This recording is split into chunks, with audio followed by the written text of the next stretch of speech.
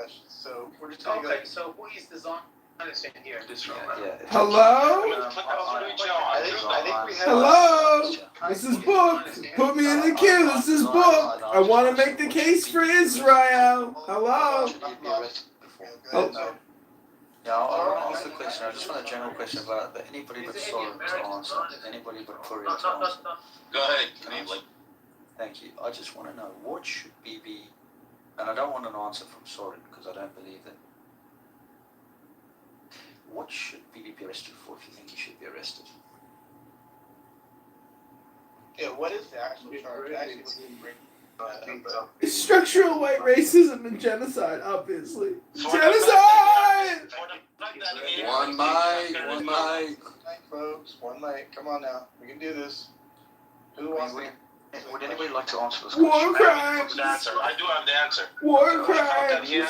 For the fact that he hasn't killed enough terrorists, Muslim jihadists, these kids. Yeah, he hasn't killed enough. He should kill more. It's a genocide! It's a question for you. It's a genocide! Genocide! No, we're not doing all these. I got a question for you. I got a question for you. We're not doing that, bro.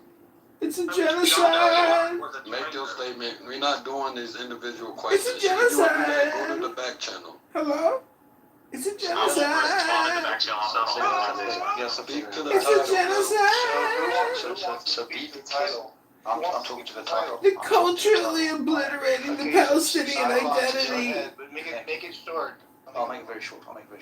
What I wanted to say is that actually BB is working in collaboration with Trump, and therefore they're doing the right thing together to make sure that the Middle East is a safer place for everybody. I don't think he should be arrested. I think he should be praised. Nobel Peace Prize at least. You're very, very wrong, man. Very, very wrong, man. I don't know what the hell you're very close-minded, sir. Zach, I don't know why you're talking as a fucking revert. But I have to be fair. So far, the poll is trending that he's a war criminal. So we got to answer that for the people that are, going full ham. You know what? Can I just talk about polls for a second? Because there were polls that were predicting that Trump was not going to win the election, and they were way off. So polls can be wrong. Yeah. Polls can be wrong. Polls can be right, too. All right, who else wants to answer the question? This is Book. The answer is very clear. The reason This is that he should be Book. Put me arrested in the is because queue. of murdering 22,000 children. I think the only one that should be arrested is Mandani right now for breaking U.S. Code 18 to 112. That's what I would. And violating federal rule. Abby, I wonder who's going to get arrested first, Mandani or Netanyahu? I wonder. That's a good question, actually. I mean, look at what Todd Blanche's letter, and you tell me what the federal government's position is going to be with respect to Mandani's action. That's why he knew he was doing it to create the blood libels and doing it for theater. He already knew that he had no jurisdiction, no ability to do it.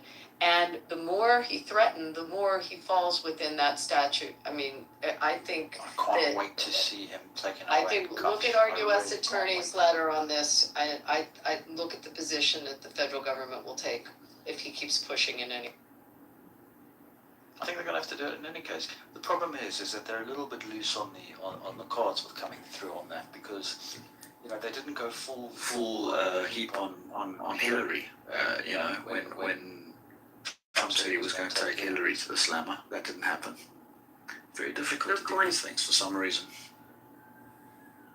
So and going back to the 22,000 children, I have to be honest with you that whole situation was completely self-inflicted, and the only people you can blame with regards to children, unfortunately, are their parents. So I just wanted to mention, it does definitely seem like the Jews won this debate. I just want to give air high fives to all the Jews and all the allies of the Jews. Thank you. You can win any debate you want, but you're losing the propaganda war. You're losing the propaganda war. What do you think is going to happen in Taiwan? Fair warning. Yeah, Tiger, how do you feel about the Uyghurs and Xi Jinping torturing and murdering 10 million Uyghurs? But it doesn't work. Is there Nice anybody? version, but it doesn't. Yeah, is there anybody new on stage that wants to answer the title of the room? I'm here. Is it Mir here? Yeah. Yeah, what's up? Do you want to take a stab at the title, or what do you want to do? Yeah, I guess I just want like a follow-up question on this. What would you all like define a war criminal exactly? Because that's it has a vast definition, you know? Like we like persecuted a lot of like German Nazis in war in the court as war criminals, but like if you compare what they did to what Netanyahu is doing, I wouldn't technically define him as a war criminal. Yeah, BB is an angel. BB is an angel for sure. This is the first Amir I've met I like. Yeah, I mean, just by comparison of like 6+ million like Jews dying to, well, how many It's not about that, Amir. It's about intent. You don't understand. Genocide is not based on. Did he ask you about your opinion or? Yeah, I would say like, can someone like, just by, I don't know, like vocabulary or something, just define what's a war criminal? I mean, it's actually genocide. It's actually intent to kill people, not about the number of the people that he killed. That's what the scholars. Shoot him. A lot of Jewish scholars call what happened in Gaza a genocide. I mean, Put that switch on. Put that switch on. Shoot. What is when was the last time a quote-unquote war criminal was prosecuted? Do you know who the last person is? I can give you the Sudanese leader Omar Bashir, and he was actually literally arrested. Well, from what country? I can't. Soren, so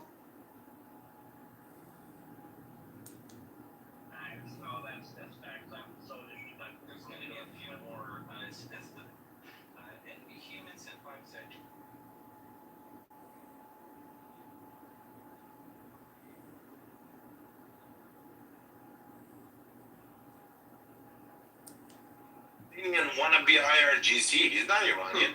Milosevic was a good example that was actually arrested to respond to your question. He was actually a war criminal, so he was actually arrested and prosecuted for killing a lot of Bosnians. So Milosevic was arrested for so how don't you call RIGC as a genocide that's the regime? title of the room. The title of the room is should be arrested, and I can see 61% of the people saying yes, he should be arrested in this.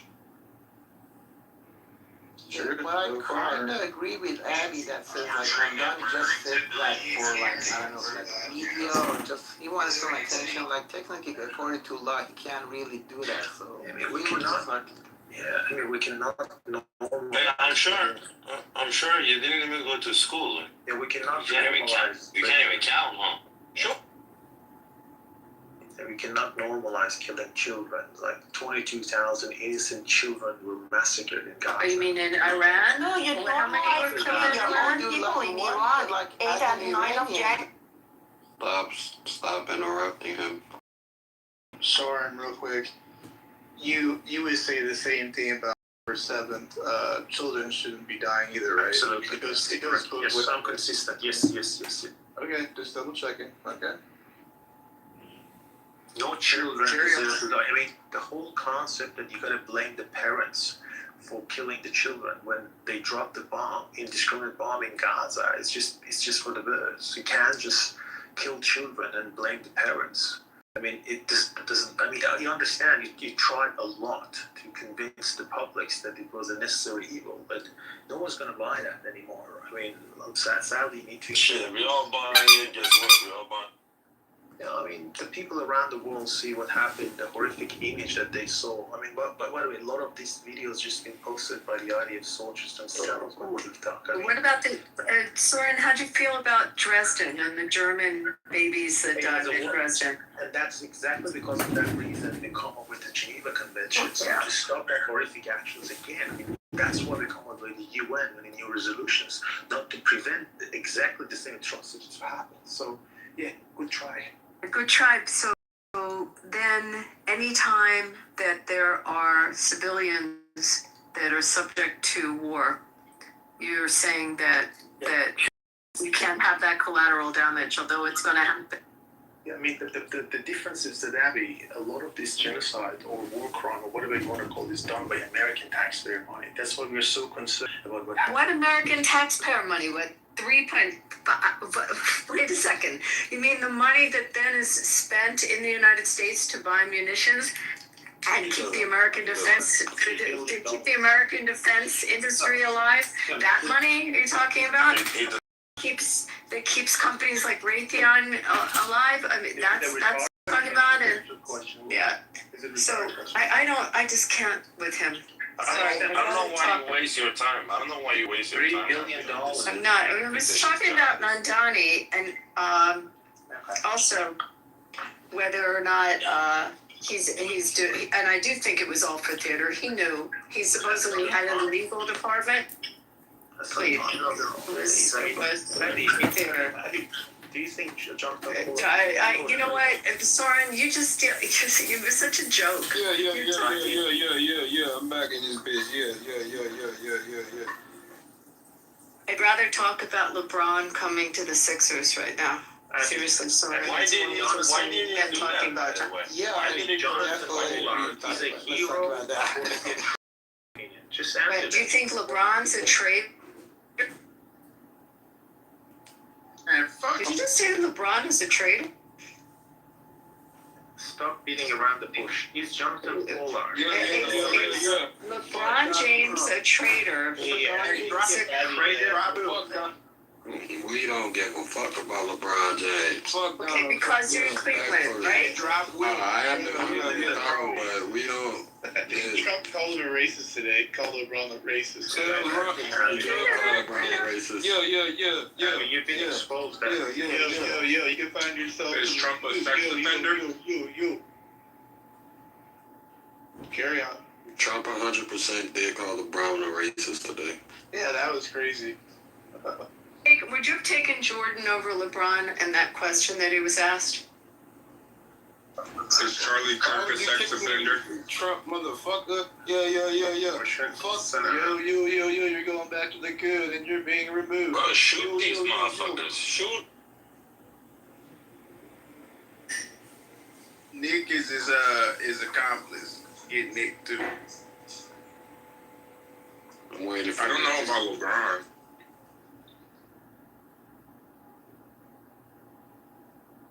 Nick, do you want to speak on the title, bro? Yeah, I was saying I don't know about LeBron, but I think Trump should. Just like what? See what again? Nah, y'all just scared me now. I'm sorry. Sounds like you're eating food or something. I don't know. You finished chewing. Chaos, have you spoken on the topic or no? Chaos. What do people come on stage for? I guess just the vote and sit there. I don't know. I guess. I don't know. They want to be seen for real. I think they just want to be seen, bro. They want to get their followers up, maybe. I don't know. Well, I tried to pipe in, but maybe my voice is too soft.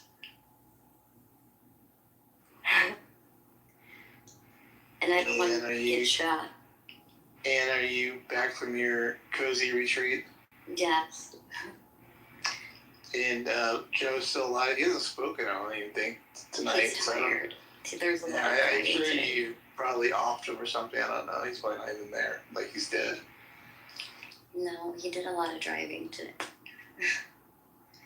Well, I wanted to know what your guys' thoughts were on if you think that this is going to, or what kind of effect this will have in the midterms. So you mean which part of it? The war or Netanyahu's situation or The Donnie's? The war. Price of the gas. For the Republicans. It's going to be a massive impact on the Republicans, given the price of the gas now and fertilizer, thanks to unnecessary war in Middle East. This particular war is the most unpopular war among the Americans, Oh, Vietnam was really popular. Sorry. No, this Yeah, particular war. Vietnam was so popular. No, this one is actually more unpopular than even Vietnam War. So Really, son? I understand the design. And can we go back to Anne's question? Anne, when is, do you have your primaries next week? Is it next week? It's August 4th. It's August 4th? What are you feeling on it? How do you feel? Because you guys pivot to something else. She was asking. Someone fucking make Soren shut the fuck up. Anne's question. Yeah. Can I answer him? Because I know that there is a concept. Anne, can you just let Anne, she has a quiet voice. Anne. Well, so as far as my state, so I don't know if, so there was like two front runners for the Republicans. It was obviously John James, and then there was Mike Cox, which he actually was really great, but he dropped out because, you know, Trump endorsed John James, so he was respecting that, which was the good way to go.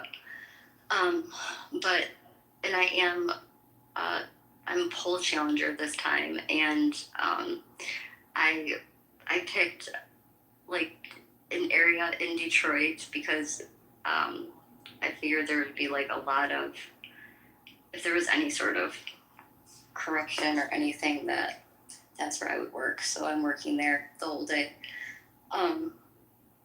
But Jocelyn Benson seems to be in the polls showing that she's beating John James, but who really knows? But I just didn't know. I know that was it the House. They rejected funding the war, or was that? Did I hear that right? That they voted on not funding the war? No, they're funding it. Okay, so they voted. But Anne, I wanted to ask you on Hallie Stevens and where she is polling wise and what you're feeling on that. Yeah, she's polling very well. I heard she's soaring right now. Yeah, yes, she is. So, Anne, what is the reason that the majority of your people are not living in their homeland? Which group of people kicked you guys out and made y'all flee? Well, it was the Ottoman Empire and the French.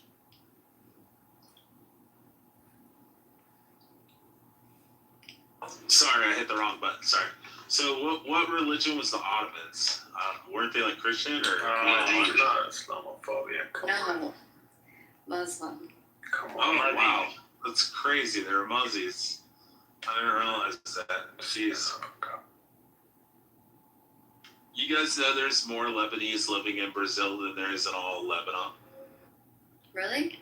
Yeah, there's more Lebanese living in Brazil than there is in all of Lebanon, and they're almost all Christians. It's because you guys were going to get slaughtered, get your heads cut off. Yeah, well, tell the Jews in New York. Why are 6 million Jews in New York? Come on, keep it.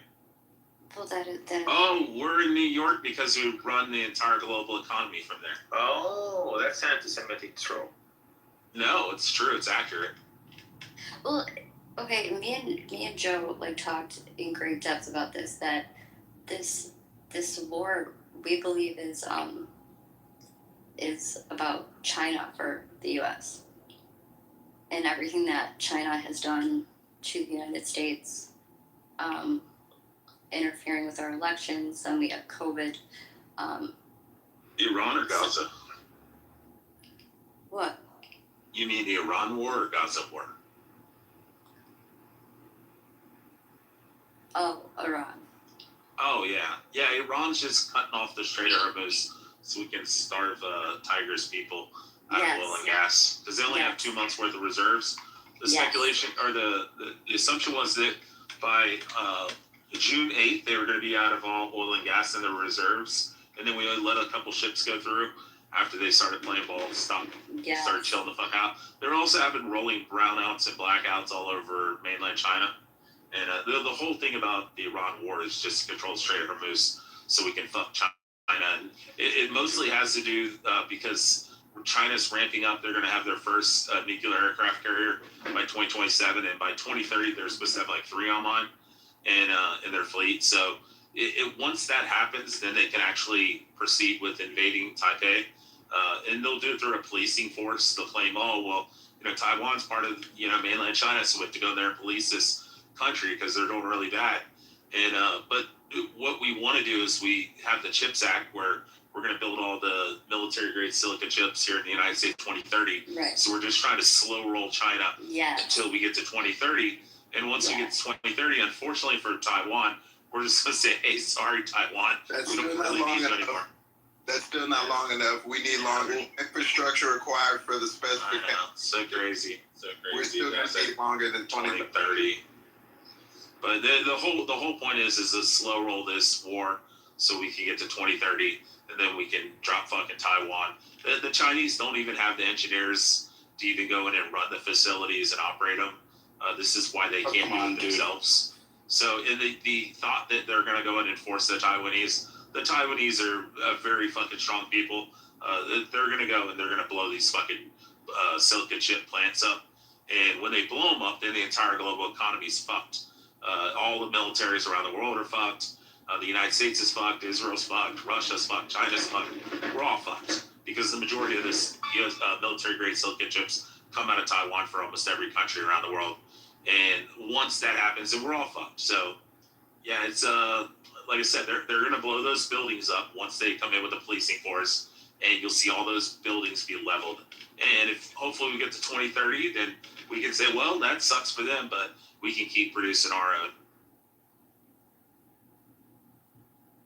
And then we'll probably be at war with China. No. China's fucking. They're on the verge of collapse. They're estimated 680 million people by 2030. This supposed to be less than the U.S. populace by 2100. So I mean, their one daughter initiative and all that shit, where they murked all their babies and stuff like that, euthanized them all. Fucking infanticide, which Tiger's okay with because he's a total piece of shit. But yeah, I mean, and nobody in mainland China's having babies. They also during COVID took all their people and forced them into their buildings. People wanted to go out and go get groceries and just go out on the street and do normal shit. They forced them into their buildings. They sealed all the doors, and then they went through and they burnt all the fucking buildings. And then on top of that, you have also China, where they forced all their people in their country to invest in second and third homes, and they've never came to fruition, or they're just ghost towns and all their buildings are like tipping over. You can go watch all these videos where the entire like 40-story building just tips over because they were built so fucking shitty. And they're like, we build one floor per day. It's like, yeah, but then the fucking building just falls over. Yeah, China's a fucking shithole. And we fucked up your Belt and Roads Initiative, Tiger. You guys are starving to death too. It's funny. You like to trigger people, yeah, Rich. You like to trigger. That's kind of sickness, or what? Tiger has 10 million Muslim Uyghurs in Xinjiang that are in concentration camps that they murder every day. I just think we definitely are going to win this one because our opponents are retards. H, do you want to go? H, hold on. H, you're trying to get in here. He lost validity. I'm eating some chicken, but he lost some validity when what he a said surprise. that. Yeah, I know. I'm being transparent about it. But fried chicken. Good fried chicken. But he lost. Did you get some watermelon and waffles? I would if I could, but it's out of the budget right now. He lost quite a bit of validity when you said China's on the brink of collapse. They are.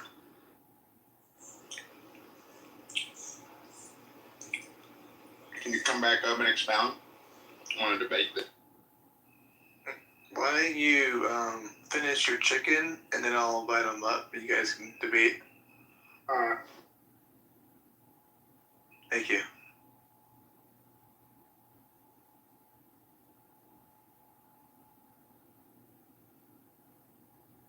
I mean, I like chicken.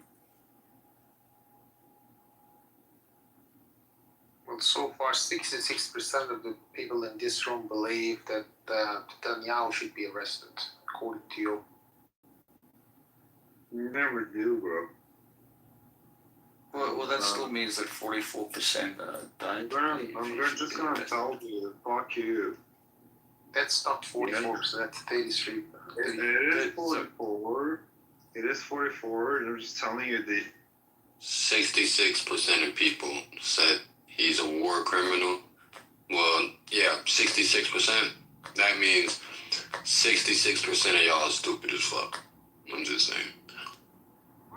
How many people think Mandani should be arrested for breaking federal law? That will be my next poll. How about the Jonathan Pollard? Yeah, Jesus. I will change the Let's title. talk about let's talk about what other possible. How about Jack the Ripper? Should we talk about old criminals? Let's talk about old criminals, right? He's a criminal? How about let's see what other famous criminals? You think Jonathan Pollard? Jeez, you know what? I'm not even responding to you. It's just ridiculous. Yeah, but between Tiger and Soren, I'd rather. Oz the medalist is on. Anyone watching Are Fox you while we're on American or here? Israeli? So what Rich was saying is very interesting. There's a 60 Minutes piece. You to lose the propaganda war. So there's a 60 Minutes piece, Rich, that talks a lot about what you were saying with respect to or being double teamed. You lost the PR. Yeah. Hey, I haven't lost anything. As a matter of fact, Stephen Bader is on the stage. So Stephen can answer Anne about her question on Michigan. Stephen.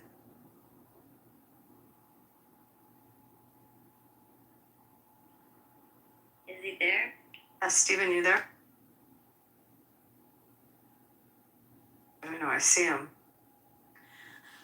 Soren is not here, but I just wanted to say something about these people from IRGC because he's obviously, I spoke with him already and he obviously supports the IRGC. And these people have three different ways with the three groups in the world to arguing. With like us as a diaspora, they just tell us that, hey, you're gonna kill your own people, you're gonna kill your own parents. And that everything that has happened to people in Iran is your fault because you had some demonstration here and blah, blah. And then when they face any Muslim here, they say that, hey, these people are against Islam, and they just tell some story that is not associated with the people of Iran, that they want to change regime. And then when they face to the American, they just, scare them about the tax and the price of oil and everything like this. So they have three ways, and up to who are speaking with, they say something different. Steven, you there?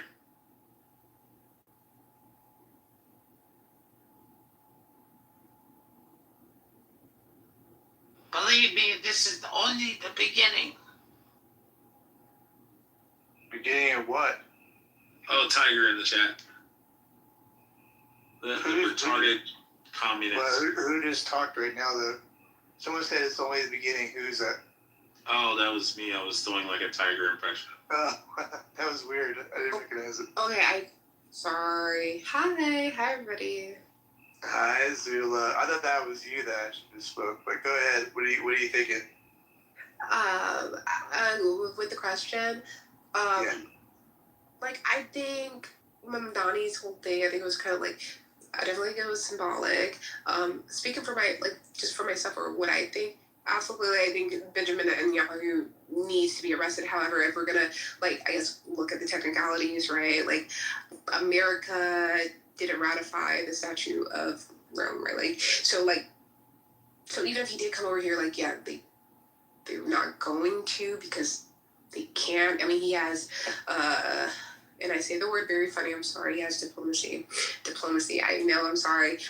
Is that weird when I say, I don't know. Diplomatic immunity, I think is what you're trying to say. Yeah, but isn't it still diplomacy? Can I not use that? Or whatever, it's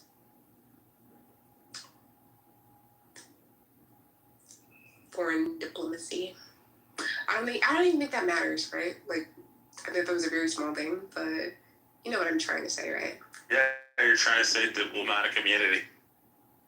No, like my overall point. Like, you know what I'm saying, right? It's against federal law under what the law that I cited in the chat. Were you in the room earlier? I just got. So you can look it up if you want. Yo, Abby, don't be a bitch. Wait, Abby, what kind of work do you do for a living, Abby? You're being condescending. No, I'm not being condescending at all. I was asking if you were in the room earlier because that black girl from the other room who was a troll. Yeah, we played, sweetie. We played a video explaining. That's why I asked if you were in the room earlier. It's fine because. And I put it in the chat. Left the room where. You pronounce diplomacy correct. It's not the correct context to use it. Yeah, that's fine. But anyway, continue. I'm okay. Thank you. Well, okay, I'm trying to understand what you're saying. Are you for Madani being arrested, or you aren't? I mean, I guess this is a yes or no for me. Yes, I'm for it. Yes. Okay, I just get that. We did it. We had things to get to there. I don't know. I can't understand what was going on there, but I'm for Mandela getting executed. I sorry, I didn't mean to be confusing. I guess I don't know. No, you're good. You're good. Ocean, you think he should get the old Sparky? I think he should get executed. Dang, Ocean. Okay. Jihad is muzzy. What do you think we should do to Jihad is muzzy?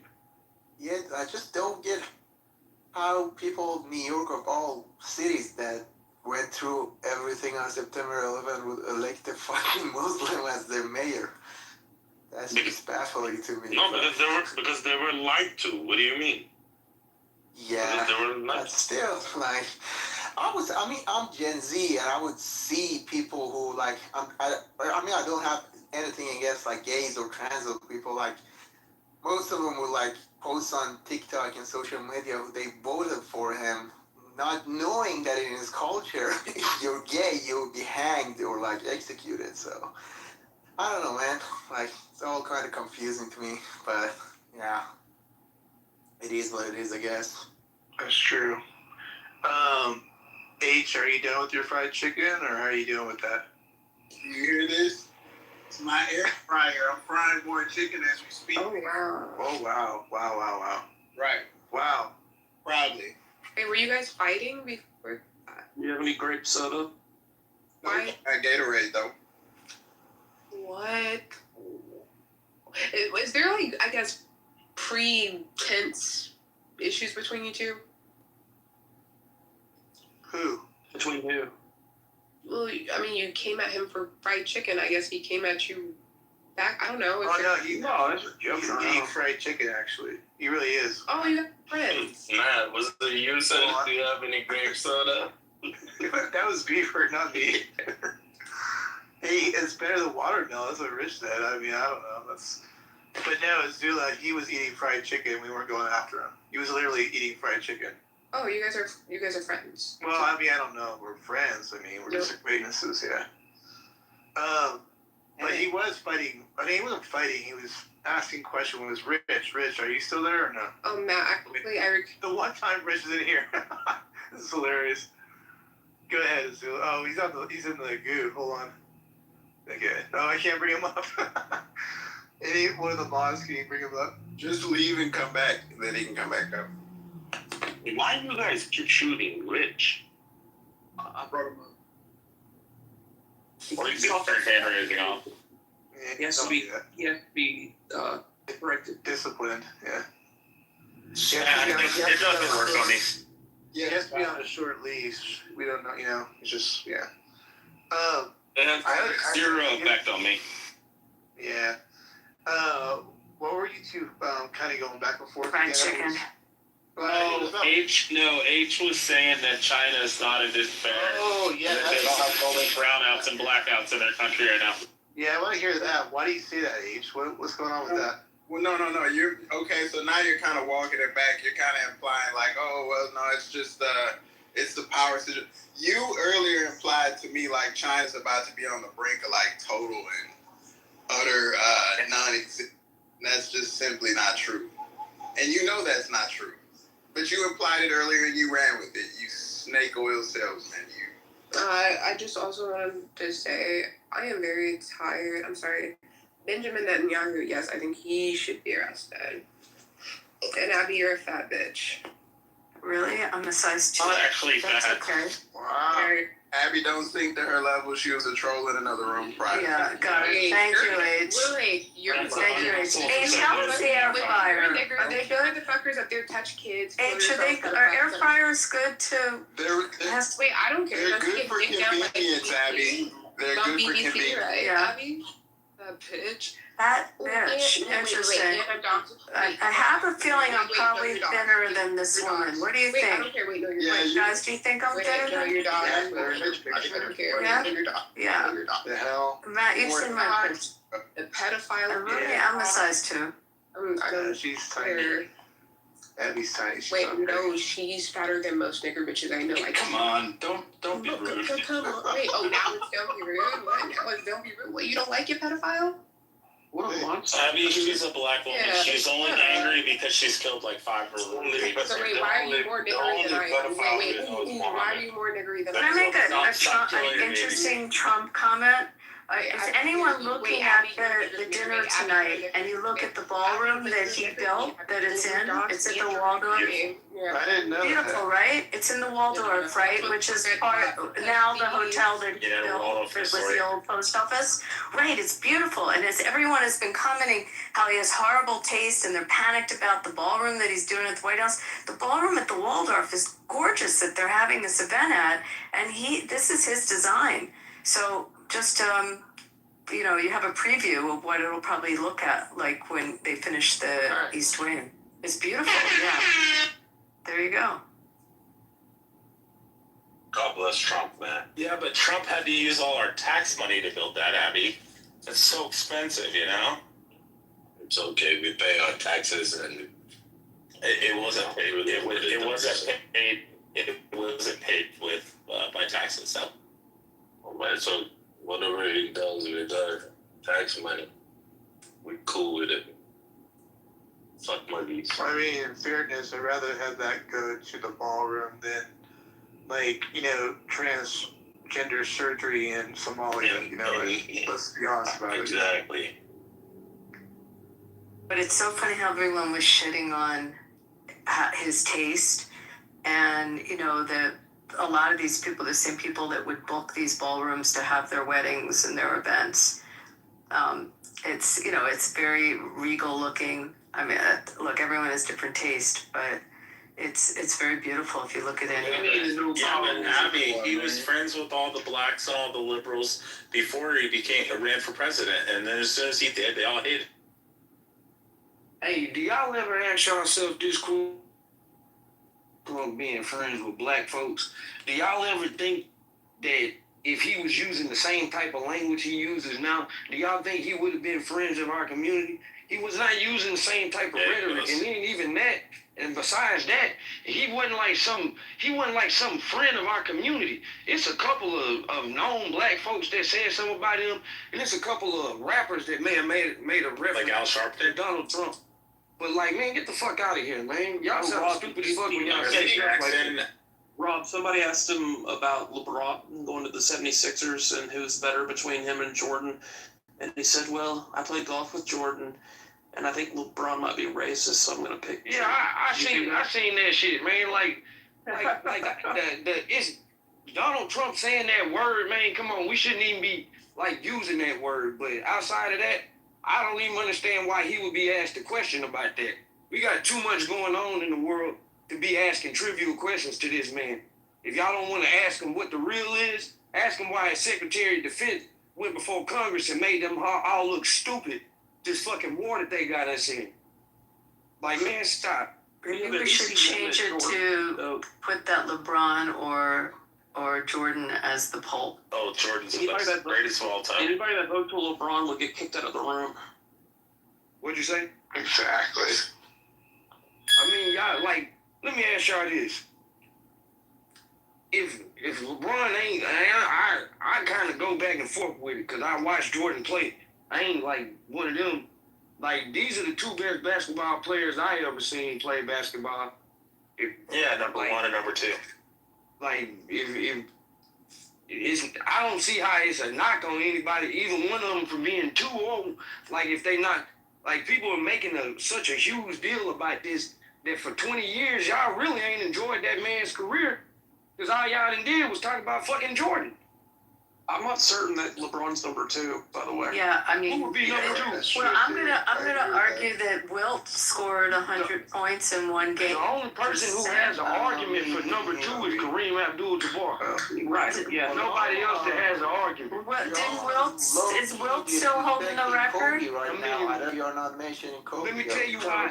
I'm gonna tell you why I don't put Kobe in the GOAT conversation. Although I think he's definitely a top 7, maybe even 5 basketball player of all time. I don't give him, in my opinion, to be the GOAT. You had to be that guy from day one. And Bron, Michael Jordan, and Kareem Abdul-Jabbar were the guy from day one, and they never were not the guy. Wilt Chamberlain was from day one. I mean, he Wilt scored Chamberlain, 100 points in a game.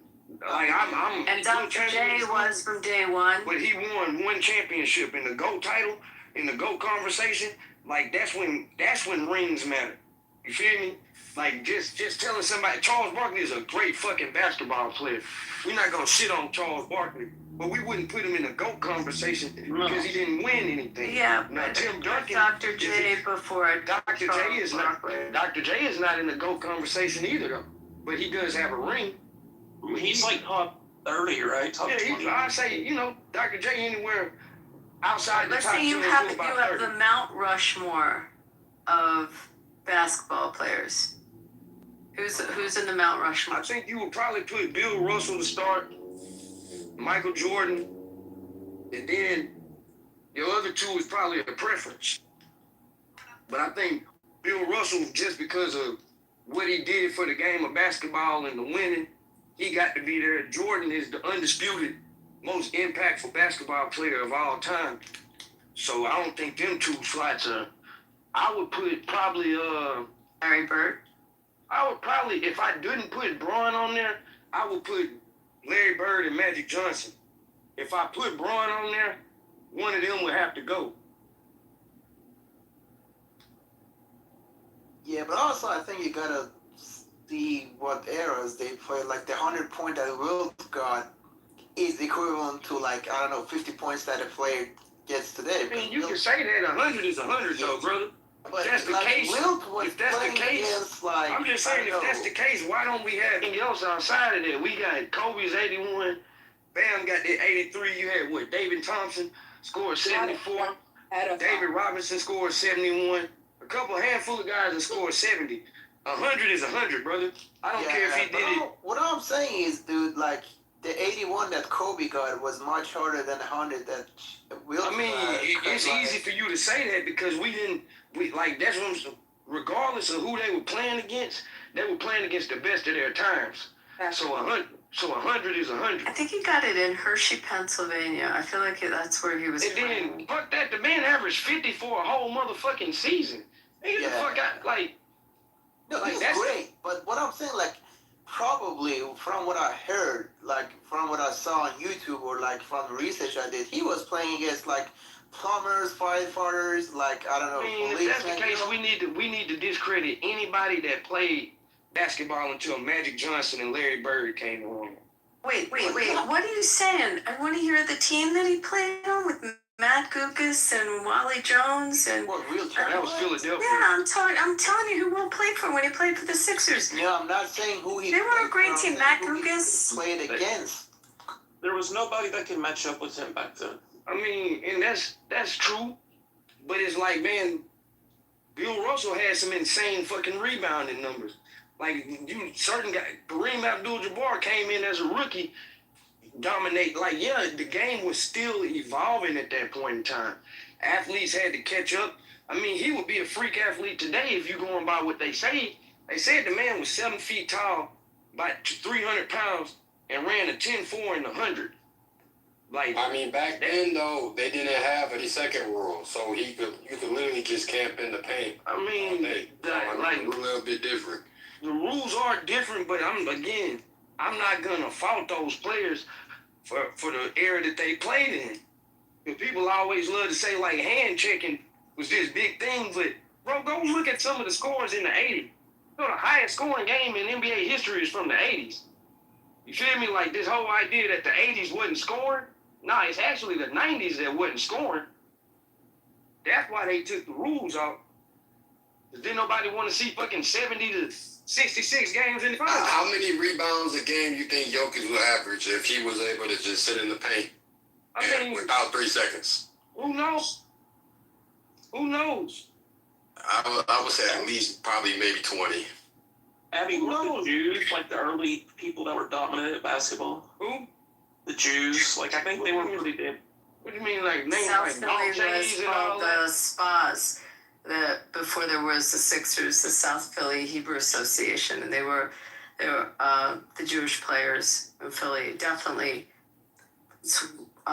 very involved in playing back then. But also, someone put it in the chat. I forgot about Jerry West.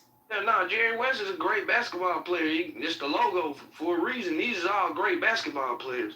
I don't discredit no. And Pete You're a Maravich. Hall of Fame basketball player. I don't care what area you from. You improved yourself to be one of the greatest players to ever do it. Wait, actually, I don't even like basketball. Fuck basketball. Jerry West was a miserable bastard. Did you watch the stuff? I mean, he didn't win. I mean, Pete at Maravich. the end of the day. Yeah, he couldn't win. He was a good player, but he couldn't win. He won one title, I think. Okay, I mean, an easier one for you. The best player under 6 foot. Isaiah Thomas, if you think he's under 6 foot. Allen Iverson. Allen Iverson stands over 6 feet. No, I don't think he's over 6 Yes, feet. he does. He stands at 6 feet 1, 6 feet. I don't think so. I just looked it up. Allen Iverson is 6 feet, and just for reference, Jerry West was 1-8 in the finals. Alaska, they want the pedophile. No, yeah, like you gotta want to ask under 6 feet. It's not a lot of. Isaiah Thomas, right? Isaiah Thomas, technically, I don't even think he was 5'11". I think Isaiah was 6 feet. Robertson, Nate Robertson was 9. No, Oscar Robertson was 6'5", 6'6". Oh wow, I thought he was. Yeah, he was the original big guard. Probably the best small guard was Tiny Archibald, up under 6 feet tall. Ma'am, y'all good? Ma'am. Okay, I guess they good. Hi, Rob. How was your day today? It's great, man. I had an excellent day. Then I came into work. I made more money in my small business than I made at work. So that was great. We just had all those guys here in Vegas for the summer leagues. There were tons of them. Hey, a lot of the older players were I'm interested in here. this rookie class. Hmm? I'm interested in this rookie class. Yeah, no, this rookie class is probably the best since LeBron and Carmelo's class. I'm not finna go that far. They gotta play. I think this class is more like the Kevin Durant, maybe even the next year, the 08 class with James Harden and Steph and all them. Boozer went what, 3rd overall? Yeah, Boozer went 3rd. AJ went 1st. Darren Peterson went 2nd. Hey, that boy in Chicago though, man. He wasn't showing that in North Carolina that he could really shoot and handle the rock. Man, the nigga was hurt. No, I'm just saying he got hurt at the end of the year. He was dog. He was putting up 20 a game. Yeah, no, he got hurt. Caleb Wilson. Yeah, he just wasn't showing like his shot like that. Can someone? Where does Larry Bird fall in all this? Just one. I'm putting him in Mount Rushmore. He's top 10. Top 10 for sure. He's top 10 all the time. He might be top 5. Wow. I can't put him top 5. Top but 5. Wow. Who is you taking out to put him in the top 5, Beaver? Well, see, to me, there's tiers. It's so hard to. Do you think Larry Bird could have carried a team like, and obviously he was the clear-cut best player on the Celtics team, but those were stacked teams. So do you think Larry Bird could have carried a team in the way that some did for championships? I think he could. If you think he could, then maybe you got an argument for top 5. But Yeah. Look, Hey, Rob. I wouldn't put him over Hakeem Olajuwon. Rob, he had leadership skill. I mean, like on court, off court. Like, Yeah, no, he had great skill. I'm saying he's anywhere from 6 to 10. You feel me? Wherever you want to put him at in there. Where would you put Tim Duncan? somewhere above him. Tim Duncan's in the top 10 for sure. Somewhere above him, or right around the same area as him. Oh, you would not put Dr. J the same level. Dr. J would not be in the top 10 to me. No. No, I wouldn't put him that high. Why no one is mentioning Shaq? Well, Shaq, I think Shaq is top 10 of all time. Shaq is top 10 for sure. He's top 10 all time for sure. Yeah, depending on how you look at basketball, man, like, look, we watched Shaq from day one come in dominating. Like, day one, he came in the league averaging 25 and 10 and pretty much didn't stop averaging that until, his body started to deteriorate. I sometimes ask, why are we so eager to put Kobe above Shaq? I don't like Kobe. I never liked him. It's because Shaq, we've seen Shaq couldn't win by himself. When he had What do you mean? When he had his own team in Orlando, he got swept. He went to the finals as a That's what I'm saying. He went to the finals, but he didn't win the finals. Do you know who he played against? Yeah. Bro, you know how many times Shaq got swept in his career? I know who he played against, but let me ask you this: did Shaq ever miss the playoffs in his prime? No. Two things can be true though. The point is, Shaq didn't start winning until he paired up with Kobe. That's what I'm saying. No, Shaq started winning. Like, look, with Kobe. let's be like, He made the finals part away. He made the finals, and yes, they got swept, but they made the finals in his second year. He also knocked out Jordan. Yeah. I'm thinking also of some of the Sixers like Moses Malone. I mean, Moses Malone is somewhere in the top 25 of all time. The knock with Shaq is he got swept 6 times before he started playing with Kobe, and then he started getting his rings. That's why people view Shaq as Shaq. Did y'all watch the New Jersey Nets series? Shaq got swept 6 times in the playoffs. 94, 95, 96, 98, and 99 in 2017. Shaq got swept 6 times in the playoffs. And That's again, brutal. Wow. Again, where do you put Bill he ever Walton? missed the playoffs in his prime? Bill Walton didn't play. He didn't sustain enough. Bill Walton doesn't even belong in this conversation. No, he could have if he didn't. What he had? Yeah, he could have. So could have Derrick Rose. So could have Brandon Roy. So could have Grant Hill. And Karl Malone. Karl Malone, top 25 or no? I wouldn't put him top 25, but I think he's top 50. You wouldn't put Malone in the top 25? No. Because when you start going down the list of players, but he's second all time in the. Hey, I think it's something to be said. I think it's something to be said about how he got his points. Again, he played with the all-time assist leader. Like, he played in a system that I just don't think Karl. But if he is top 25, he at the tail end of it. Like, they ain't white player.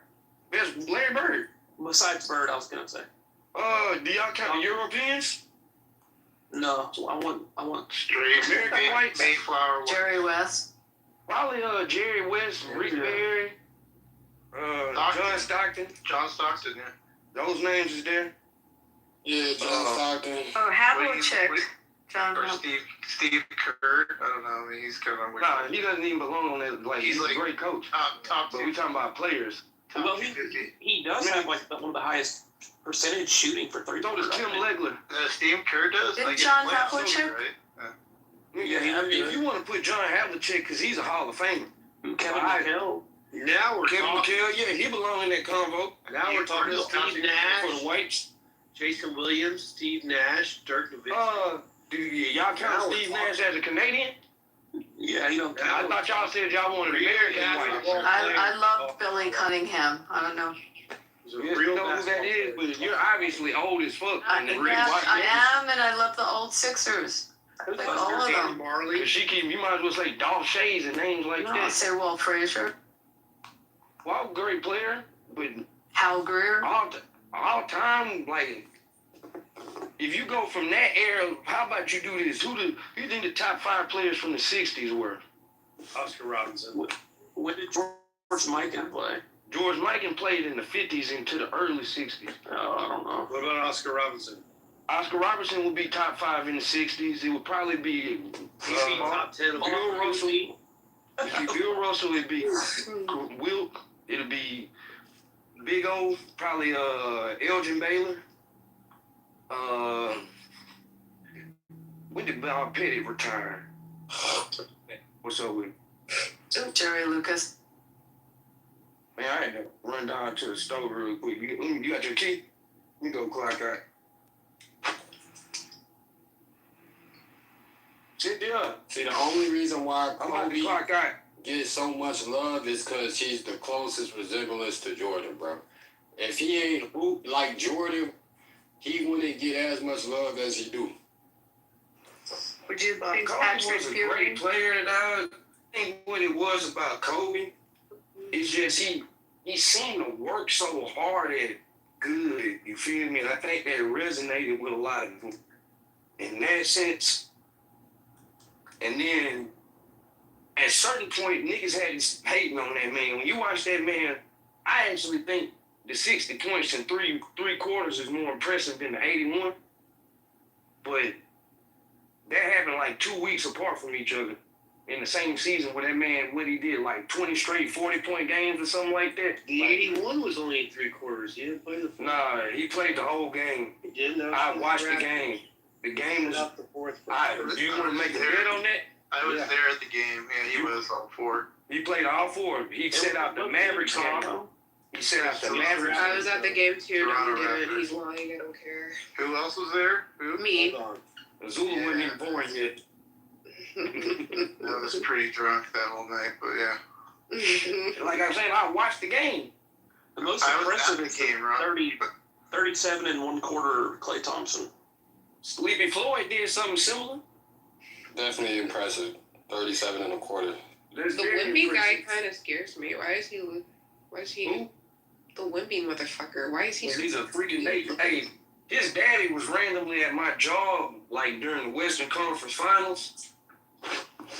Rob, Kobe's father was our high school girls basketball coach. Jelly bean. Swear to God.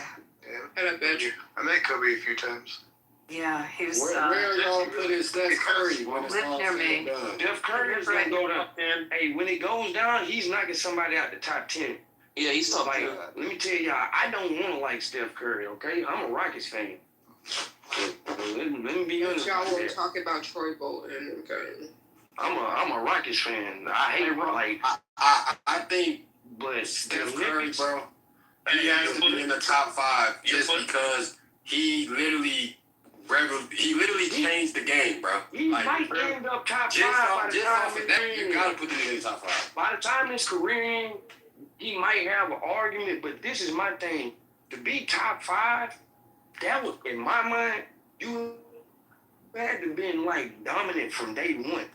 Everybody that we kind of give top 5 credence to, let me see what these people, yeah, everybody we give top 5 credence to, Jordan, Kobe, well, not Kobe, Jordan, LeBron. Kareem, Braun, How tall was Magic, father? Larry Bird. Rob? They've been dominant from day one. Steph took like 5 years to get to that point, so I don't think he'll ever rise to saying he's top 5 level. But I do think he's taking somebody out the top 10. I don't know who though. That nigga literally changed the game of basketball, bro. I mean, I'm not disputing that, but I think It has to carry some type of weight It does. outside I of think it his carries enough statistics. weight. I think it carries enough weight to knock somebody out the top 10 of all time.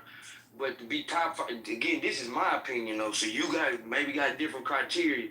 I think to be top 5, that means you're truly in the GOAT argument. And to me, to be the GOAT, it does take rings, but certain players from day one, they were that guy. It wasn't no development in. Bro, no, that's cap. Yeah, they got because better. Kobe wasn't that guy. That's why I don't think Kobe is the GOAT. I don't put Kobe in the GOAT conversation. You For put that him in your reason top alone. 5 though. I put him in I said he's anywhere from 6 to 10 on my list. Yeah, but Kobe That's was Kobe. 17 when he came to the league with the good team. Braun was 18 on a bad team, so I'm not gonna give him. Like, it is what it is. But again, that's my criteria. Well, I just looked it up. Wimby's parents, his mom was 6'3" and his dad is 6'6". Yeah, no, his dad was tall, and like I said, I just seen him. Yo, did y'all know, fun fact, Rob, by the way, you're right, he did play the fourth quarter. I had it mixed up, you're right. He set up the 63 one, you're right. so I stand corrected on that. I'll take my whippings. But did y'all know, fun fact, China took the tallest male basketball player and the tallest women's basketball player on the national teams, and they forced them to have a baby, and that's Yao Ming. You know that? Hey, I swear to y'all, God. it will be no Yao Ming That's so slander in my crazy, ring. Mike. Swear to Really? fuck y'all. Is that for real? Look, I Is that swear to true? God. Nigga, Yao, man, I'll beat your dick. Look it up.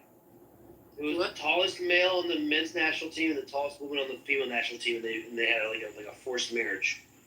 And That's so that wild. baby was Yao Ming. I have a wine called Yao Ming. You know, he has like wine. That's so crazy. Wait, is that factual? Like, I guess so. is there a way I can check that shit? Alright, drop the link, maybe. Hey, Just fucking go ahead and go to your Yeah, why don't Google on your here? Why Safari. don't I just go and Google Say the fucking stats and Yao stuff? Ming, were Yao Ming's hell? parents forced to have a baby? Go ahead. Hey, Rob, are you there? Rob, where Rob go? A single. I said he had to go do something. What do you Wait, can I step in for Robbie? What do you think about Embiid? Timothy, what do you think of why come we didn't do Magic Johnson? Where's he? Magic Johnson, man, I know, right? yeah. Magic Johnson was nice too, man. No And joke, he damn near changed the game too, being really the first point forward for real. Like, Yeah. so I mean, where do we place him? He's getting stuffy in the top 10. bro. You gotta be stupid to not put Magic Johnson. Magic Johnson would have no position in the NBA today. man, it's tough. I'd just like to bring to your attention the poll. Please see the poll. Hey, Black Bun, can you tell me how I got exposed? You change it to should Mandani be executed? Okay, someone did ask. I guess we're going back. Are we done with basketball, or are we waiting for Rob to get back? What are we doing? I don't know what we're doing. But someone, Zula, you asked what crime did Matt, why did Oh, wait, yeah, why and you treat just the guy Rob like he's the director of NBA? he's pretty That was knowledgeable funny. about That that was stuff, so- right, Beaver? Yeah, I mean, He's look, an he old was school pretty Rockets involved. fan from the 90s. He knows Ocean, I think Rob's pretty knowledgeable about this. Beaver, right? You talked to him. Yeah, he's knowledgeable and he's a brother. For sure he would. and he's I mean, let's before we get back to the title, let's not act like niggas don't run that sport. So I mean, Yeah. respectfully. And he knows Rashad Lewis, the guy that played for the Sonics and the Magic. He grew I up. know him too. That's like us trying to tell y'all about hockey. You know what I mean? It's, we really can't do that. Timothy, don't you think it's poetic justice? Like, isn't it poetic justice that we created basketball and the best basketball player is a black guy? And you guys invented, like, rap and the GOAT is a white guy? And you guys just killing pedophilia. Isn't that just, like, that's y'all's poetic share, right? justice Y'all or killing pedophilia, right? Anyway. Who's the GOAT is a white guy. Is it Tupac the GOAT? And Right. Tupac is definitely the GOAT. Tupac is the GOAT. Yeah, he's white. Eminem's too, just because. Eminem's not the GOAT, bro. Eminem's not the GOAT of anything. He's top 5, isn't he? No. What's Nigga one not A, top one B? five. I thought he. I mean, I don't like rap. Although Timothy, we own at least 50% of the teams. And you guys are in charge of I would say. I gotta check. I don't know who this one is. I think it could be close to 50% on the NBA. Child web, yeah. Sure has been a bad what's wrong with this? What's wrong with she on Tourette's. She It's on like there Tourette's. with y'all ass. What is she on? You on She something? on there with y'all. Yeah, because y'all doing this Tourette's. Okay, I'll be respectful real quick. Okay. I'll check that statistic, Timothy. Oh, but I'm not Abby, shut your autistic ass Yeah, up, you ugly. Exactly. Anyway. You have to respect her. Abby's not worth respecting. She's Really not. She's a nasty piece of pick-me. work. He's a pick She's a nasty piece of work. Pick-me. And she's I didn't racist say too. it So was maybe a Alright. fucking pasty white. Abby, what you do? Ooh. I was just gonna say, like, why do people not fuck with you, Abby? Because she's a condescending cunt, and I'll smack the shit out of her. I don't know. Please. Yes, I fully support that. And I don't think you should say that. Hey, so I don't give a fuck. Shut up, cunt. Yeah, I don't think you should threaten any violence, my dear. Wait, and I don't think you should be in support of pedophilia, right? I don't think you should be retarded. Can you go back to who owns the teams? Yeah, watch that mouth, slave. Anybody look up the Yao Ming thing? Yeah, there was a Reddit thing on it. Like, I'm trying to find something a little more. Aaron's not gonna know. I don't think that's facts, dude. I never heard of that shit. Fucking look it up. You literally I'm just asking look about it up. glory until one of y'all look it up. Would they really do that? You two, come here. You need to mate. Do it for your country. What country is he from? China. Okay, I just want to read this off of Google real quick. It says Yao Ming's parents were not physically forced to have a child, but Chinese sports officials strongly encouraged and pressured the tall couple to marry and produce an athletic offspring. So that's force, yeah. How did Abby, your dog is fucking ugly, by the way. Your dog is ugly. Strongly influenced. I mean, when they... You're an ugly dog. You're an ugly dog. Yeah, but I'm saying that did they specifically force his parents to do that shit? Yeah, there was. Well, that's and the yes. look who his parents were. It was the tallest men's national. It was the tallest men's basketball player and the tallest woman basketball. It was specifically those two. It wasn't like just two basketball players. It was the tallest men's guy and the tallest woman's guy, or the tallest woman's lady. And those are the two that they and that baby ended up being Yao Ming. And they only got one shot, or do they get an exception? Because you could only have one kid back then, right? I don't know about that. But he just read it. They weren't forced, but they were, what'd you say, strongly encouraged. I mean, yeah, it says that his dad was 6'10", his mom was 6'2", and those are just. I mean, they're gonna. It's an like interesting controversial story. Like it doesn't confirm that they like that begs the question. Like eventually, there's gonna be able to do like designer players, right, Beaver? Like they're gonna be able to like genetically just like create the players. What do you think? Maybe at some point, like literally, like we want a 6'7" person, right? Like they just started like making those or something, right? Or I don't know. We essentially can get that out of Samoans for But football. the thing is, Matt, most tall people they have injury problems. Like they don't really last too long in the league.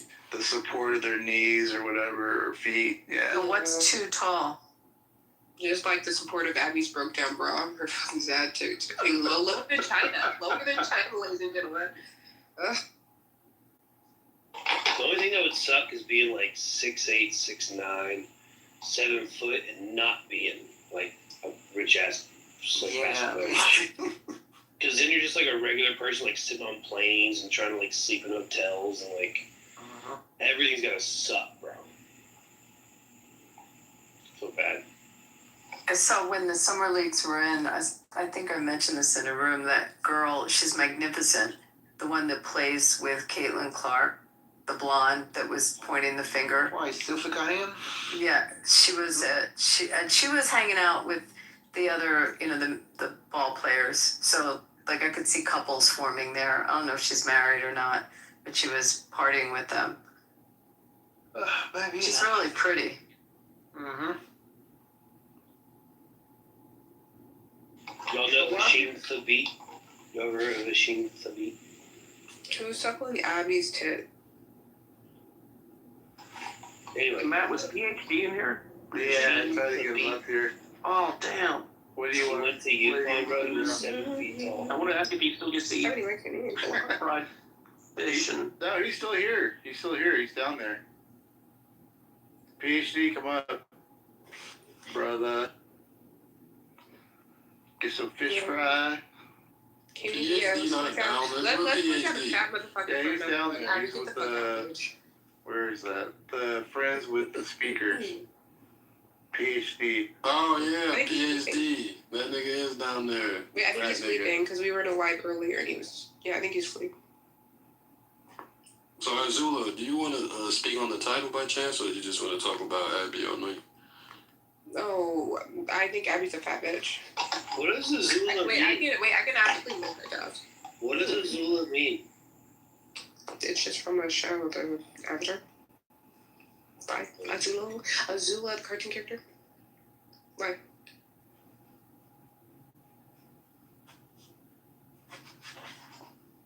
I was just curious.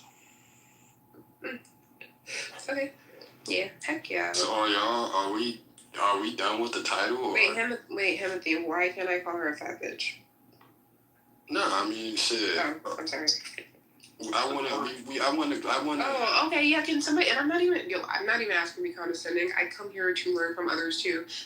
Did Mom Donnie do anything that was actually illegal? Well, I guess the And question. I'm not asking fat bitch Abby if you're thinking about it. I'm a size 2, but we can keep going on that. Fat bitch. So, what do you get out of calling her a fat bitch? I get serotonin. I get joy. I'm happy. It makes me happy. Now what? It makes you happy. So, like, Yes, it makes me happy. people. Yes, absolutely. No, not people, but fat bitch happy. Yes. Right. But the info has to have some truth to it, and she's not fat at Wait, all. I can do whatever I want. Wait, is there a requirement? Wait, there's a requirement? Well, what I'm trying to get down to is this normally. Wait, sorry, am I going to be removed from the room if I don't bring up a photo of Abby? No, of course not. But if you Fever, why is White Knight Fever sitting here making it or making say? No, but at the same time though, you have to add value to the room too. Like if Wait, you don't but have when no I did come in here. I did participate in the conversation. I answered the question. I was in the comments still talking about it. I did have value. I can still call her a fat bitch in between. Yes. Stay with me. So normally, what's going on here is because obviously you don't know Abby. You can just ask me to leave. It's really. I don't want you to leave. I don't want you to leave. So you don't know Abby from a hole in the wall. And if you're saying that you calling her a fat bitch only provides you a little hit of serotonin, what's really going on here, Zula, is you probably have pent up anger against someone else in your life, and you don't know how to take it out on them. Hell yeah, So shit. you're yelling Because at I get Abby. to call Abby a fat And let's bitch. break it down, Yeah. Zula. Who are you Hell yeah. truly upset with? Abby. What did Abby do to you, Zula? She's just huge. Okay, see again. Yes. This is the stage of denial. I'm not denying it. I see it. No, Yeah, like she's not huge. Abby, Yeah. not Abby. She's like road rage, right, Zula? Mm-hmm. Normally when people have road rage, they're really not mad at the person driving. Okay, Mike, can I ask you a question? They need to have an outlet of anger. Yeah, for sure. Mike, can I ask you a question? Absolutely. I'm not being condescending when I say this. What is your career field? My career field? Yes. Professional clubhouser.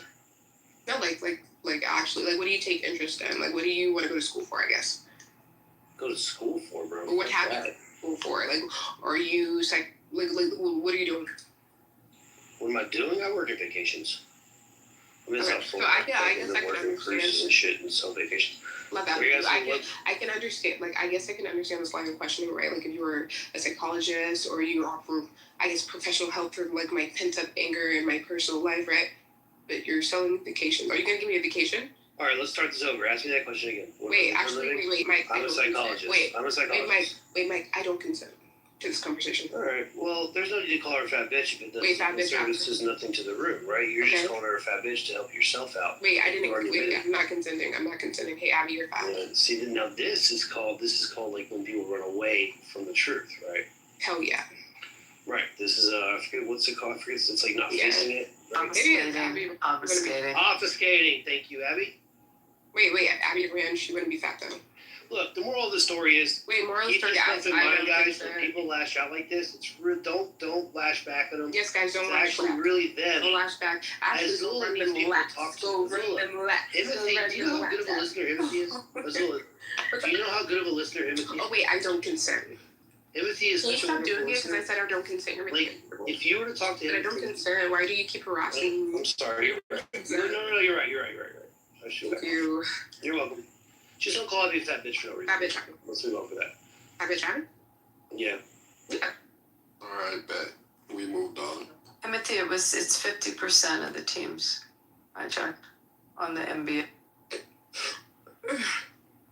Probably right. Gigantic, actually. One of my quotas, by the way, for all-time players is can they play in other generations? Like Jordan could play now. Jordan could play whenever. I don't think Will Chamberlain could play. Like his basketball skills. Like he was just taller than everybody. They didn't have the 3-second rule. Like whatever. Like I think Will Chamberlain would just be an average center if he were to play like in the 90s. Like Hakeem Olajuwon would fuck Will Chamberlain up. Do you know the other thing that's interesting is how much they got paid? I got to meet, a lot of them come here and they hang in our industry, and you meet some of these really famous ones, and maybe they made like $1 million, or a couple million. I mean, I don't know when the salaries. Yeah, when the salaries are like a Dr. J was not paid. Like if you think about what the salaries are today, or even what they were 15, 20 years ago, these guys weren't making that kind of money. Was still a lot if you compare it to now. I mean, they're obviously not getting paid as much as the like new generation, but still, I mean. They got endorsements. That's where, a lot of them made their money on it. Bitch, endorse a gym membership. Shut up, bitch.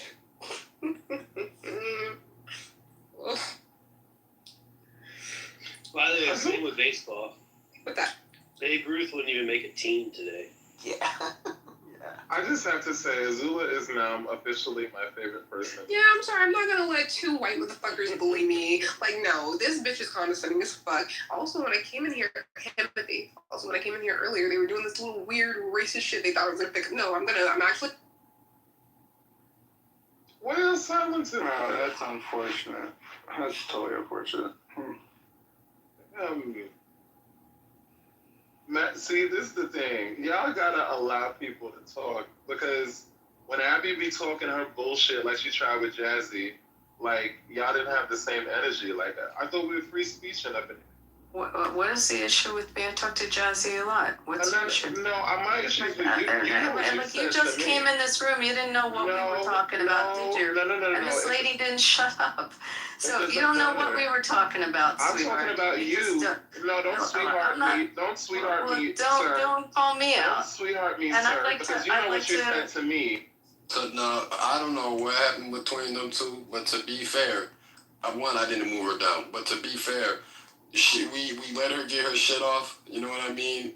But, you know what I mean? If you know what I mean, bro. Like, we let her get her shit off. Yeah, I know. You let her get her shit off, bro. So, I mean, at a certain point, you know what I mean? We gotta move on from the shit. It was like... No, I get it. It was like... an Abby versus Azula. Yeah, it was like 20 minutes of it. We let her get her shit off. Oh, okay. Yeah, so okay. Like, grow up a little bit. We gotta get back to the conversation. This type of shit. What's that? I just... So you do enjoy this type of fucking thing. Yeah. Yeah, well, especially Abby's not worth it anyway. But Mandami should... Mandami's an American hero. Like, why are we arresting him? This guy, too.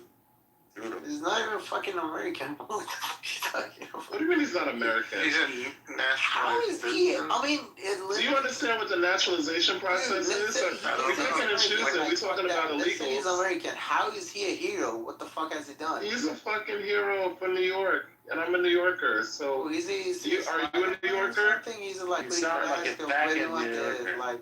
You sound like a bitch, Ocean. Go suck 10 dicks. You sound like a faggot. That's what you do for life. And you don't even sound like someone who knows what the fuck you're doing. You don't know. Have you ever pleased anyone sexually in your entire life? Have you had sex? Do you know? Do you know what that is? Don't you? Because I don't think anyone would touch you. So you know what's crazy?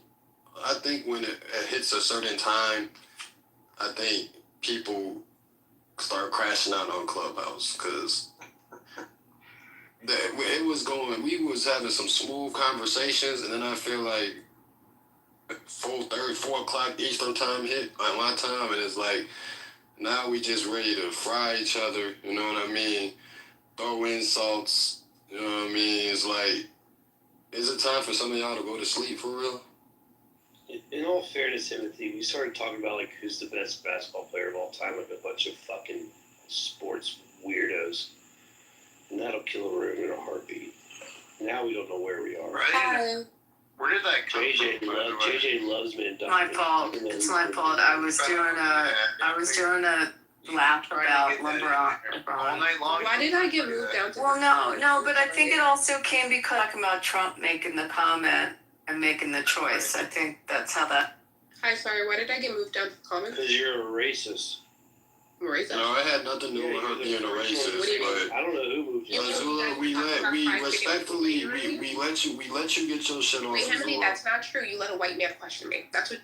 No, I mean this is a room. If you didn't want to answer the question, you would have to. That's fine. You hold on. No, wait, I agree. That's fine, but you can't pose it. You could have stayed on mute just like when you was coming to Abby. She stayed on mute. So if you didn't want to answer the question, you could have just stayed on mute. But don't act like we ain't let you get your shit off too. Yeah, but you're posing it as you had your chance to say white groups. No, it was. So I mean, but we're not there. You know, you see that title at the top of the room, right? It don't say Azula. Okay. So we not. That's my fuck. We're not going to send cool. it. You know what I mean? All right, it's cool. Yeah, I would like to get back to the topic of the room. But JJ, first I need how to do you say, see the shit's a rent bitch. freezes benefiting any New Yorker? The rent freeze is definitely benefiting New Yorkers. I mean, hello, it's by nature of not having to increase the rent, which is already sky high. Right. So do you know? Shut up, Mitch. Oh, but that's allowed. Calling him. That's y'all fucking bogus. How is that fair for the owners of the buildings and what have you? What's your thoughts on that? Well, I think that we have to do this thing where we can't act like everybody always wins. That's just not the world that we live in. We have to prioritize the greater good, and the owners who clearly have a certain level of financial stability versus the hundreds of people that they have. Of the tenants that they have, I think we criticize the tenants. That's a big assumption. That's a big assumption to say that they're financially well off. Owner of a building, the owner of a building, and I know several, they make good money. I don't know about that. There's a lot. You know broke people who own Matt. Come on, broke people. Not broke, but they're not well off. They're just getting by. Yeah. Yeah, but no, there are definitely a lot more. If you have tenants who are struggling and maybe late on their rents and things like that, you think that you should prioritize the owner versus and put them out on the street or the tenant? If they're struggling and they're late on their rent, the guy's still paying his fucking mortgage. Yeah, he's still got to pay it. And his So taxes. he's paying his mortgage, but he's not getting compensated for the rent. And I'll give you, they're supposed to make a profit. They're providing a home, by the way. So they're taking the hit. They're providing a home. And normally how it works, let's just make the math easy. So like if the mortgage is $1,000, right, all in, right, taxes and everything, just $1,000, they'll probably charge the person $1,500, right? Because they're probably they'll make them probably pay for the utilities or whatever. But they're gonna the $1,500 will cover the $1,000 for their mortgage and the taxes, and they'll make $500 a month on it. But they're providing the thing, right? Now, if the mortgage rate, if the interest rate rises, they'll raise the rent. If the property goes up in value, they'll raise the rent. Shit like that, right? If they want to fix the house, update the house, put in a new washer and dryer, maybe put in a new kitchen, maybe do some other fixings around the house and update it, they'll raise the rent. But if you're going to make them rent freeze it, and their mortgage and their interest rate goes up, what the fuck? Now they got to pay the higher mortgage, but not make the money on the rent, and they're sure as shit not going to update the house. How about if the boiler system goes out, Mike? Or that's what the roof goes. Shit, fuck that. Why the fuck would I get you a brand new fucking water heater or whatever? Yeah, that's what I don't. Oh, go ahead, JJ. No, I'm just saying, are we? I just love. It's just this funny thing that conservatives do, where always the person who is the y'all glorify and glamorize like the wealthy, and it's really, really problematic in conversations like this. I think we just heard your brain melt. No, you don't hear my brain melt. It's 4:30 in the morning, and I'm here sitting in the room with a lot of people who are, I don't know, very strange. But I don't judge. I'm a leftist, right? Progressive, I don't judge. So, well, wait, hold on. I don't think we said anything that's totally out of the ordinary. We're just questioning why you think, because you're saying that we think that well, I don't know. I'm just saying, why is it odd for us to ask why do you think all owners of buildings are wealthy or well off? I mean, I don't know where that came from. I don't think that's very strange to ask. No. No, I don't think that, Matt. I don't think that that's strange. But I do think it's strange when we are sitting here acting like there's not a major difference between the abilities of a tenant and the financial access of a tenant versus the owner of the building. Like, oh, well, they have to pay the mortgage. Yeah, they're still going to be good. Whereas if you, the person, the tenant, is late on their rent, and then now you just want to put them out. Like, that's a whole different scenario. First of all, how are they going to be good if they can't pay the mortgage? If they can't pay the mortgage, then they're going to have their property foreclosed upon. If they can't pay their taxes on it because the rent's not being paid, they're going to have a tax lien, and the tax lien will get foreclosed upon. So they can lose their investment, and then they could go bankrupt because they've lost their investment. The tenants, on the other hand, have very good tenant protection laws in the city of New York. One of the most comprehensive tenant protection legal systems in the country. So they're not going to get thrown out. They're going to have all kinds of notice periods and time, ability to cure after the notice before they're in full default. They're going to have the rights, that the tenants' rights that are in place. So now you have a landlord that may be his life savings, that he bought a building as an investment, and now he's going to lose the building to the bank that he borrowed the money to buy the building because he has no revenue coming in. And the tenants have no risk. It's all the owner. All the owner put all the risk in this, you know? So I don't know, just like penalizing and criminalizing almost these, owners, just at first seems really weird. I don't know why that just comes across as weird to me, but because he's never been a landlord. And don't get me wrong, like I get what you're saying, like obviously. There go you talking on me. No, you don't know me, Abby. Hold on. Listen. Yeah, but empathy's bum ass ain't gonna get her because he paid her to the wife. Oh, my bad, y'all. I'm out now. That's how. It's all right, bro. Most black bitches, they switch in the snap of a finger, bro. It ain't nothing, bro. It's a typical black bitch, bro. Yeah, and I hope you get accused of rape by a white woman. I cannot lie. I hope you get accused of rape. I hope you think you and Abby. Put your ass in the goo there. What? Talk shit to me in the chat. Hope he gets raped by a white. Go remove her. Let her. Yeah, no. She can talk shit in the chat, bro. She can. That sounds awesome. I want her to listen to all this, but so just back to the thing. I get it. Like rents are high. Like we should have a little bit more control, over that. But I don't know. I guess maybe the approach is kind of odd to me. I don't think.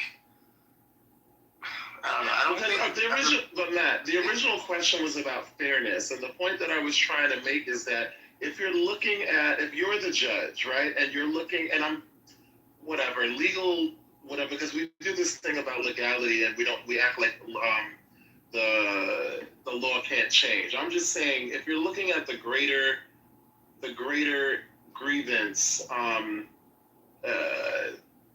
or maybe that's not the right word, it's late, y'all, but when you're looking at the tenant versus the owner of the building, and you're saying, oh, but they're going to take a loss. If anybody's going to take a loss, it should be the owner. That's the point. Sometimes there has to be one or the other, not the tenant. That's why the laws are the way that they are, because guess what? If you lose you're going to lose your investment, it's giving classes and elitists, because you know what? You lose your investment, the 9 times out of 10, okay, I'm just being hyperbolic here, but more often than not, you lose your investment, you get another freaking investment. The tenant loses their, if the tenant, you kick the tenant out, they lose their home, okay? So it's if somebody has to suffer a loss, it should be the owner. That was a point that I was trying to make. One thing I like to say as someone that is in real estate is simply this. Hey, look, interest rates go up. The owner of the house is locked into like a 15, 20, 30-year mortgage, it doesn't matter if the rates go up for everyone else. Their rates are typically locked, right? Unless they have like an arm or something, which most likely not. Most likely not. Right now, interest rate. Look, man, in 2020, 2021, 2023, we had historic lows for interest rates. People were getting, third mortgages refinancing at like 2-3%, bro. Like, period. Now they're like in the six, they're in the sixes, right? So they've doubled since then. But the homeowners with the fucking 3% rate, they don't care that rates are going up. They're not gonna raise the rent on their tenants because rates are going up. Their rates aren't going up. Rates are going up for everyone that's in the buying market. Secondly, there's protections out there. Insurance is out there for if a tenant doesn't pay. There's a rent guarantee insurance that has like rent default coverage. I mean, like people in this room often talk about if people make choices, they should have done better. They should have known better. Well, shit. Well, in this circumstance, homeowners that are renting out to people, you should scream. You should have the insurances that are out there. There's protection out there. People aren't just automatically fucked. It's not like, a person in the situation does happen where you own a home, you rent, they don't pay. It happens, but it's not like there's no protections out there to safeguard people against these circumstances. There certainly are. So let's just kind of be real here and call it like it is. Keep up being real, because I actually do it also, and a lot of the on what side, Abby? From the landlord and representing the landlords. So a lot of the loans are commercial loans and they float. They're not all fixed. And you also have situations where, like during COVID, where you think everyone was in a honeymoon because they had a 3%, what you think was a fixed rate. You had laws in a lot of jurisdictions that didn't allow evictions whatsoever during COVID. We had landlords in different cities that were stuck with tenants not paying. The state put a moratorium on evictions during that period of time, and the tenant was shit out of luck. And trying to collect on your insurance for your business insurance on that was not so easy, and the landlords had to float the money, and not everyone is so liquid in their businesses. It's not like these people necessarily have hundreds and hundreds of buildings. Yeah, sometimes they own one building. I respect that. So for you, you're in the commercial side. I'm in the residential side. Right? I'm saying commercial loans, but I've represented lots of landlords. And I understand that. Like, for sure, landlords definitely got fucked on the commercial side, because people literally couldn't go into the office for like 6 months plus. And that's not what I was saying. They couldn't evict people in their buildings during COVID. You had states enacting laws but during that COVID, if put you were a healthcare professional. You missed what I just said. I understood what you. They had moratoriums in states that did not allow a landlord to evict a tenant, even if the tenant wasn't paying. So there was revenue coming in. I'm very well aware of that. But here's what I'm saying. Most of these circumstances, if you're commercial, if you own a commercial building. I'm not going to speak on that because you know more than I do, and I'll give you all the respect for that. So I'm not going to try to come on stage and act like I know more, because I don't. My experience is more so in the residential side. So you right on that. I'm not going to try to foster an argument against you. Speaking on the residential side, which I think the conversation was, more geared to, because there are people that weren't and still are not paying the rent to a landlord, or someone that owns a home that that they rent out to people, right? So there are protections there. I know exactly how they work, and at the end of the day, what happened in the commercial side, it wasn't a sort. It didn't happen just because people suddenly woke up one morning and was like, "I'm gonna fuck my fucking my landlord over." It was literally, I can't out of the commercial building. I have all this office space. I live in a city called Irvine, California.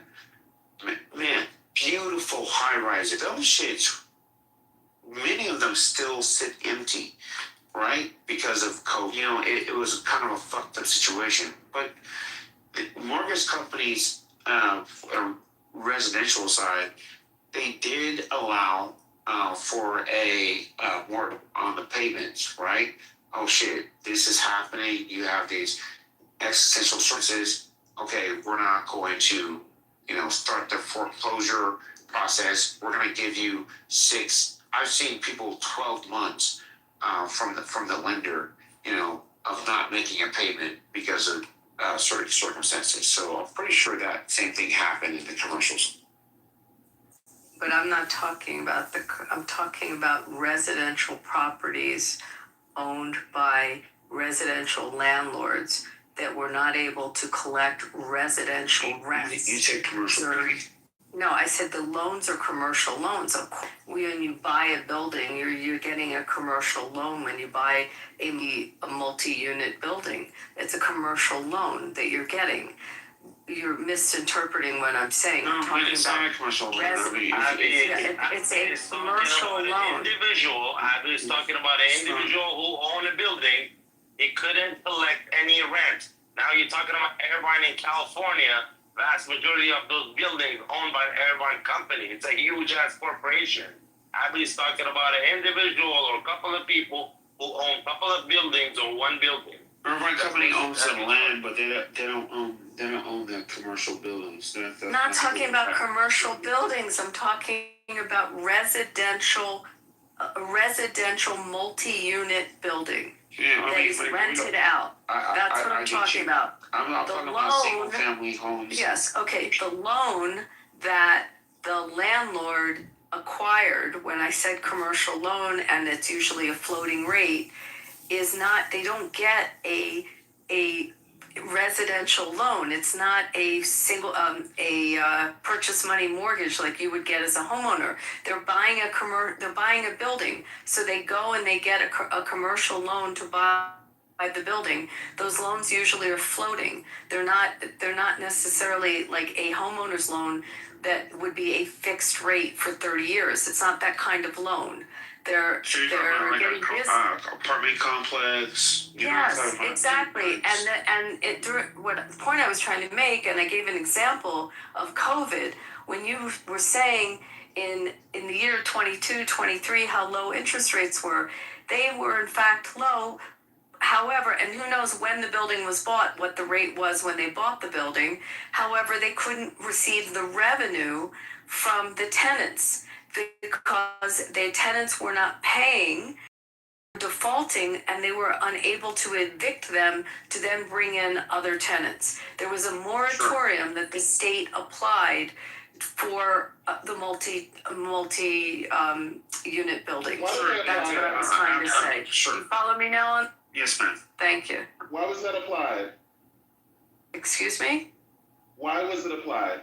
There was different states had moratoriums not to because of COVID. Because of COVID. Yeah, because we were in a freaking pandemic. I didn't say whether it was a good thing or a bad thing. Okay, I gave no value judgment, Jay. So don't put it. I want to make that point. I gave no value judgment. I gave a fact, and the fact was supporting why there would be a crisis for the landlord because there would be revenue to pay the landlord's debts on the building. That's why we building. That's why we pay taxes, and the federal government could have bailed them out, just like they bailed out the banks and the airlines The state and was not everything bailing else. them out. They were not getting state money. They were No, not getting. I understand that. What I'm saying is that they could have done that.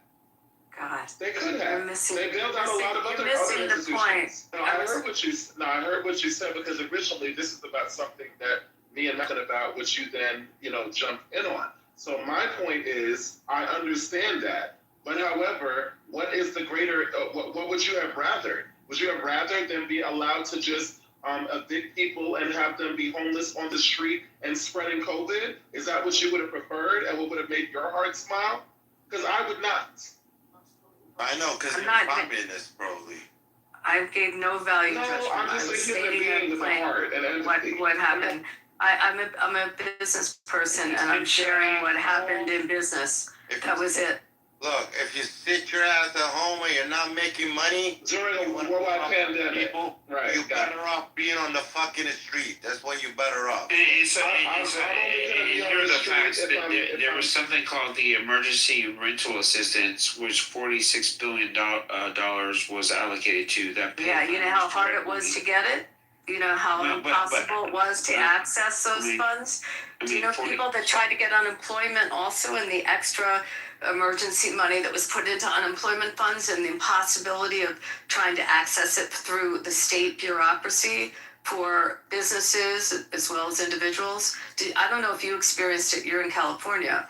In my state, which is a border state to your state, it was next to impossible for people to access. Yeah, but if you look at it objectively, I mean, I'm looking at the stats right now. Like literally, this wasn't the case for the majority of people in those positions, right? Like literally, the stats say like nearly 90% of people continued, like Class A apartment collections stayed near 95% through the worst of it, right? So you may have had That's not a true statistic. That's not a true statistic. I know major landlords in my city that they almost went out of business because there was a moratorium, and they had more short-term rentals. They couldn't evict, and they couldn't get paid. So no, wasn't. So the question would be like, why didn't they go out of business? I'm pretty sure they got some assistance. I mean, no, they didn't go out of business because they had other investments. 40, and so then if you have losses, then you can balance your books with those right, losses. And look, you're not wrong. However, the only thing I'm saying, Abby, to people, the landlord can lose their property if the revenue doesn't come in and they don't have a revenue stream. Yeah, that was the point I was trying to make. Sure, in normal circumstances, that is the case. But with respect to COVID, I'm telling you right now, there were protections, there were guardrails. Couldn't access it. People did. $46 billion literally got paid out. They could not access it when it was happening. They couldn't get through. Did you try to get unemployment or try to get money from the state when you weren't working? I'm an entrepreneur. I've been for 20 years. Okay, a lot of clients that couldn't get the state money. There was one phone number I knew a lot of people that got fucking loans or COVID loans that didn't need them whatsoever and got paid $200,000-$300,000. A lot of fraud with it. No question. Yeah, absolutely. So at the end of the day, though, the only point I'm making is, yes, there are circumstances where people got fucked over, but there's also circumstances where people that possibly could have been fucked over got help and got assistance. I mean, that's literally right where you had the SBA coming out and giving these COVID loans that people took fraud. That a lot of fraudulent cases that people heard about. But what did the government do? The banking system literally gave people money with little to no scrutiny whatsoever. Like, it was super easy for some people just to get these fucking this money. The government tried to respond. Of course, they were not as efficient as they could have or should have been, but there was definitely a response. But someone sitting here saying, if interest rates go up, people should raise the rate, or if they want to, if the property value goes up, they should raise the rate. That's that says to me that this person doesn't know how home ownership actually works. Keith, it sunk. Our governor in our state, he ran for re-election and he lost. And one of the main reasons was because of how so many people were not able to access through the state system their unemployment funds and their emergency funds for sustenance, and how they had telephone lines that would ring. You'd have to be on hold like for hours and hours, and it was a clusterfuck in terms of how it was set up, and it actually is what tanked him in his re-election. So yes, for some there was too much going out, and you're right, there was fraud, but the general concept of owning an investment and not having a revenue stream coming in is going to hurt the person with the investment, and that coupled with being able to then pay your debt service, your taxes, your maintenance, and the other miscellaneous fees, expenses that go with the property, you could lose it. And yeah, Keith, that was me that was talking earlier about this whole mortgage rate thing. Now, again, I think Abby kind of broke it down for you. It's not really, they have multiple units, but I will say this. I have a fixed rate mortgage, and I understand what you're saying. And if I were to get a tenant and I were to rent my house out to a tenant, right? And then let's say I choose to refinance my home. Now, when I refinance my home, do I get that same mortgage rate that I got back when I originally purchased the home? No, I would get whatever the new rate is, right? So yeah, they don't just raise rates on people that have existing mortgages, but if the landlord chooses to refinance and the tenant's there, and all of a sudden they're refinancing, now they're paying a little bit more or doing whatever they have to do, they're going to raise it. And like I said, that wasn't just the only one. That was the upgrade. What about the upgrading of the buildings? If you're going to freeze these people's rents, why would they upgrade the building? What incentives do they have to upgrade a building? Yeah, so it's a great question, and like if people are refinancing, if you have a 3% rate and you're gonna refinance, you're most likely gonna do what? You're gonna take cash out, right? You're gonna borrow against your equity. Probably buy another unit. Right. So at the end of the day, get another mortgage. The person certainly has the right to continue to cash flow that property and raise the rate, absolutely. But it's not like, I feel like, Mike, you painted the picture as, like, if the rates go up, they're gonna charge people because they have to. No, they're refinancing and they're gonna reinvest that money to make even more money. Their books at the end of the day, they're going to be positive because they're taking that money to create another cash flow entity. So, it's greed in that. And there's nothing wrong with it whatsoever. I mean, there's nothing wrong. They certainly can, but it's not like, this is something that, a homeowner, and most homeowners are not going to get out of their fucking rate whatsoever. Agreed. Agreed. Like, because if you got 3%, okay, I'm gonna borrow. Why? You can get a loan based off of your asset, a loan, especially if you want to get a business loan. Most people that own multiple properties have an LLC, C corp, S corp, whatever. They can get a business loan based off of their assets. They guarantee against that loan without even having to raise the rate alone.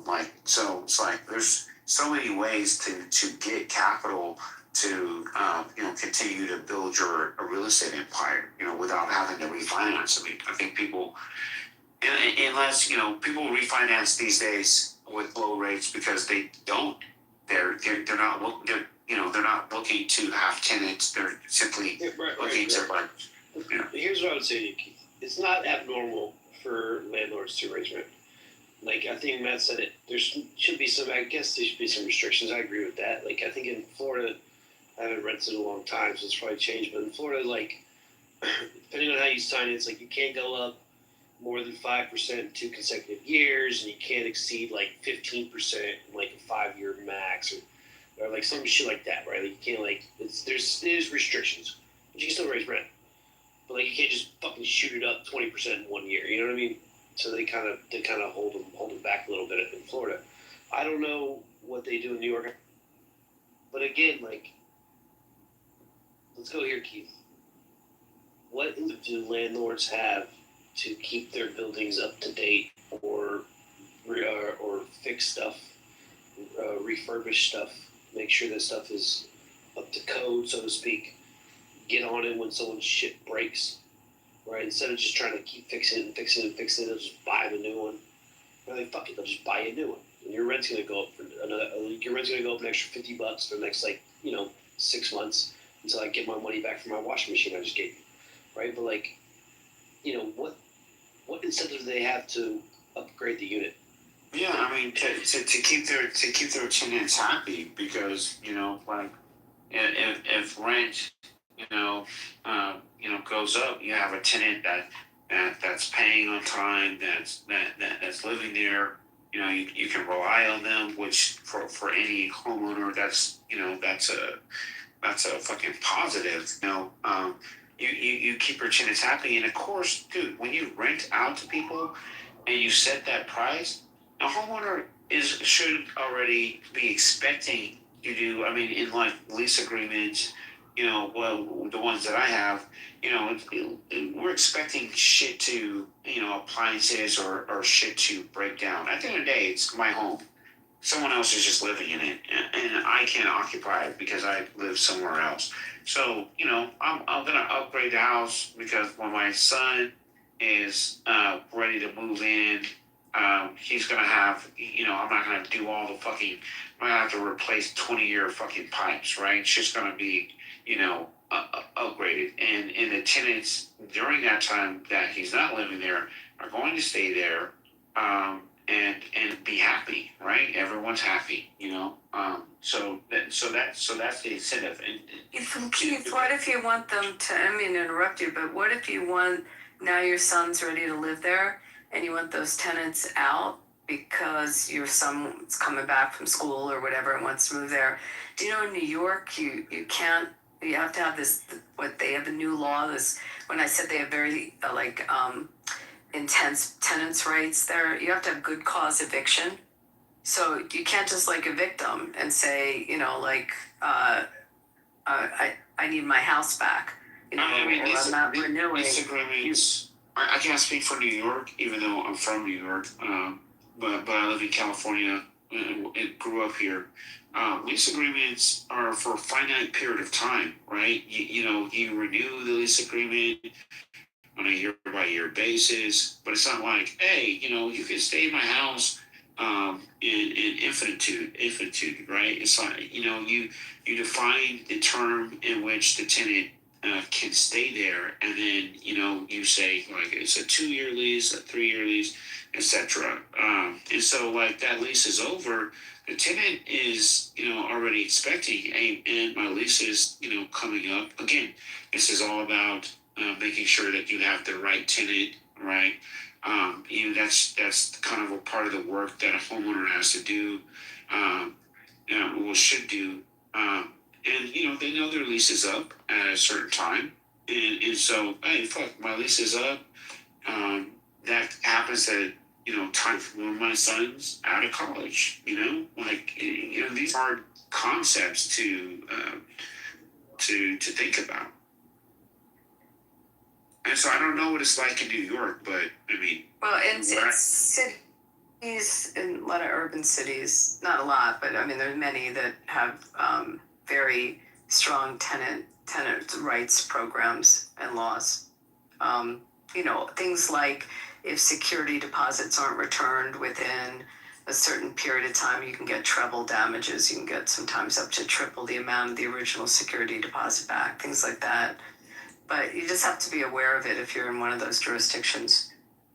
I mean, you can't get your security deposit back. No. If you don't get it back within 30 days or whatever the time period is under the statute, the tenant could have an automatic right to treble 3 times the amount of the original security deposit.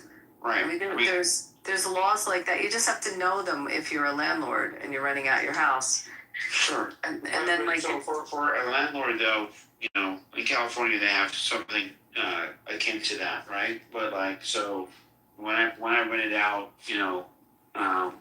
luxury like a nice apartment complex, they try to take the security deposit and they were like, we had to replace the carpet. So they had to like furnish the pictures of the carpet they had to like replace, which was like a small little patch. I mean, it was like little shit. So we argued against it and got our deposit back. They didn't want to give us much, but the laws say that you have to provide proof as to why you're keeping that. Landlord has to provide proof as to why they're not returning that security deposit. It's a security deposit, and so if the landlord can furnish proof and the cost of like replacing the carpet, they're going to take pictures and this countertop was messed up, they can hold on to it. But if they can't provide the proof, they can't. I mean, it's simple. It's just a period of time that the damages would kick in, is what I was talking about. But good eviction if you have a holdover tenant where they're in a written lease anymore, and or they're on a month to month, and you want to evict them because you need the property back for whatever reason, they can fight you on that. And in states or in municipalities with these strict tenant protection laws, These squatters. It's going to be harder for you to get your property back when you want it. I'm just saying that you should know that when you're leasing. What's there's good, there's bad, but like it's not just in like one way where like landlords are completely fucked, right? I mean, there are some instances to where landlords are put into bad positions, right? They certainly are, but that's not that's not like the norm, right? At the end of the day, there are like protections for both parties, period. And if people know how to navigate and like actually play the game, whoever knows how to play the game the best, comes out on top. In worst case scenario for like an owner, you're gonna write those losses off. Like you certainly are. Yeah, I'll agree there. Playing the game is important. To anybody that hasn't spoken yet, new people on the stage, or to anybody in the room, Keith, you especially, or any of the new people here, we can just go around the room one at a time if you want. What's y'all's favorite thing about Trump? I got plenty. Keith, you want to start us off? JJ's not here. I was going to ask him. Timothy, you still here? What's your favorite thing about Trump? My favorite thing is definitely that he's showed me how dumb, people actually are in this country, right? They don't have the ability. Yeah, I mean, don't have the ability to be, objective, right? There are people that I know personally that are African American that love, Trump. One of my clients, and he's one of my good friends too. But I fucking other day what a nightmare. No, it's not about what color you are, truly. But he's super successful. Other day, I had him signing some documents that we need to turn into the IRS, right? And he showed me this pen. It was like a Trump pen. I was like, dude, get that shit the fuck out of my face, right? He had a Trump pen? He had a Trump pen. He's a black guy? Again, it's not about being it's not about being whether you're black or not doesn't mean that you don't like Trump. It's about Trump's politics, right? That doesn't really have anything to do with well, it's not all about like what color you are, right?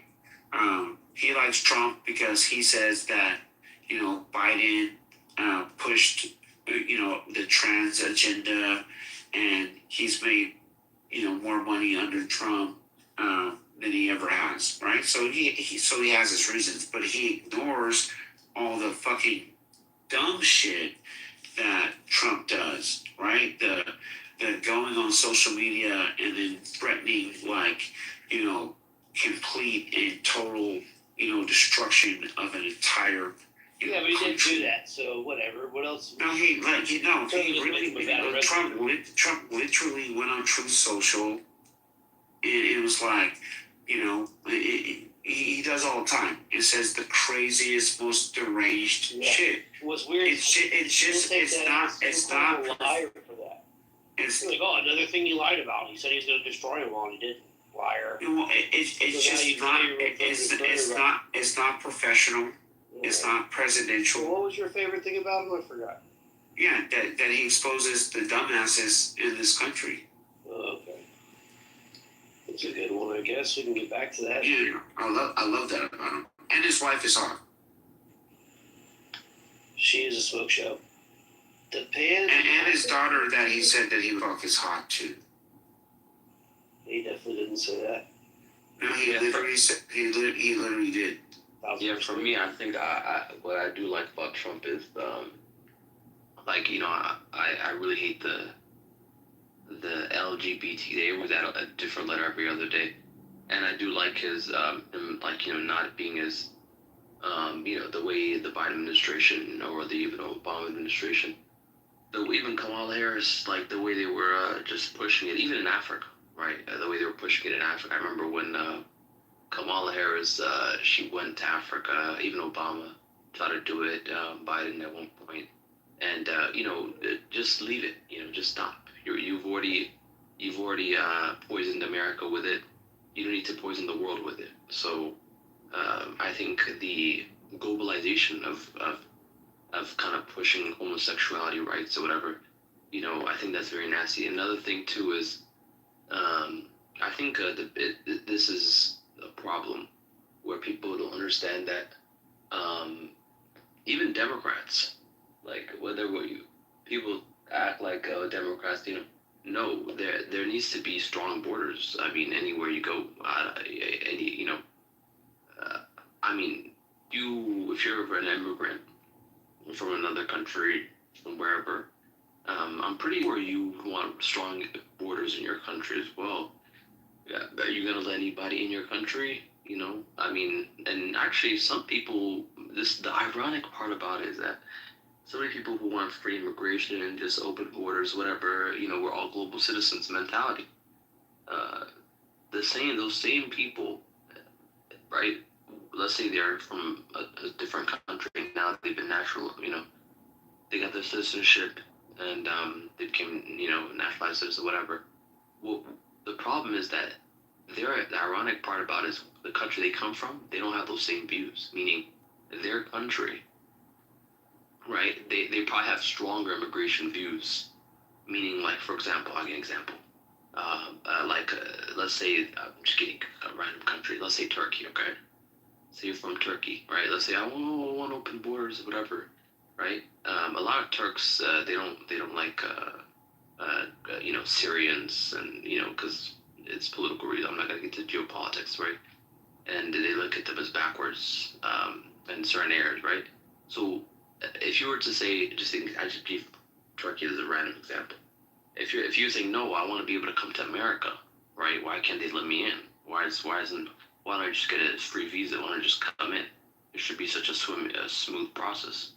Well, but you have such a strong affinity to Turkish nationalism to the point where you're not going to let the poor Syrian come in. So it's a hypocrisy, when you look back at some of these people's immigration background, not to mention, another thing I was going to mention to their immigration, you start to notice, you go back to their ethnic background, ethnic origin, you find out they have even more radical, stronger views, more nationalist views than the average American, even the most strongest Republican I can find. So what I was gonna say is another thing too is let's not forget when we look at borders, right? Uh, this is kind of funny. Like, why do we expect somebody to have such an affinity? Shouldn't they prioritize their own citizens, just like how the country you come from, you don't want to prioritize your citizens? So I think in that sense, and I think at the end of the day, when it comes to immigration, it definitely needs to be vetted. If that's the case, then why do we have countries? Why do we have countries? We have countries and we have nations. We have civilizations because, in ancient times, before there was hunters and gatherers, when agriculture was invented, then after that, people need to protect that farm. So you just don't like brown people. Say it again. Sorry. You just don't like brown people. Me? I didn't say that. Yeah, you just don't like brown immigrants. No, I didn't say that. I just talking about national security.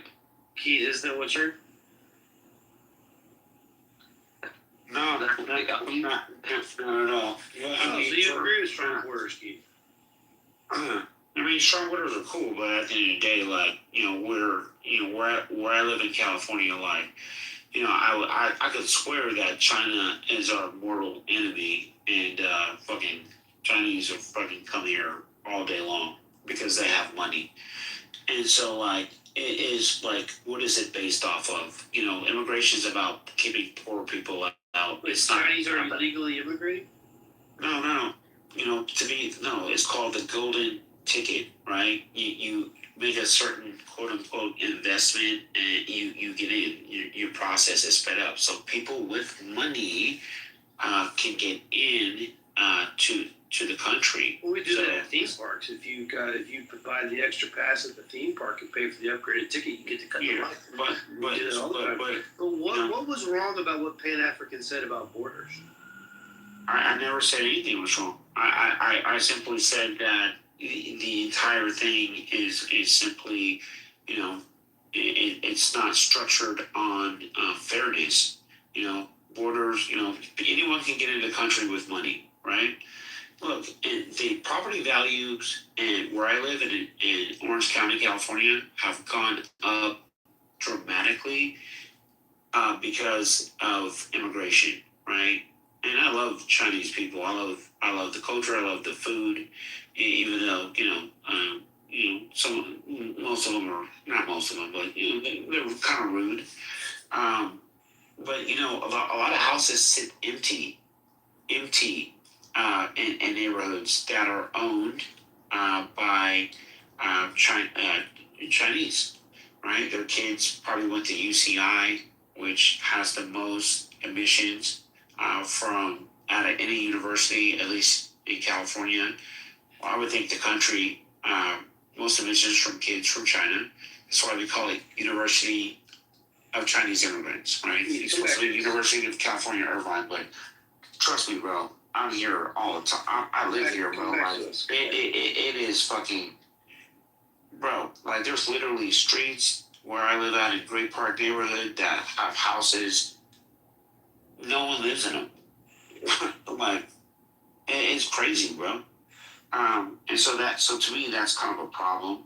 But hey, if you got the money, you can skip in front of the line. Okay. Rob, what's your favorite thing about Trump?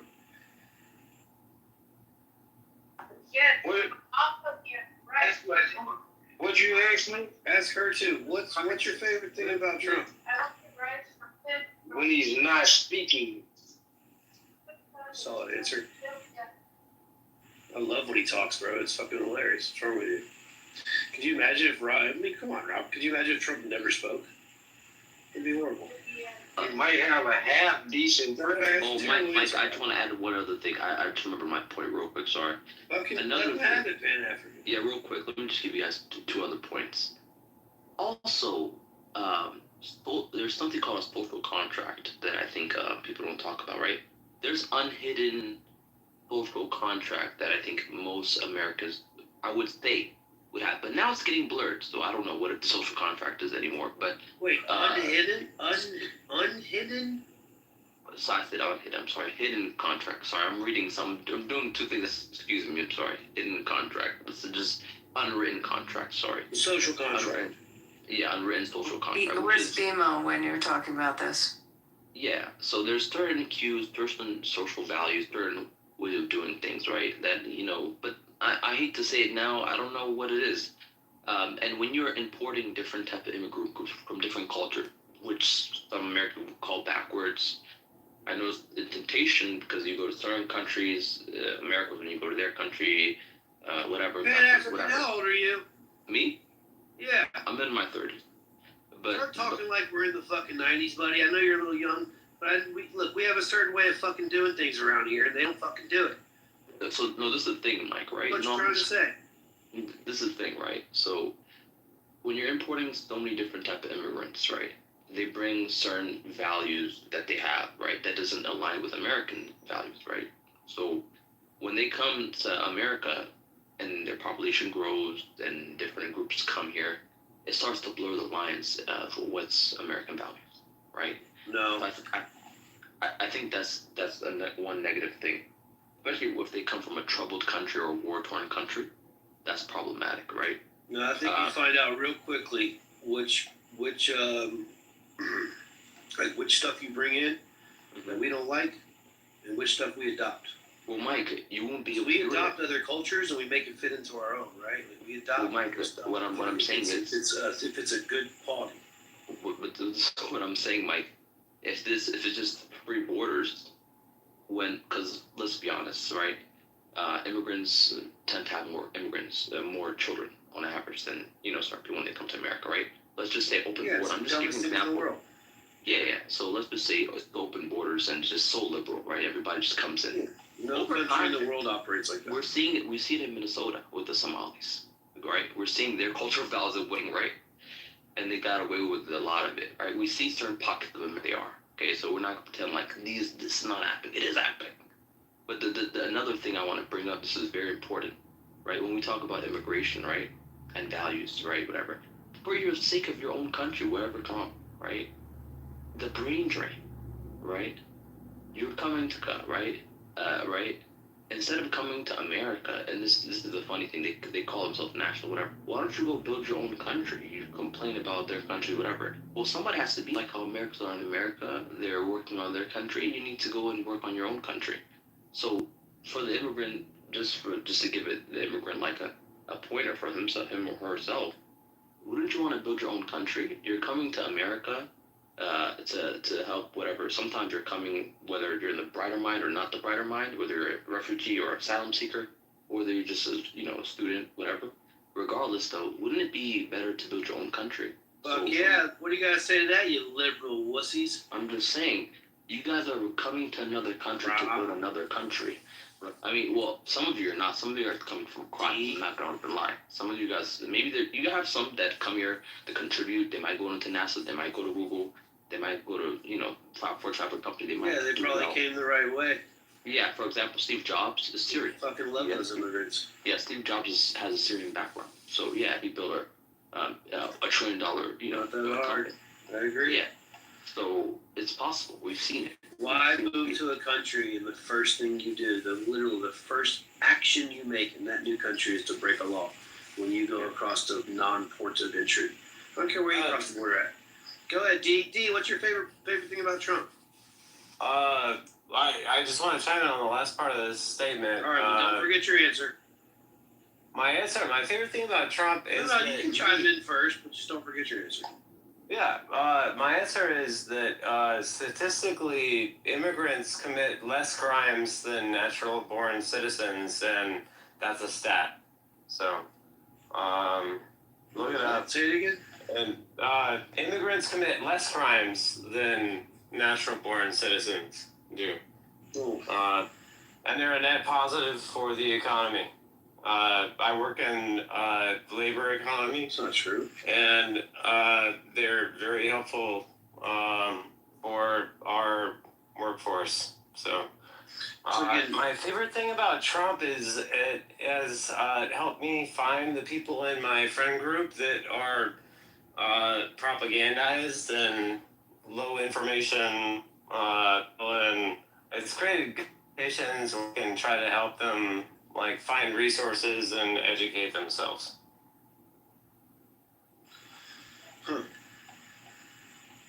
Y'all always do that thing where you leave out that word illegal when you say immigrants. You always do that thing because illegal immigrants versus non-citizens.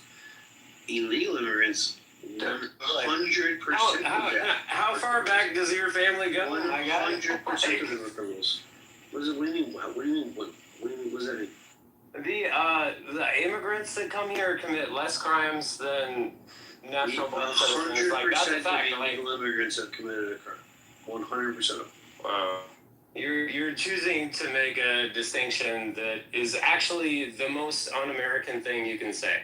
Like, we are, like, give us your tired and poor. Like, we are the best of, like, come here and let's go. Through a port of entry and welcome to America. The people that make it through commit less crime than, like, people like you and people like me. We commit more crimes than they do. And that's a fact. Let's say you were getting married, and let's say that people just snuck into your wedding. Like, they just snuck in. You're like, well, fuck, you're already here.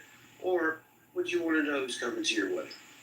Or let's say you have a business. Or let's say you have anything else. Let's just use the wedding example. And all of a sudden you're at your reception, and there's like 50 people. And you're like, who the fuck are y'all?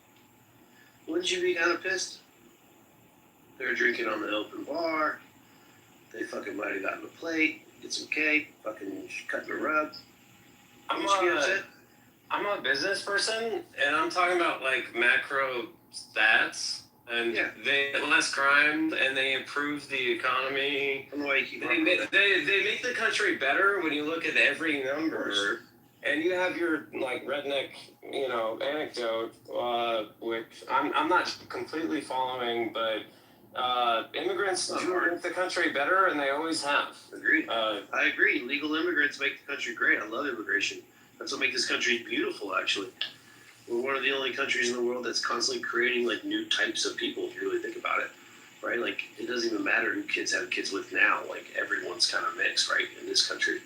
But like, they're legal. Does that make sense? Like, legal immigration is so much different than illegal immigration. It's just different. And I hope you understand that.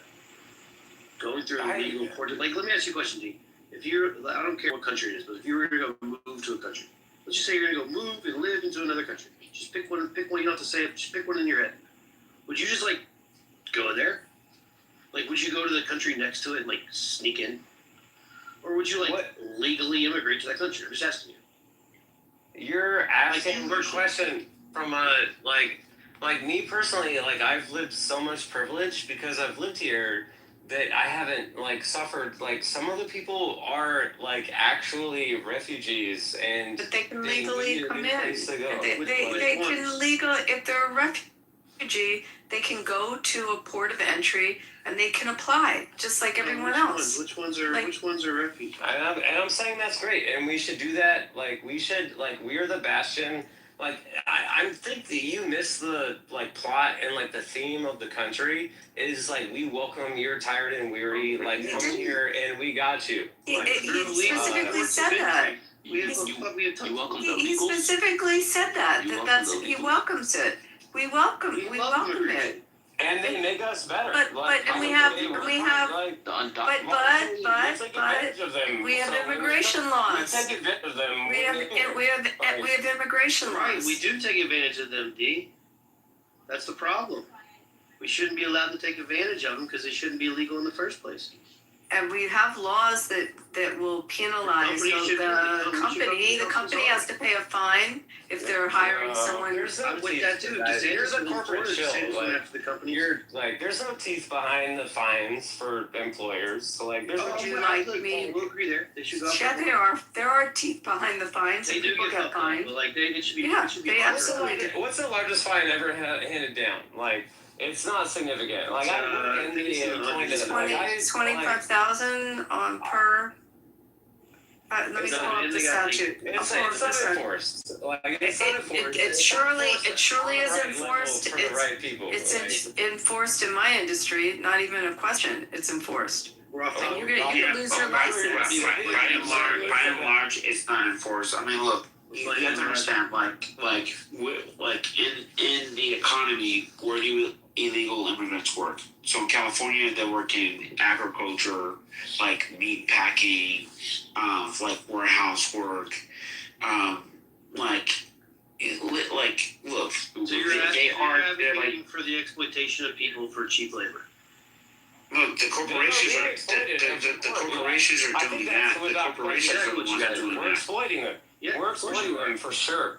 No, we should lock down the less borders. crimes than natural-born people do, and they improve the economy. Like it's a net gain for us. It's literally racism that prevents us from like having a reasonable discussion about like the bureaucratic steps to gain it are outrageous, and they're like not reasonable. Yeah, see, that's an insane topic. So, do you want to know the offenses? The first offense is 698,057.9 per worker. The second offense goes up to 13,946 per worker. The third can go up to 27,000 per worker. You can have criminal penalties. Then there are How many fines. times has it been enforced? And like, it doesn't. I'm going to answer you. May I answer you? Like, May I answer you? I happen to be. you're gish galloping, and I'm saying I didn't get to answer you. Did I? Did I answer it? I'm connected with a regulated industry. A regulated industry. As a result of the industry being regulated. As a result with what you're saying. You're not familiar with my industry. And as a result of it being regulated, they would lose their license to operate if they. Hypothetically, they would, but like, what is the percentage? Oh my God! Like how is it? Hypothetically, it's not a hypothetical. They are regulated. They are compliant. There's compliance departments specifically. You're saying we have a process document somewhere, and hypothetically, this is. It's not hypothetical. It is absolutely. Again. Give me the stat. Then how many employers get like sued for the how many employers get fined for employing? You would lose your license to operate. Hold on. This is cap. Well, Abby might be true, but I just want to let the audience know that I lost my job to an illegal immigrant, and I believe that illegal immigrant is still working at that job to this day. And if that illegal immigrant is working there, that employer should be fined. Forcing Timothy to run the streets again. Yeah. But that illegal immigrant is giving him, lesser overhead. That's why. That's why he did it. I mean, $12 billion a year in Social Security that these quote-unquote illegals get taxed because they get paychecks, and they certainly do, and they pay into SSI, and they'll never receive it. So the government, I mean, like, I'm looking at the stats right now, $12 billion a year. Yeah, they pay car insurance when they get cars. You think that they comply with I mean, there's so much to unpack. I am telling you from the employer end that if you're in a regulated industry that has compliance obligations and you are hiring illegals, you will lose your earnings and you will not be able to operate. Well, you're just wrong. Like, it doesn't happen in practice. That's not true at all. It doesn't happen in practice. Like that might be the letter I of the law. just said in my industry it happens. No, you didn't say your industry. You said if you're in a regulated industry. You didn't say my industry. You said if you're in a regulated industry. I said in a regulated industry, which is the industry that I am involved with. But there and not have illegals. And each property has about 4 to 6,000 employees. You know, I have to realize Abby is talking legally. And in essence, hold on, and that what she's basically saying is no different from a 19-year-old walking into the liquor store and they buy some liquor and they was able to get that liquor. Technically, it's fines, XYZ if they get caught, but like you guys are saying, we all know that they're going to sell that liquor and ain't nothing happening to them. So, no sweat it. Modi, stop using drugs. Yeah, And look, I start agree with deporting that. all Islamists. I agree with that from the get-go. I said they should go after the companies harder. I'll agree with you guys there. They should make it. That's how you go get them, right? Similar to what we're doing with Iran, by the way. Well, the problem is, Mike, a little bit when you have like culinary unions and you have unions that some of these get affiliated with. But Abby, what they're not getting, and this is what I want Keith to unpack, and Dee, you can jump in here too, because these are talking points you guys are using. Like Keith, you're like, they get paychecks. So you just say that thing, right? You're like, no, they get paychecks. My point is, like, they make the country better because they improve the economy and they commit less crimes than we do. So what the fuck is your problem? I don't even understand. Like, there's so much to prove you wrong on just the whole crime thing. Like, statistically, like, those are stone cold things. Like, look it up. 100% of illegal immigrants have committed a crime. 100% of them. Okay, that's a distinction. You're like, see, that's like they're people in America. Like, I don't give a shit. More Americans there are. Okay, I'm going to finish with this because it's very frustrating. And I didn't want to dox. I did not want to dox, but I'm going to dox here. Okay, I'm involved with the casino industry. You cannot work at a casino without proper documentation. And you will not, the property itself could lose its license. You have to, it's very, very strict laws that regulate both under state and federal law. And it's illegal for any of the employer to hire an undocumented worker and to secure employment at a property, at a resort. The applicants pass extensive vetting processes to prove their legal authorization to work. Casino industry. Okay. I work for a highly regulated industry. So I just gave I didn't finish. Healthcare industry. I didn't finish. A high heavy state regulation in I the hire state. thousands of people a year in healthcare, which is more highly regulated. No, it is not more highly regulated than the gaming industry. It's not. I'm just explaining to you that they don't hire. If they hire, they'd lose their license and they would be fined. Well, look, no, we're getting caught up in semantic shit. Is Pepe there? We're getting caught up in semantic stuff here. Is Pepe there? Can I ask a question? If you're a contractor, hold on, everybody. If you're a One contractor, mic, man. Don't make me have to start moving y'all. Wait, what happened? I said one mic. Don't make me have to start moving y'all, because y'all, there's 3 people talking at one time. Well, yeah, I'll turn it over to Lady here in a second. I just wanted to say this real quick. We're getting caught up in the mud. We're playing in the mud, D. Hold on, D. We're playing in the mud here. Regulation or not. If you're like a contractor and you have a license and you fucking get caught hiring illegals, they have to deport a couple of them, boom, you'll maybe get your license suspended for 2 years and you'll get a fine. Now, the fine might not be as significant as you want, but he lost his license for 2 years.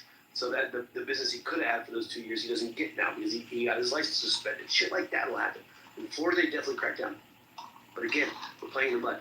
Keith said a point, and I think Dee backed it up. He said paycheck. They're like, oh, they contribute to society. They do this. They pay all these taxes and shit. And when people say they pay taxes, they're talking about sales tax, like when they buy shit, right? That's what they're really talking about. So you say paycheck. The only ones getting paychecks are these ones that have these EIN numbers, these other kind of weird numbers, right? These numbers that make them technically not illegal. They're not like a naturalized or however they word it. It's like a wording. They say like they're non-illegal citizens or some shit like that. Non-illegal aliens. Not yet. Something weird. Yeah, it's something weird like that. They word it weird, but technically, they're paying and they're we know who they are, and it's like 5% of them. I think it's like up to 8% of all of the illegal immigrants have that kind of number. So you're just like, oh, they're paying in taxes. No, they're not. Tax, the thing you're talking about is the sales tax when they like buy shit. These companies they're not getting paycheck. How do they open a bank account? Where they get direct deposits? When they get the paycheck, they're going to cash the You never heard of a ITIN? I just explained that. Dude. I just explained that. Yeah. So they actually are getting paychecks, and it's like 300,000 people. No, it's not. There's bills of people. There's people that are regulated. There's people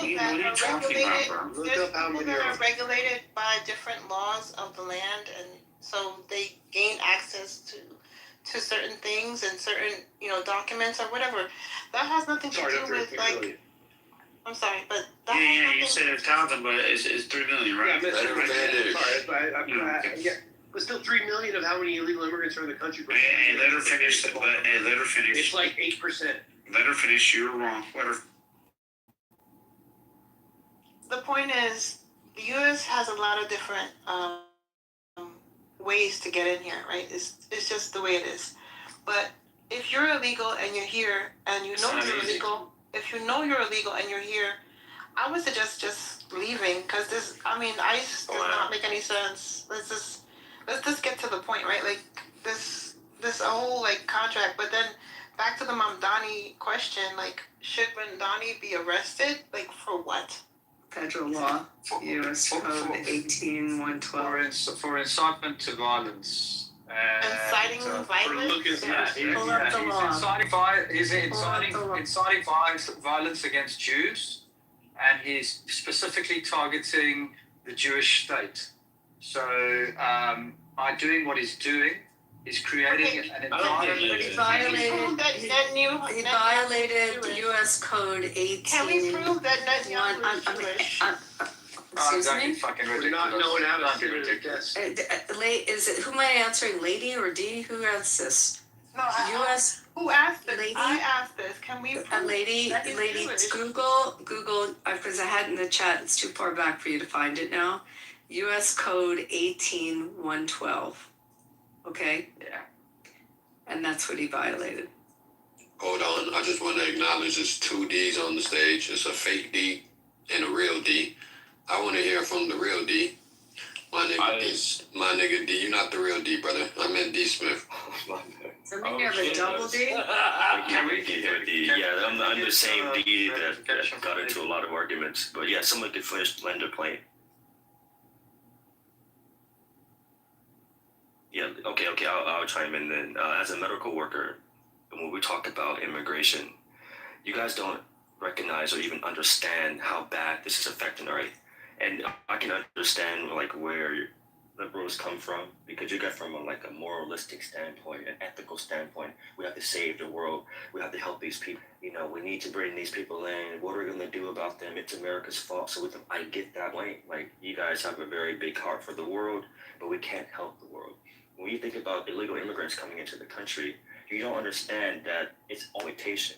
People don't understand. Illegal immigration is complete exploitation. They don't pay the system, nor does the company pay them a livable wage. It's a cheap labor trap. While you look in California, you have South American people working in farms, making pennies on the dime, $4 doing slave labor, and they threaten them, telling them that they're going to tell ICE if they were to speak out about it. You guys don't talk about the rape and abuse of illegal immigrant little girls, and they're always threatening on their head that ICE is going to come and get them, and they're going to be deported back to their country, where it's even more worse. But you guys are more focused on trying to help people, but don't understand that by bringing in illegal immigrants and letting them in, you can bring in more problems than we're actually solving them. So I'll land my plane very soon. The biggest issue I see with illegal immigration in the United States is that there's no census of who's coming in and who's coming out. This is and exactly look what at the the medical system, Palestinians right? So let me land. I'll land my plane. You don't understand, right? Until you get hit by a car, until you get injured by an illegal immigrant, and you can't get your due insurance back, right? Until you get killed by an illegal immigrant, and suddenly they can't find the person, there's no DNA matching. Until you work in the medical facility, and the hospitals are overrun, and you have all these people but you have an American citizen who's injured, but you have an illegal immigrant who's in, and now that's one less American citizen who gets the help from the medical facility. So let's talk about these other issues instead of just looking at it from a moralistic justice standpoint. Thank you guys. Whatever you do, don't turn those illegal immigrants into refugees. What a great fucking idea to go to that guy. I don't know who the fuck is trying to talk right directly after that shit. D, way to fucking nail it, dude. How can anyone argue with that? I Yeah, give it a fucking shot here. I'm ready to run through a wall for this man. Did you want to go? Yeah, I just wanted to say, whatever you do, don't turn those illegal immigrants into refugees, because a perfect case in study is what happened in Israel with the Palestinians. You turn into refugees, and then they turn against you and stab you in the back. So just be careful with that, eh? Treat it with respect. Send them back to where they came from. That's what I say. Good boy. Thanks. Yeah, that's the same guy that said, and by the way, whatever the lady said, Mondami violated, that's a farce. Looked it up, doesn't exist. But the gentleman that just spoke said that Mondami criticized. 112 Yeah. does exist, but it doesn't relate to what she said. It totally relates to what I said. And we read it in the room. We played a video, an audio of a lawyer explaining it. It has to be. It's 18 USC 112. By the way, it's not 8. It's not 1812. I didn't say 1812. I said U.S. Code 18, Section 112, dealing with protects foreign officials. Yes, and you can't threaten. You can, and he's already violated the threatening component of it. No, that's not what it says. Yes, I'm looking at it. But either way, read the statute. Read it out loud. Read it out loud. Matt read it out loud earlier. I'm literally reading it. Okay, I will read it. But one thing I want to say before I do that is that the fact that gentleman was like, he threatened Israel. I'm like, what? He should be arrested because he so-called had exercised his First Amendment right, and he didn't threaten Israel. He simply spoke the truth about, Bibi. But he should be arrested for so-called saying something. Dude, grow a pair of balls. No, right? he should be arrested for threatening a foreign. This is America. He should be arrested under that statute. Fucking mayor. Read the statute. Read the law. He threatened violence, and he threatened an arrest against a foreign national. The law says he didn't threaten it. He simply said that he should. He said no. He said, "I'm going to." Let him land.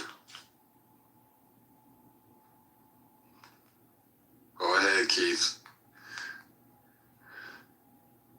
Thank you, brother. The mayor can't arrest BB himself. He said he should be arrested because he committed war crimes. What he did is he was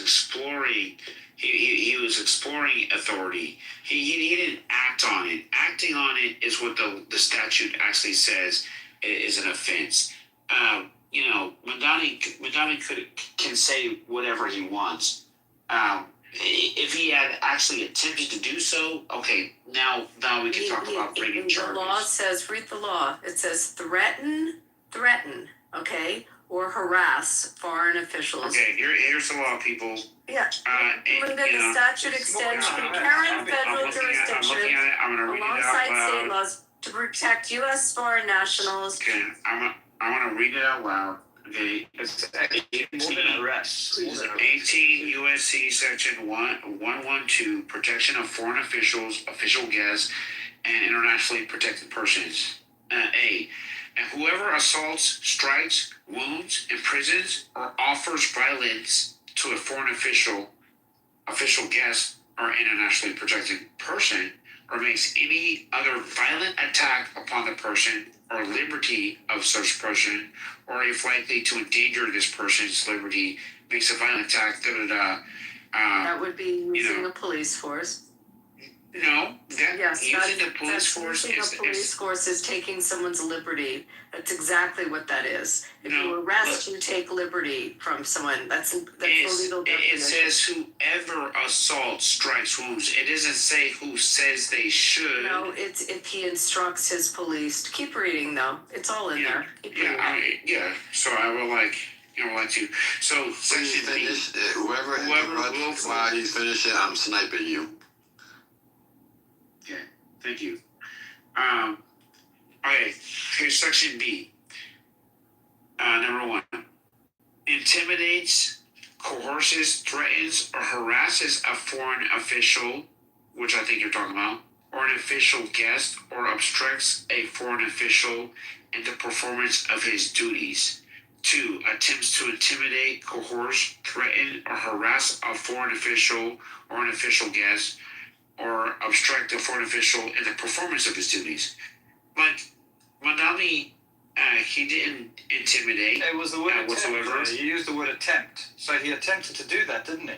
No, you can put a statue inside a Bro, he didn't attempt to do it. He simply. Yes, he did. He actually made it vocal. He actually went on air and he said, I'm going to use all my jurisdiction to bring the case to Netanyahu and have him arrested. I love it. And there is a real threat. There is a real cause for Mandami saying that, right? He didn't intimidate or threaten him without cause. No, He the didn't country obstruct doesn't it. sign up to the ICC statute. Your country doesn't sign up to the ICC statute. So what jurisdiction does he have? No, you don't. No, we don't. No, you don't. Bro, you don't. no, first of all, we don't. Look, first of all, Mandami was So what exercising. jurisdiction does he have to do He was exercising his constitutional right to speak freely, and he simply said what he wanted and planned to do. That was well within the law. He didn't threaten them outside of the law. He cited the fact that he absolutely is a war criminal. It hasn't been determined. Even people in Israel do not like Bibi. We all know that he has used the Palestinian plight to gain favor and keeping Israel under a constant threat of terroristic attacks. Oh my God. I mean, this is true. No, I mean, it is false. It is false. So was he not brought under charges? Was Yes, Bibi no not brought? Was he not? Was Bibi not brought under charges in Israel? Was Bibi not brought under corruption charges in Israel or not? One mic on Peter. Okay, sorry, I waited long enough for this, but I see this unbearable for me because. If anybody interrupts Peter, I'm sniping you. Respected Prime Minister in comparison to other peers of his, like Mullah or some other Middle Easterns. If he needs to be arrested, they need to be massacred, Mullah. You know what I mean? This is bullshit. This is a political bullshit. I love him. I love What did he say? Can you say massacre again? Fuck yeah, says bullshit. To eliminate Mullah, I couldn't. Say massacre. He basically says that he loves He's doing that Netanyahu. instead of me. I was weak enough not to be able to overcome my own challenges. He is doing it for me. He basically says that he loves Netanyahu. And that is none of your business. Shut up. You are an asshole Mullah, Ali. Peter, will you say massacred one more time?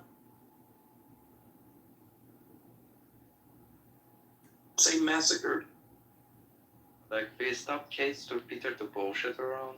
So we make fun of people. Who is we in this? You are not a we. You are no, Peter's my friend. Alone in this. Ali. You are going to be done soon. I promise you. It's alone. You are alone. Fully alone. After Did you hear about what happened after the United States teamed up with Israel? And did you hear what happened afterwards? After you finish reading 18, then after you read that statute, you can then read after 8. What's wrong with y'all, bro? What the fuck is wrong with y'all? I'm trying to interject here, and I've been quiet all night. Yeah, go ahead, Joel. They got you fucked up, bro. Before that, Joe, did Peter say massacre? No, I mean if you want to for example, Alice Benjamin Netanyahu, then you need to kill all the mullahs with that logic. You know, if you want to be this strict about the law, then you need to be that strict with everybody else too. The people who put their own people in front of automatic guns need to be done in the worst way for the story of the history. Agreed. Just say massacre, though. They don't belong on this planet to breathe in. They are, speaking about Alexander Benjamin Netanyahu, they don't belong on this planet. These people don't belong on this planet, in my point of view. Yeah, okay. Thank you, Peter. She asked me to. Yeah, sorry about that. Man, y'all gotta hold up. Look, everyone's been talking all night long with me. Love you, Joe. Look, this is a clear violation of the Logan Act by Mamdani. If there has ever been a clear violation of it. And he's been referenced already for investigation by the DOJ. Well, the Logan Act we can push back against as well, but I do want people in the room to understand why this statute that the wonderful lady put up as why he should be arrested, and I'll explain it. So Section 8 requires an act, right? It requires an act like an assault, a strike, a wound, imprisonment, offer violence, right? So none of that occurred. Subsection A covers attempts, but criminal attempt requires a substantial step towards commission, right? So I didn't have one second.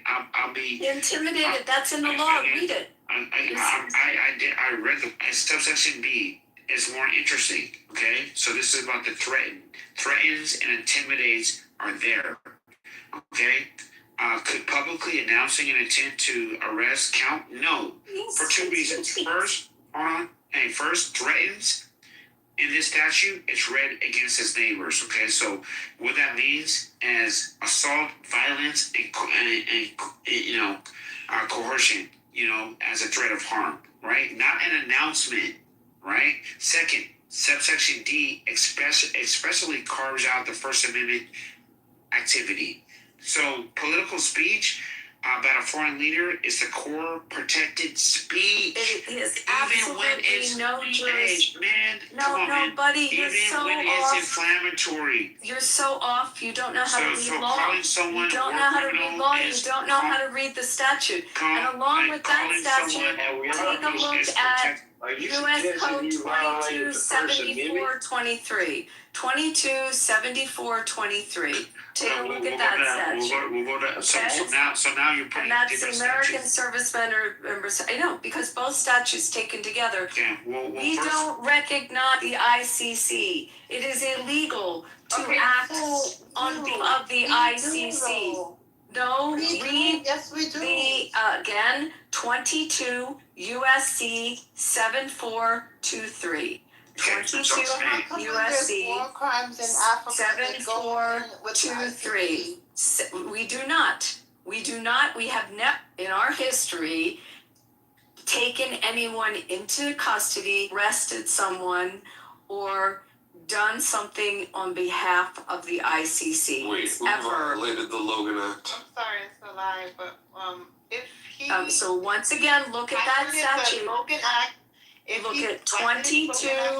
Netanyahu would have to be a U.S. citizen. So exactly. 7423. U.S. Code 22. There's U.S. Code nothing 22, you from 70. Your First No one is Amendment listening. right in the United States of America. Oh my God! Nothing. Read the case. Read the statute. First, the reason if it does, then there's a Second Amendment that tells you to put your babe, there's a reason we have this particular statute and Congress enacted it because we wanted to distance ourselves completely from the ICC. U.S. Code 227423 is part of the American Service Members Protection Act. I'm making it up. I'm reading the law. You're making up and reading it. That's what you just said. What is wrong with you? I am reading the law. It explicitly prohibits all U.S., federal, state, local government agencies and entities from assisting, cooperating with, or providing support to the International Criminal Court in response to any of its requests, investigations, or proceedings. The statute restricts government interaction across several key areas, prohibiting local police, courts, and state departments cannot extradite or transfer individuals to the ICC or execute arrest warrants. There you go. That is U.S. federal law. And so I think I just made that up. Abby, he didn't arrest BB, so how did he violate this law? I'm answering you, Florida. I can have a normal conversation with you. Florida, that's the first statute. And then the second statute, after that makes it clear that we can't have anything to do with the ICC. The second statute gives the diplomatic immunity, and it says that even if you attempt or you harass or you intimidate or you show an intent to intimidate, you are in violation of 18.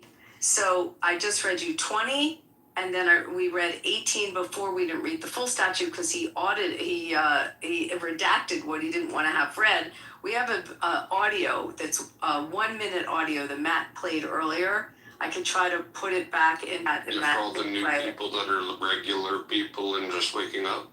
Perhaps, and you can hear the audio of a lawyer breaking it down. So you follow me? You follow me, Florida? Those are the two federal statutes. They came into place. Congress enacted them because we made a choice to distance ourselves. I hope that I can find me a wife. Find me a wife that's as loyal to me as Americans are to Israel. Then Florida, there is Todd Bland.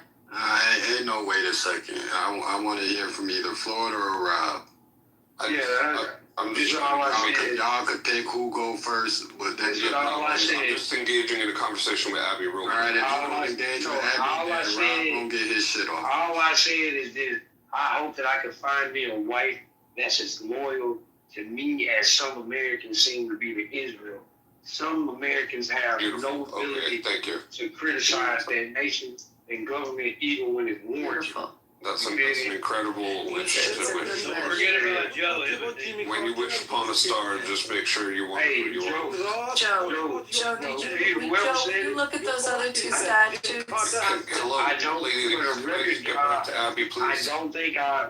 think everybody want to hear Abby talking rumble. I'm trying to figure out exactly what we're getting at here. Mamdani should be arrested for violating Section 22 U.S. Code 7423. Is that what Abby's saying?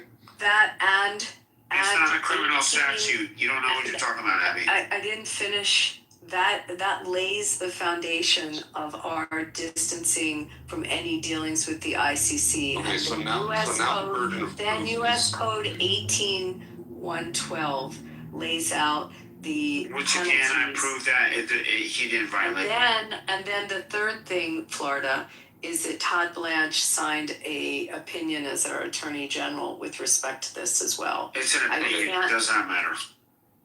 Okay, but you have no idea the force and effect of it. I mean, come on now. Oh my God! I think Abby's just engaging with Abby. At this point, I'm convinced that you're engaging with other people because you don't want to engage with me. I'm trying to tell you.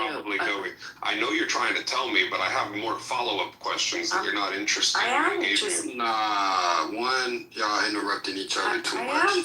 Two, I don't like how y'all just dismissed Rob's statement. That isn't right with me. Who cares? I care. So I'm giving the next 3 minutes to Rob. Hey, look, I don't need 3 minutes. I'm just trying to get some clarity on seriously was Abby trying to suggest that Mamdani has made something that violates Jesus Christ, Rob, that's what I'm getting at. Shut up. No, I'm just asking for it. That's what I'm trying to get at. That's what I've been trying to get at. Well, you've been doing a lot of them. Just come, I don't know how many times. Relax. You're asking. Okay. how did Mamdani intimidate or attempt to intimidate Benjamin Netanyahu? That's my follow-up question. By threatening that he was going to arrest if he entered into the city, by his public statements that he intends to comply with the ICC's arrest warrant, and that he will follow through and he will arrest him if he enters into the city. He specifically When did he make those claims? Publicly on television for the last week. Not a crime. With respect to U.S. Code 18112, Damn violated. It specifically says that even the threat of intimidation is a violation.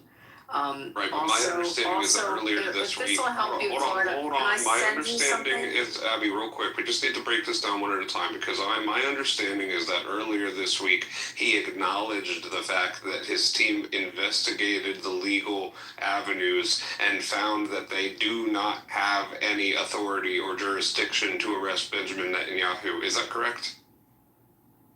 After he made all the threats that he made. That was after. He made the claims that he was going to arrest Netanyahu while he was still on the campaign trail. Is that correct? He made the claims recently, and it was only until 3 days ago when he had a second press conference or fifth press conference, and he then made the claim that he was advised that he can't do it now.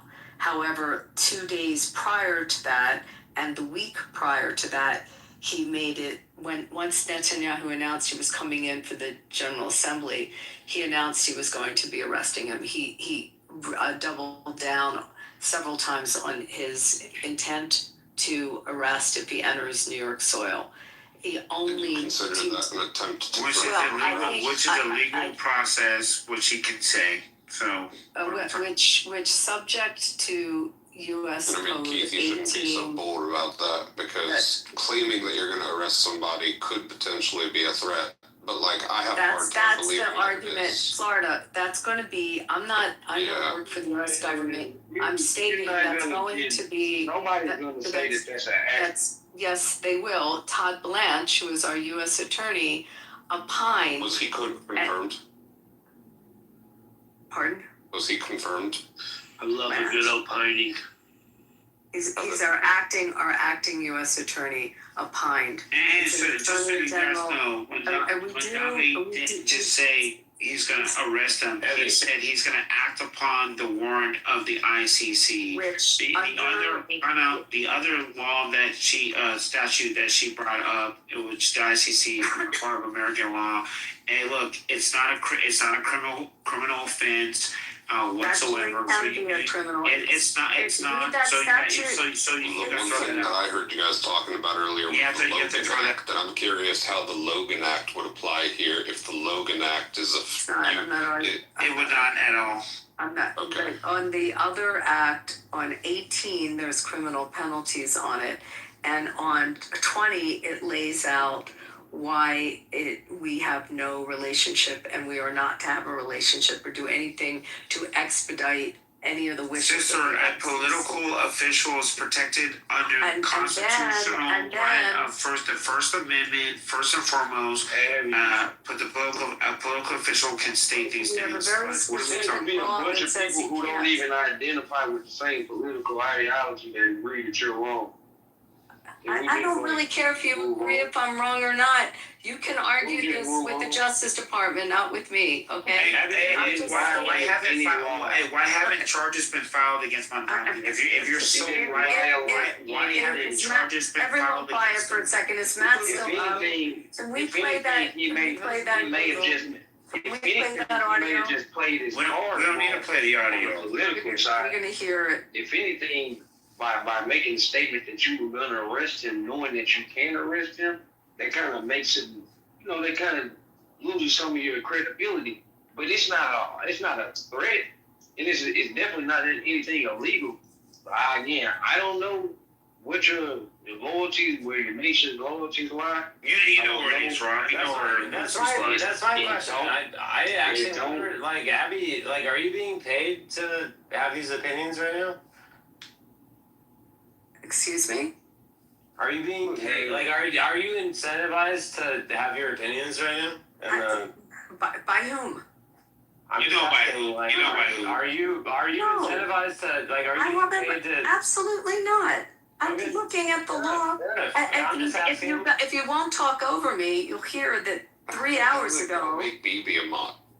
Hey guys, the International Criminal Court literally has an arrest warrant out for this guy. And we don't Literally follow. has. It doesn't matter. Yes, it does matter. We have a law that says you cannot act on it. And It guess is what? against We US law. also have U.S. laws that protect the speech of political officials. Doesn't matter. Hey guys, look how that works. It doesn't matter if we have a This constitutional has right nothing to that do with your protects. constitutional right to speak. It has to do with intimidating a foreign He official. didn't intimidate. He Yes, simply he called did. out, hey, there's an arrest warrant. Hey, I'm going to act on that arrest Well, warrant. look, you could argue this with the U.S. Attorney's Office and the Justice Department. And the Justice Department not doing shit about it. Well, really, Todd Blanche wrote. Do you understand what an Attorney General's opinion is? Do you understand that, of course, the effect under law how we treat our Attorney General opinions? Like, have you dealt with them? Do you know how it works? Yeah, I do. Hey, guess what? Everyone in the room. Guess what? Everyone in the room. Nothing will happen to Mondami. Nothing at all. Joe's going to speak. Joe's going to speak. Look, I'm gonna Quiet. Let Joe speak. Look, I'm gonna introduce the letter that was sent on July 16th to Todd Blanche. Okay. It says, Dear Acting Attorney General Todd Blanche, we write with concern about the recent actions of Mayor Zohan Mamdani's administration. Last week, media outlets began to report Commissioner Anna Maria Aquila, the head of the New York City's Mayor's Office for International Affairs, had a July 7th meeting with the Islamic Republic of Iran's ambassador to the United States. As you know, negotiations with Iran are in critical stage. Given its timing, we believe this proposed meeting may have presented significant national security risks. In light of this, we respectfully ask the Department of Justice to investigate potential violations of the Logan Act 953 on part of the mayor's office. The Logan Act prohibits any unauthorized American citizen from negotiating with foreign governments on behalf of the United States. Mayor Mamdani and Commissioner Arkila's actions create a clear conflict of interest in the United States' strategic military actions in Iran and across the Middle East, warranting further examination by the department. We support President Trump's effort to shore up American economic and national security interests in the Middle East, and we understand the vulnerable nature of continued peace negotiations. For that reason, we believe that a formal investigation is necessary to determine whether Commissioner Arkila, acting on behalf of Mayor Mamdani, engaged in any unlawful activity or communication with the Islamic Republic of Iran. We look forward to working with you to continue preserving the safety and security of the U.S. So these were members of Congress that sent this letter. So this Mamdani's just been stepping in it for the last couple of weeks. Between his intimidation of Bibi Netanyahu and his attempts to negotiate with Iran, what side is this guy really on? It doesn't seem like he's on the side of America. Nor does Netanyahu. Netanyahu doesn't seem like he's on the side of America. Timothy, can we take a mod? Can you play the video? You play the audio for it's 1 minute. No, please don't play the audio. Send me the video. It's an audio. I just put it in the chat. It's what Matt played earlier today. I'm tired of you, man. Is this audio what Tom Yeah. Florida. The audio is an expert opining on it, so you don't have to hear it from me. You can hear it. It's 1 minute. It's very short. Well, it's okay, Abby. We'd rather not hear you or the experts. And the fact of the matter is, Blanche wrote a letter to the ICC. Black You women. really need to see Pepe talk. He didn't write it to Mondani.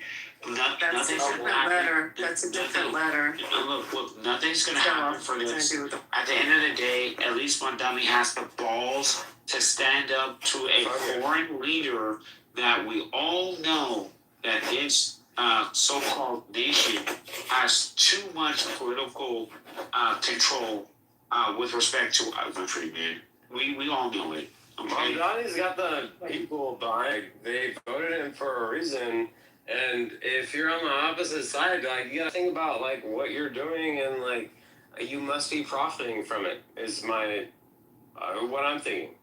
I'm thinking that you're all a bunch of idiots. Someone. Well, why so? Why so? Go ahead. Could you play the video, Abby? I don't have the. I put the link in the chat. Not. I can play it. Hold on a sec. Yuma? Abby, I think you're on the wrong side. It's like 50 seconds. While Bima gets the video, Peter wants to talk. I told most of the things that I wanted, but based on what I see, if you compare the severance of actions, Mamdani, Mayor of London, and these bullheads are following the narrative of their religious and their side. If you ask them, if you take them around the corner and ask what the fuck you are talking about, they cannot defend their dialogue. You know, they just want to defend their party out of their instinct. And that's unbearable for me, who is dealing with the survival matter. Mullah says there, if they find ground, they would continue genocide that they are doing right now.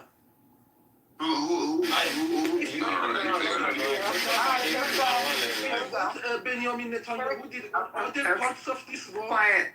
You would have not given shit to Mullah in comparison to that. Okay. Thank you for Here you go. Who made this girl? Here you go. Here we go. Look, if Mamdani tries this, he's the one who's going to be going to jail, not Benjamin Netanyahu. I looked up the law, okay? There are two laws involved here. The first one is 22 U.S. Code 7423, which says that no agency or entity of any state or local government may cooperate with the International Criminal Court in response to a request for cooperation by the International Criminal Court pursuant to the Rome Statute. That's the American Service Members Protection Act. It applies to allies. Second law, 18 U.S. Code 112, protection of foreign officials, official guests, and internationally protected persons, which Netanyahu would be all three of those. Whoever assaults, strikes, wounds, imprisons, or offers violence to a foreign official, official guest, internationally protected person shall be fined under this statute and imprisoned for not more than 3 years or both. Whoever does it with a deadly or dangerous weapon will be imprisoned or fined or imprisoned for up to 10 years. And not only that, there's another 6 months for threatening or intimidating a foreign official, which Mamdani has already done. So right now, under the law, Mamdani is facing 6 months in prison for intimidating Benjamin Netanyahu. If he tries to go ahead with it, and he sends the New York police armed with weapons, he could face up to 10 years in prison under this law. And I would tell President Trump, you should have the Attorney General announce that if he tries it, he will be prosecuted, he will be arrested and thrown in jail and prosecuted to the full extent of the law. So I have a question, Abby, because there was a word that I caught, and I feel that this could be contingent on the definition of this. I'm going to rewind what he says here. Okay. Local government may cooperate with the International Criminal Court in response to a request for cooperation. In response to a request for cooperation. It doesn't say if they voluntarily want to do it. If they choose to without, it says by the request. Is that going to make a difference? No, because the prior two things come into play. The prior step makes it clear that we have no treaty, no relationship with the ICC, and that we can't do anything in furtherance of them. The casino lawyer's perspective, right? Hold on. Which prior statute? So in 20, which is the serviceman's statute, the first one that he said, 22. 22. Mm-hmm. No, was it 20 or 22? Wait, what was statute number? It was 22, and it was also, this was the first one. So in the first one that he referenced. This was the first one. Right, the first one that he referenced. Let me pull up the law. 1 second. Yeah, let's just take a look at that. Go ahead, whoever was gonna. Hello, who is gonna talk? Hey, people, I just want to let you guys know. The law with respect to the ICC, it's not, it's not an arrestable crime, right? It's not a criminal. If you violate it, it's not a criminal charge. Number two, Section 18, 112, literally says, the threat, it wasn't necessarily a threat because Madami did not act on it, and his speech is protected, which, though this law supersedes these other motherfucking statutes, it's called the First Amendment, okay? In the Constitution, all right? So political officials can say what they want to say. What did Mandami say? He said that the ICC has an arrest warrant for BB. He's going to act on that. He later came out on Tuesday and said, and he kind of took back some of the things and implored the federal government to get in line with the ICC to, recognize their arrest warrant. At the end of the day, to say that we should arrest this guy for simply speaking the truth is fucking ridiculous. All right, like grow a pair of balls. My God. No, but he said he wanted to basically violate the law and do something that was illegal, like what Abby said, which would require having men with guns. I gave you a compliment earlier, man. Don't make me walk it back. But hold on, but he did. Don't make me walk it back, bitch. Dude, excuse me? But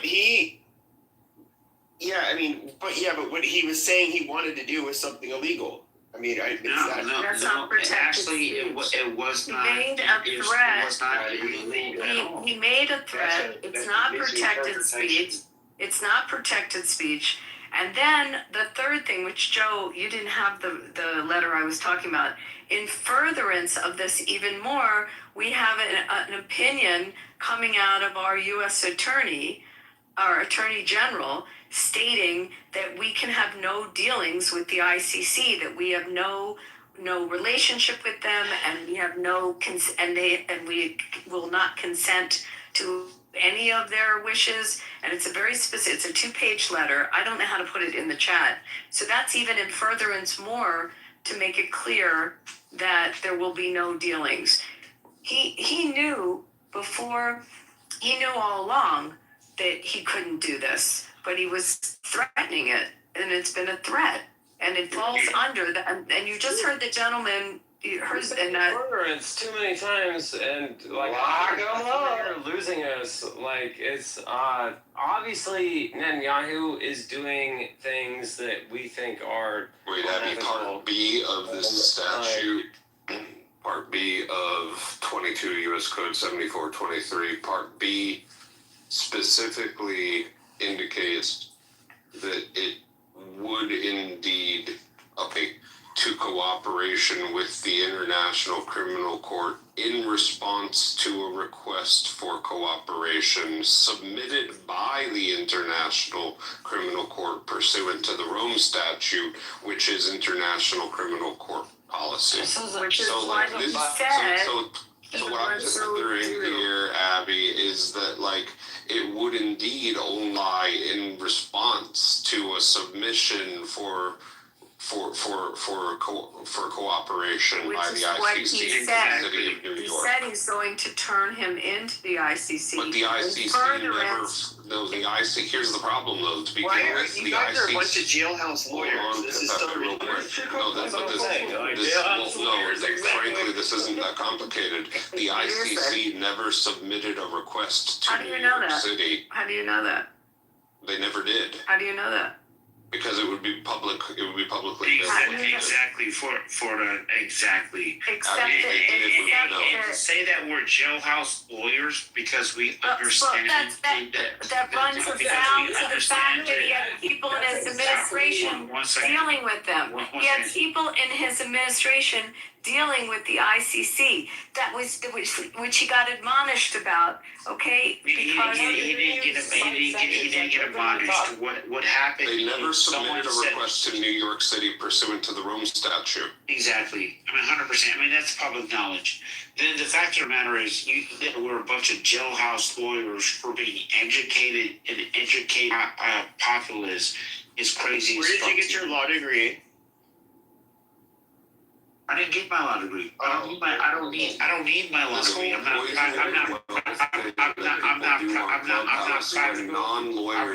practicing. I'm not the law with lawyers is ridiculous because, like, in any sort of like regularly educated population, a non-lawyer should be able to properly read law. Thank you. And 100%. But you're not reading in the statute. It's very clear. It says it bans U.S. entities from providing property services, intelligence sharing, or law enforcement cooperation to that court. It and he hasn't done that. And he hasn't done that. He intended. He said but he has he not was going done to it. He has not committed the act. He then went on to threaten that he was But going he has to not do it. acted And on you it. don't know that he hasn't. You do not know. It's going to be a matter. And who is wrong? It's going to be a matter of evidence to show what he provided. It's going to be an evidence hearing to see what he provided. It's going to be clearly based on evidence and who in his staff had contact with them and what their dealings were and what their correspondence was back and forth. And then the last thing I kept trying to say, and I'm going to have to get Joe to find this and read it, is that then there is an official opinion from the Attorney General on this. The opinion doesn't matter. At the end of the day, nothing. It's just an opinion. Well, here's the thing. Look, at the end of the day, Mom Johnny is right. He's right. He's in the world right. Okay, take a breath. Look, I got reference. Is it the letter I blanched to Tomoko Akane of the International? Yes. Okay, I got it. From Todd Bluegrass. Thank you. Yeah, I just read it, Joe. Well, thanks for adding to the conversation. It's going to be a matter of evidence and nothing's going to happen. He's in the right. Whatsoever. He's a political official and he has the right to speak his mind. He did not violate any law whatsoever. And guess what? If we want to think that violating a law now is calling someone out on their bullshit, then fuck, man, we're my guy. He didn't call out on bullshit. He threatened to arrest. It specifically says in the law, if he intimidates, harasses. You're a shell. Like you're trying hard to get think here. Okay, look, listen. I posted the letter at the top here. It says, "Dear Judge Akane, the United States Department of Justice unequivocally rejects any assertion of jurisdiction by the International Criminal Court over U.S. persons. The United States is not a party to the Rome Statute and has never defended to the ICC's authority as a matter of international law. A treaty." Okay. Yeah, y'all don't be so low IQ. A treaty cannot bind a non-consenting country.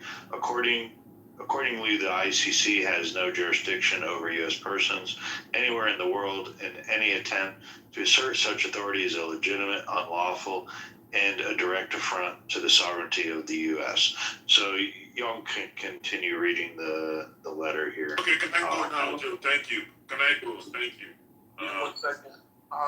Whether or not he can arrest him, or whether or not he should be arrested, I think it would be a bad idea to arrest him. Don't you think it would cause a lot of problems in New York? Kitover, how you doing? This is the first time I'm hearing your voice. Anyways, good. Fuck you, man. Anyways, I'm not a fan of Mandami. I don't like the guy. First of all, Mandami talks.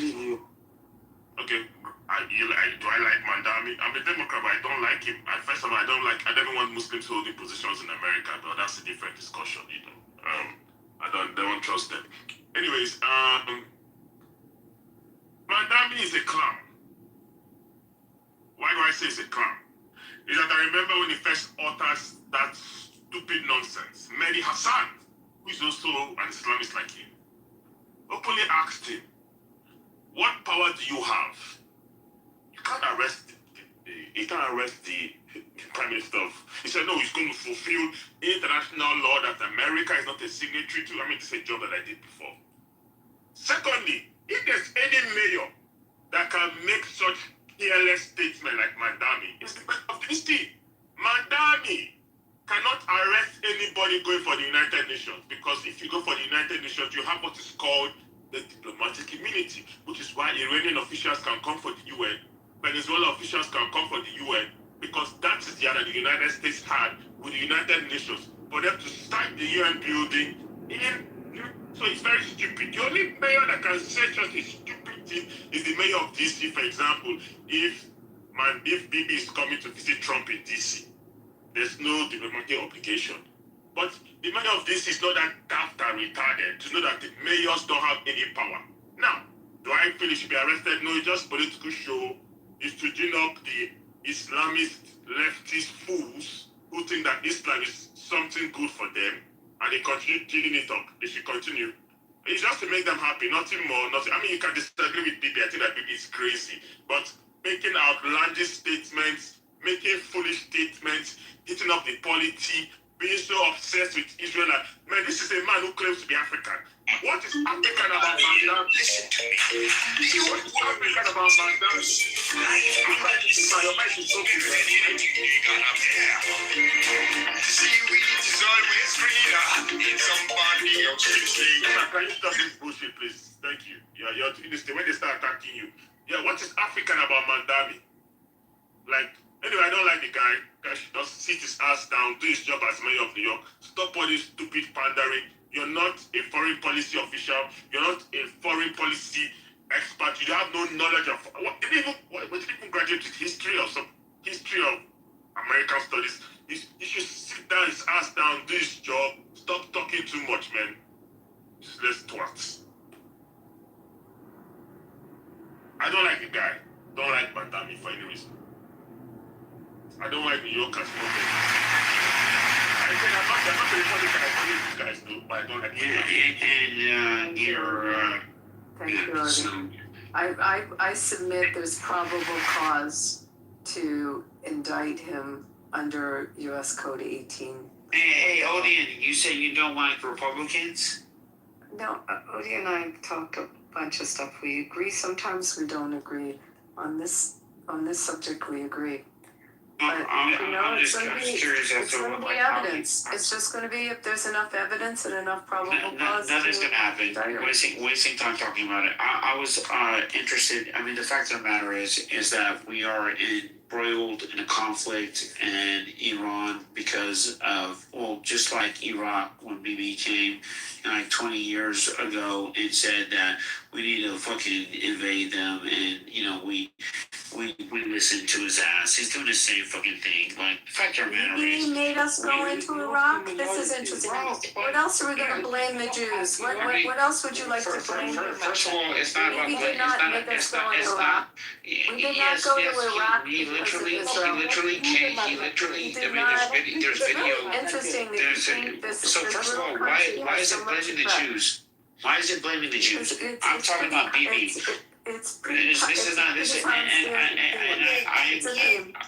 He came here and spoke to our Congress. Now, who was Ariel Sharon? I forget who the prime minister was. Nick, not in power. No, he did give a speech and is saying like, yeah, we should, and it would have a positive effect. And did it have positive effect? No, but okay, but Okay, hold on. okay. Okay, but hold on. Yes, But You that's can't blame me. You can't blame me but before that's Iraq. not the That's reason. very strange. That is fair. Yeah, but that is not the reason why we invaded. That is not the reason why we invaded Iraq. He had an opinion, but that was not the reason why. Okay, so what was the reason why? Because the reason why was bullshit reason. I mean, It was a bullshit reason, but it's because we said they had weapons of mass destruction, and it had to do more with we were being misled. Primarily, there were people that were misleading, giving misleading statements, and I believe one of them was an Iraqi defector. I forget all of the details, but it had nothing to really do with Israel. You know, first of all, you know, let's keep BB out of when I say BB, it doesn't mean all of Israel. I mean, he's under corruption charges in Israel. Like, we can't think that this guy represents the entire nation or, nation state of Israel. That's unfair. It's categorically untrue, intellectually dishonest. So if one criticizes BB and then people conflate that as to first of all, Peter, please. When you talk, I don't cut Peter. When you talk, I don't cut you off, please. When BB, someone criticizes BB. It's like, oh, you criticize the Jews? What the fuck are you talking about? Is this guy the Messiah? Like, no, you can criticize Netanyahu all you want. Nobody's saying that's that what he by criticizing Netanyahu or Israel, that's not illegal. Nobody could really say anything about the mayor violating the law. It was about when you're threatening to arrest him, which is. That's a whole different thing. I mean, it's a violation of the law. That's a quick It's a constitutional right.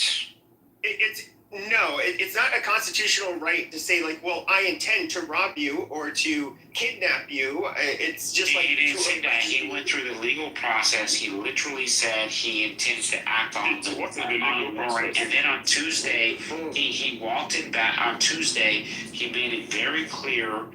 Madani came out on Tuesday and made it very clear as to he stood his ground and said that I believe that he should be arrested. He said that the city cannot execute the warrant. It is clear that we do not have the independent legal authority.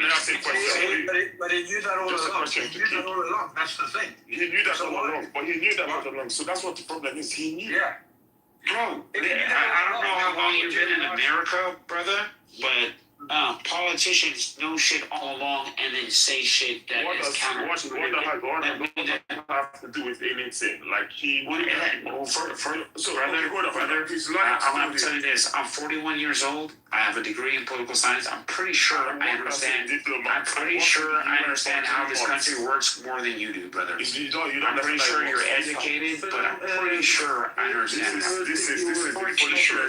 And you probably understand things more in Nigeria than I do, and I'll never question you on that. But the fact of the matter is, the fact you're not Black American. So what tribe are you? Tell me.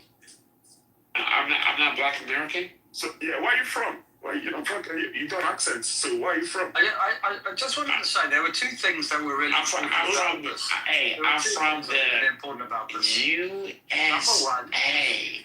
Where are you from? I just told you. He did what he did.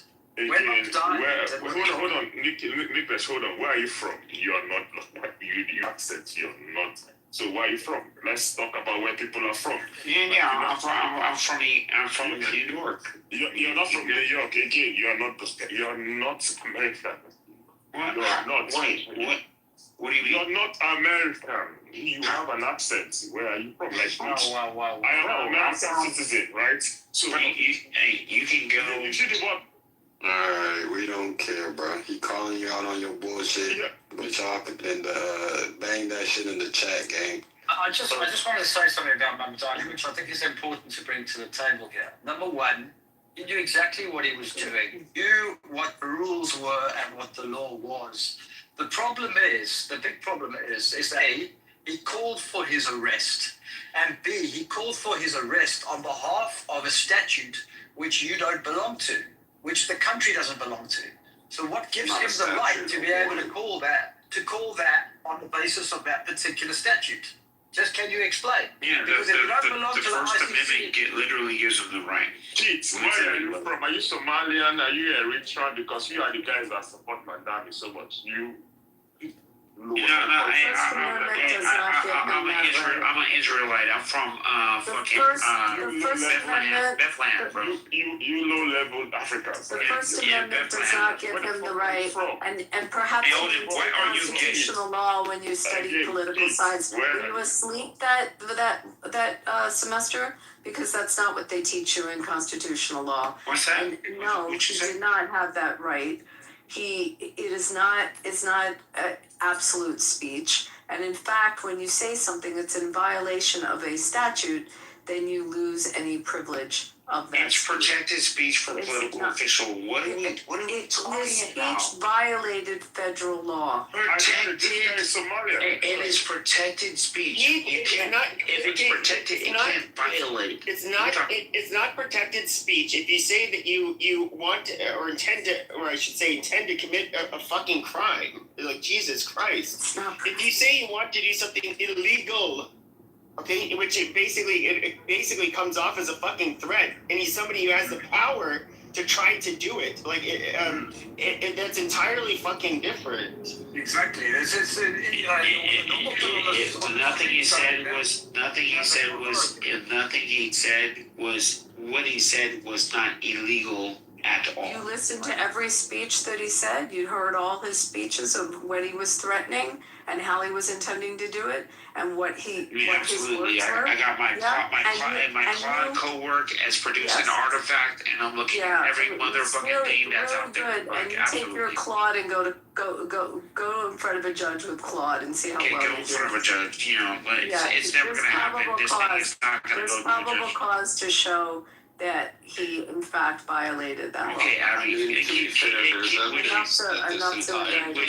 is operating out of Claude, and that's largely why most of their lawsuits are just fucking junk and thrown out pretty quick. Well, everyone else is looking at these statutes and playing videos. So if you go to YouTube and play a video, and you learn from YouTube, a lawyer what difference? You know what the difference is? Is it that I'm using a software? I don't learn from YouTube. That was a piece that was on the news today, so that's why I sent it to Matt earlier on. No, I actually you learn from the news. Yeah, I don't learn from the news. I learn from law, from books. Which books? Abby, you said we had a lawyer get caught? It's unbelievable, this conversation. What books? Well, ask me the subject matter. I'm trying to disengage you from this. I'm going to learn towards, maybe I'll read Prosser for the day. I don't know what the fuck. I study law the way you study law. Not with the AI or with the computer. I study it the real way. So I'm not going to sit here and justify it. Buddy, go back to your constitutional law and read again about what's privileged and what's not. Again, you're talking to somebody who's an attorney. Like, this is just becoming ridiculous. Fucking stupid. Yeah, she's an attorney in what field? I'm a corporate lawyer, okay? She's a corporate lawyer. She's not a criminal lawyer. She's not a constitutional. She's not a civil rights lawyer. She's a corporate lawyer. Oh my! So what the fuck are we talking about here? Gee, so I didn't have to study all those subjects to be licensed in 3 fucking states. I didn't have to study all of those. I never have constitutional law issues. I've never had a criminal case. Is that what you think? I have had criminal cases.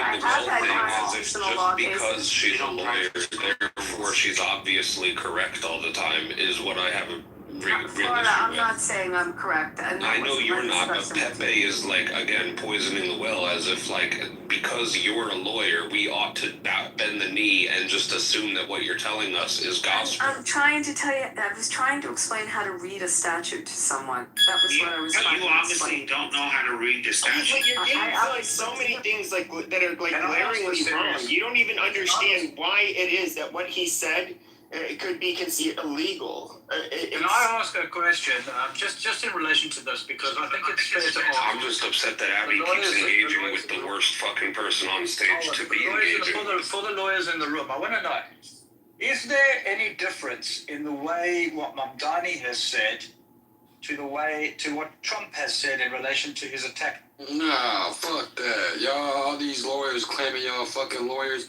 What's y'all record? Do y'all got a winning percentage? Okay. You're talking to me? I'm talking to the lawyers on stage that claim they lawyers, man. Do y'all got winning percentages? She's a corporate lawyer. She doesn't go to trial. I'm a corporate lawyer. I shake hands at the end. Whatsoever. She doesn't practice criminal law whatsoever. I have practiced criminal law. So in a courtroom? Yes. I'm gonna look you up right now. Yeah, go ahead. I'm licensed in 3 states. You can have Go ahead, Nash. I didn't want to cut you. I just wanted to know these people's record. It sounds like y'all have a losing record. I'm transactional mostly. I want to jump in front of Kanila real quick. Respond to one thing he said. One thing he said was that Mamdani knew what he was doing. I think it's probably better to say something like, in my opinion, I think he knew what he was doing, because there's no evidence that he knew. Well, there may be. My question coming back to Okay. Well, hold on. Hold on. I wasn't done. Hold on. I don't cut you guys off. Thank you. Sorry. It's okay.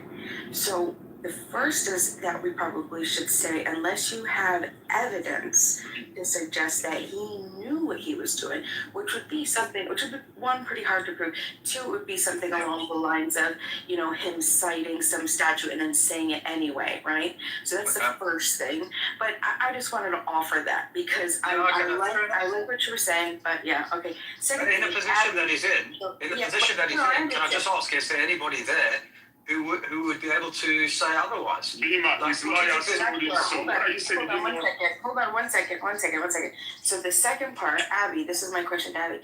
Abby, we're talking about, do we arrest him on the grounds of these statutes that this attorney listed?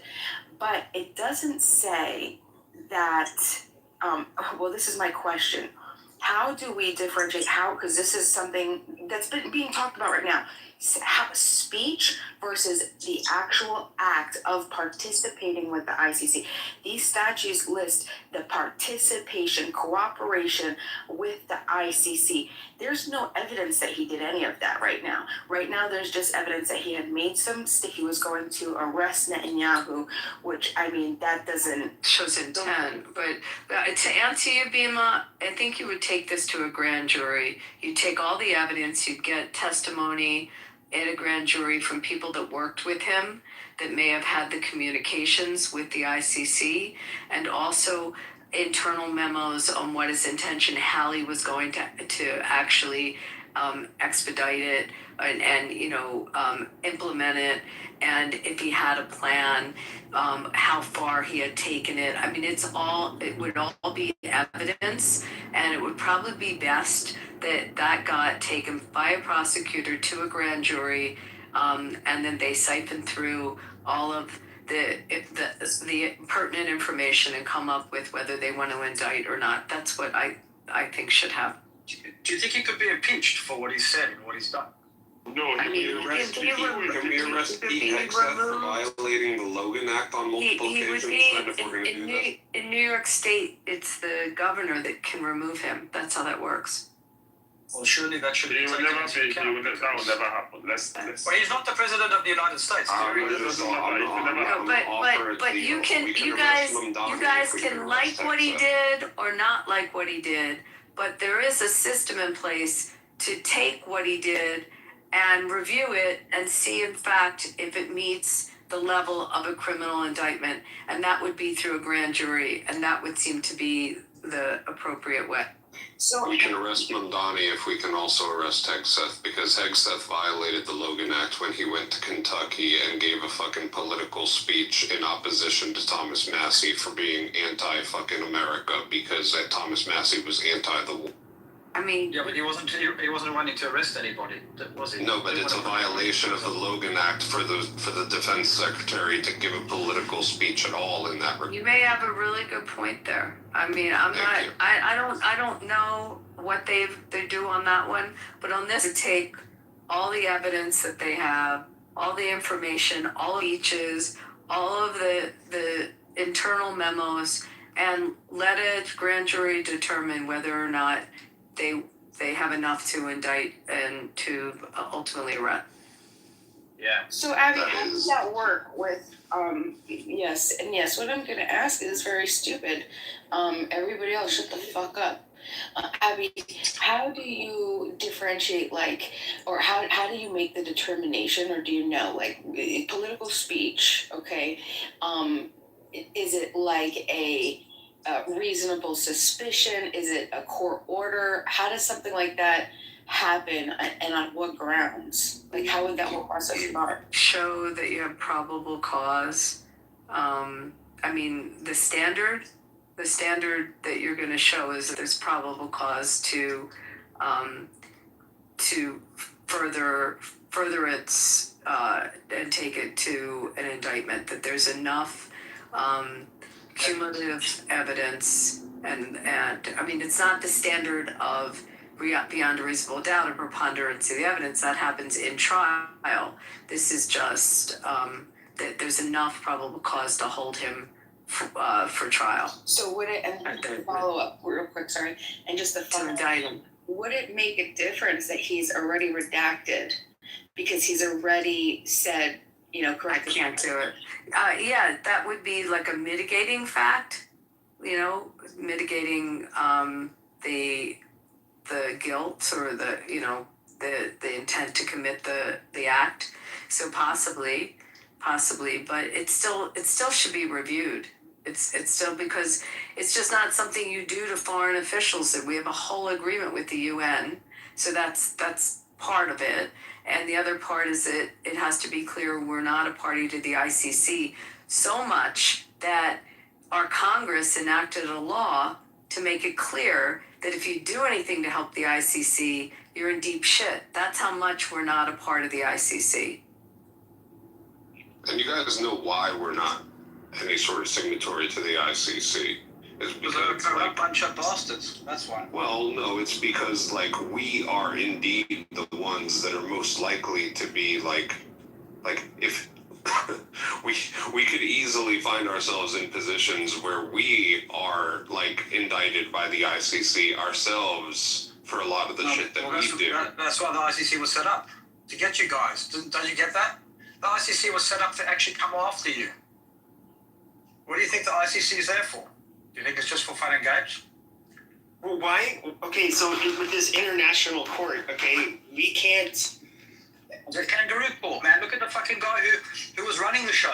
He's just had to be removed from his position.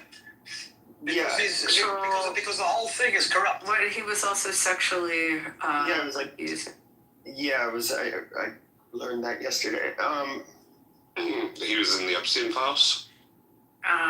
His name was Khan, I think his last name, and he. Karim Khan, correct. Karim, please, what group does he belong to? Are you guys surprised? Not at all.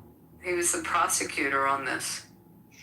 But I'm just curious to those here. He is a mayor. He literally he has leadership in some capacity over their police department, men with guns that can detain you and all of that stuff. Why? And of course, that way, by him threatening something that's illegal, basically depriving you of your rights.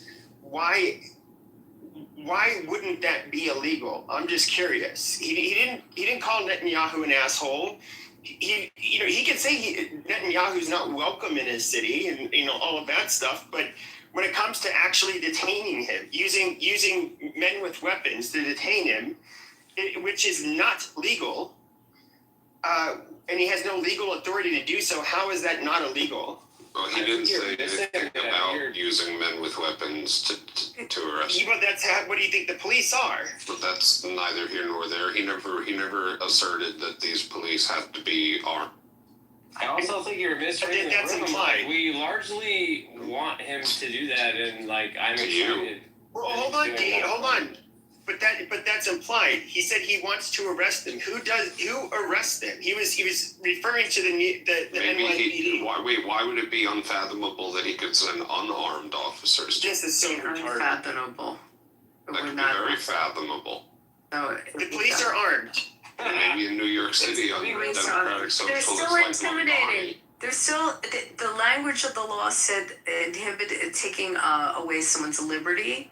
When you take someone in custody, you deny them of their liberty. That's the definition of custody. Statute says that. I'm not a big preachy guy, but he is standing up for what is right. And that doesn't matter if you think it's right. Being preachy if you're not preaching. I live in Spain, where it's okay to do it. It sounds gay, D. No, it is. Okay, we're not talking about righteousness. We're talking about what is legal. I don't care about what's legal. Legal comes. But we're having a conversation whether or not what he did was legal. That's the problem. You don't care about what's legal. That is part of the problem. I think you're misunderstanding. Once we convince enough people that you just change the law and then that changes, right? I think you're missing this point. He also did something else. He also dog whistled in his speech for everyone to take action to the streets. So he called.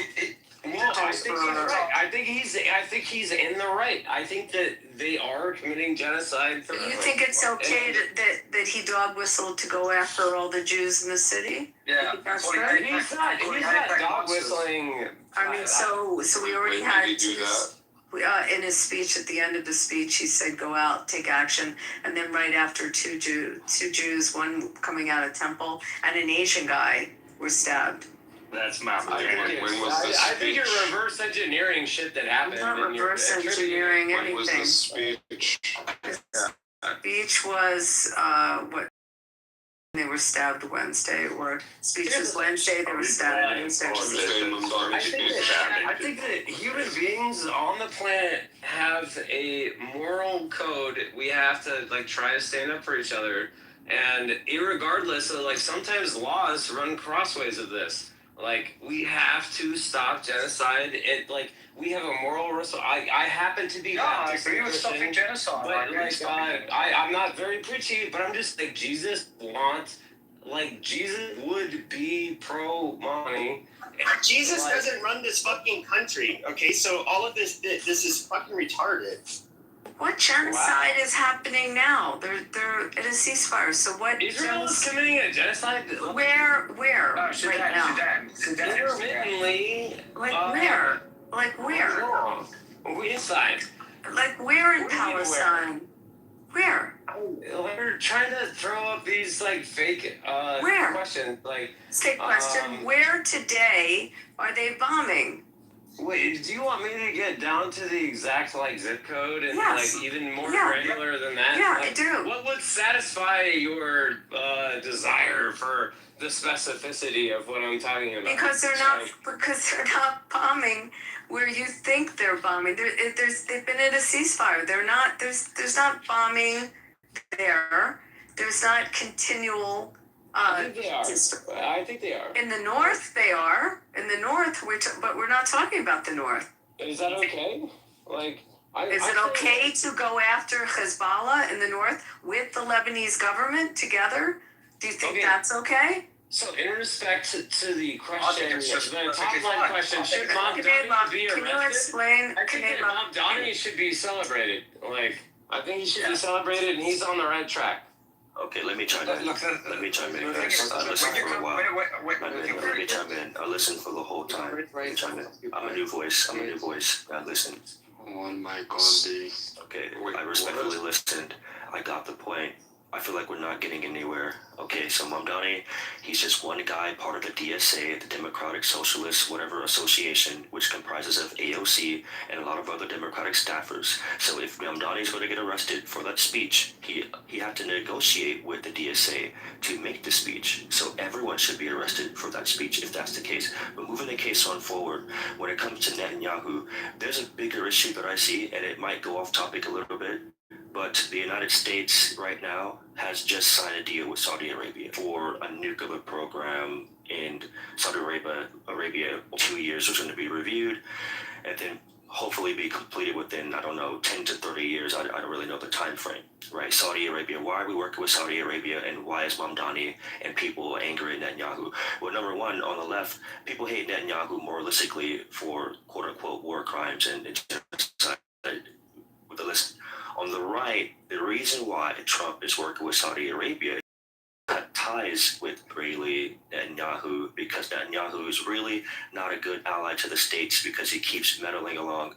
And when Trump is trying to do affairs with J.D. Vance, he continues on doing the attacks during the memorandum of his understanding, and this is leading to the further conflict. The reason why the United States is working with Saudi Arabia, because on the left, people are getting angry about this, and they're saying that, oh, well, you know, we're siding with the enemy.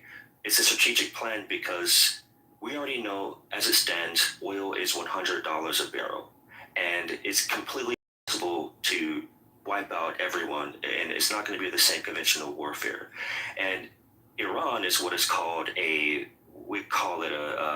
it's a state that can produce nuclear weapons. I forgot the word, but anyways, it can produce nuclear weapons given the resources that it has. Proliferate. Now, right. So if that's the case, why Arabia? Well, Saudi Arabia is the enemy of Iran. Saudi Arabia is an ally to the United States, like Saudi Arabia. However, if Iran gets a nuclear weapon, this is going to cause within the Middle East. Israel is the only country in that area that has the arsenal and power to keep everyone in check.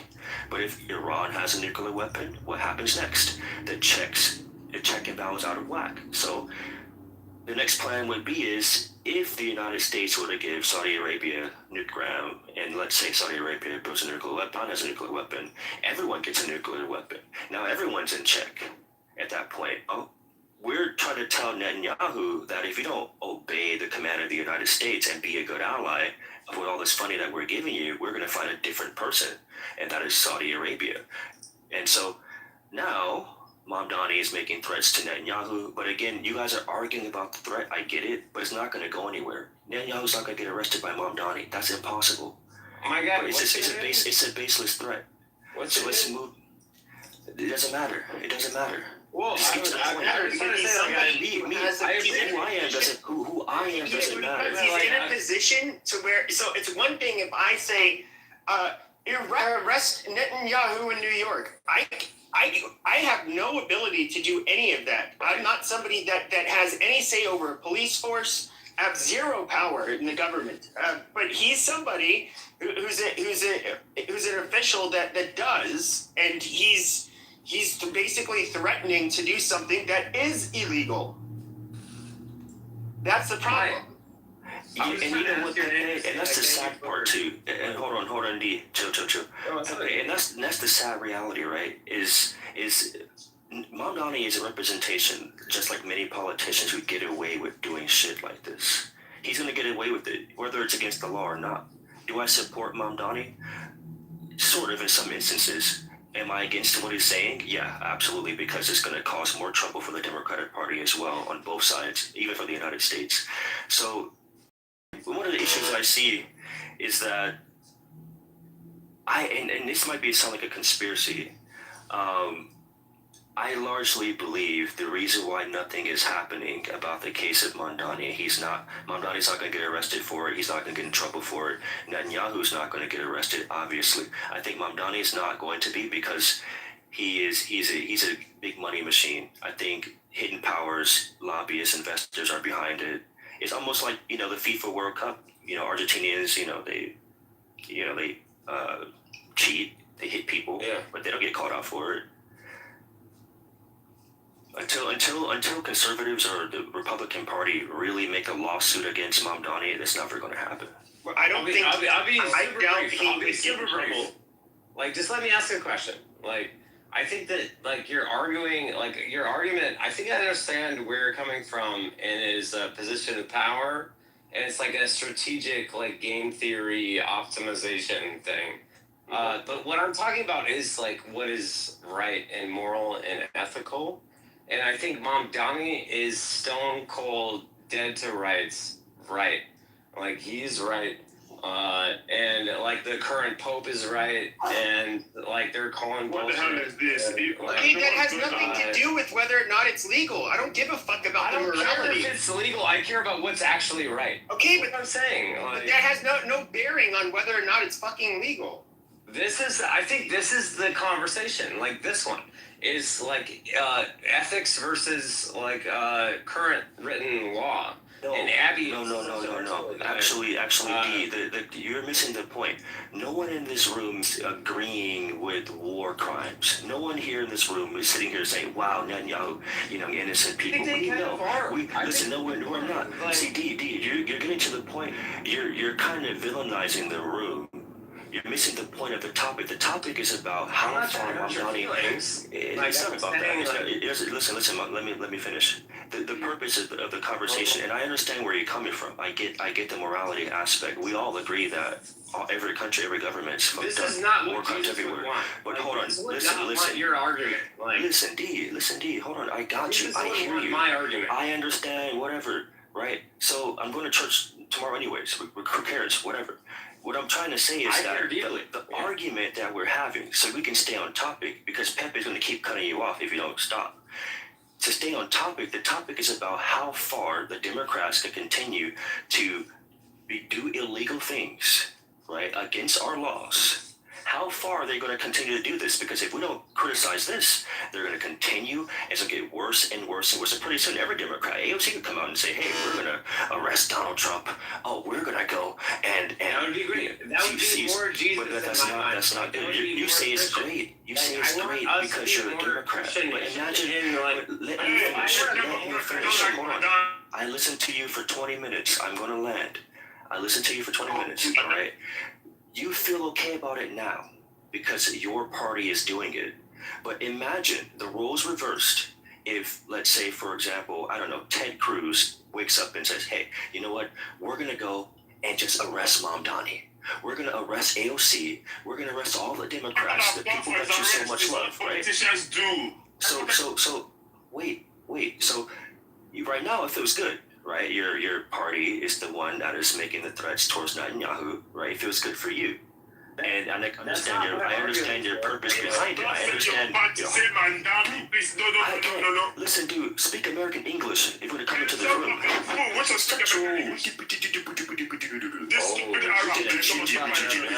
We can't understand it, dude. I'm sorry, I can't understand your accent. I'm trolling you now.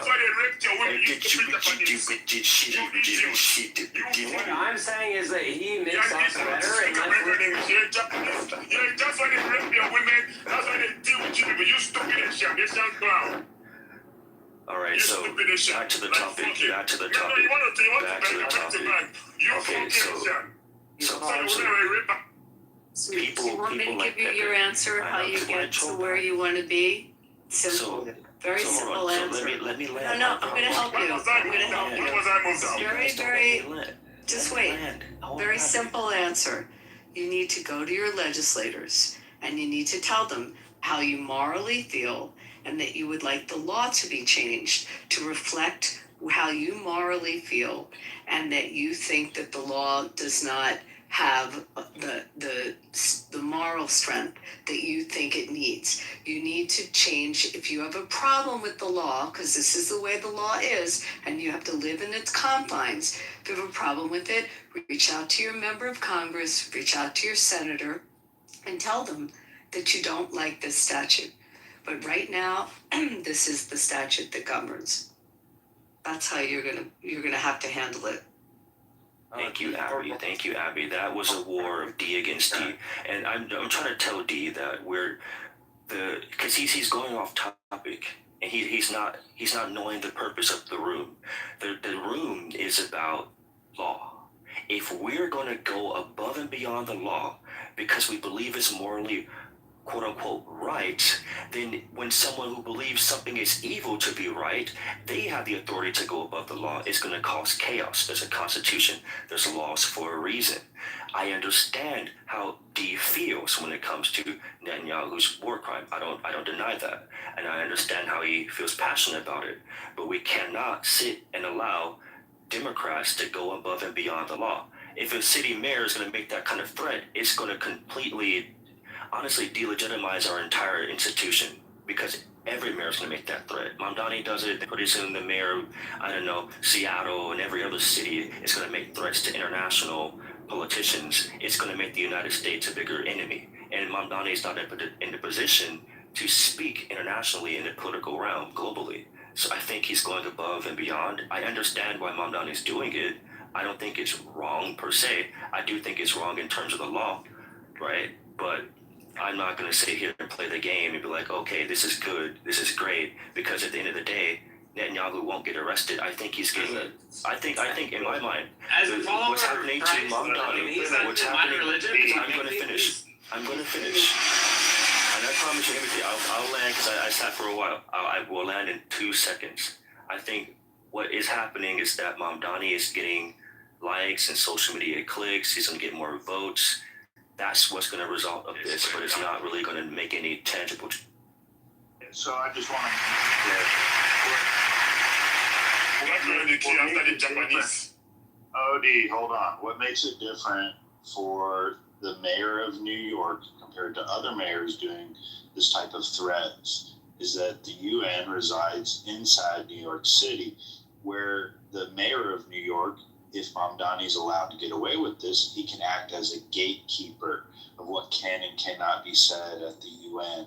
We cannot allow the mayor of New York to start controlling that type of influence over the international discourse. Okay, so just to clarify, as someone who worked in the UN, the mayor of New York has no power to stop anybody.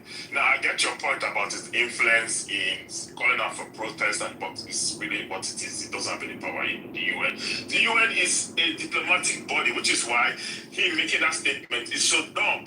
You can't arrest a foreign leader going to the UN. You can't. That's the agreement that America made with the United Nations when it decided to cite the UN in New York. They could have cited it in, for example, Geneva, but America wanted it. Now, again, the only reason why Madam is making this statement is because he's a Muslim. It's nothing more. Throughout the years, Mandami has been obsessed with Israel and Jews. Now, I'm not saying everybody can be obsessed with everything. So what is the great obsession of a man who claims to be from Africa but is Indian, who is Ugandan, who has, I'm sure, never been to Israel or Palestine before? But go through these videos. Mandami has talking about Jews and Israel. In fact, after October 7th, there's a video, it's not my opinion, of Mandami going for a protest. So, is Mandami the most moral conscious person in America? Is it the best? Like, is it the one that holds the moral purity test of what's the genocide or who to call out or not? There's AOC. She has not called for him to be arrested.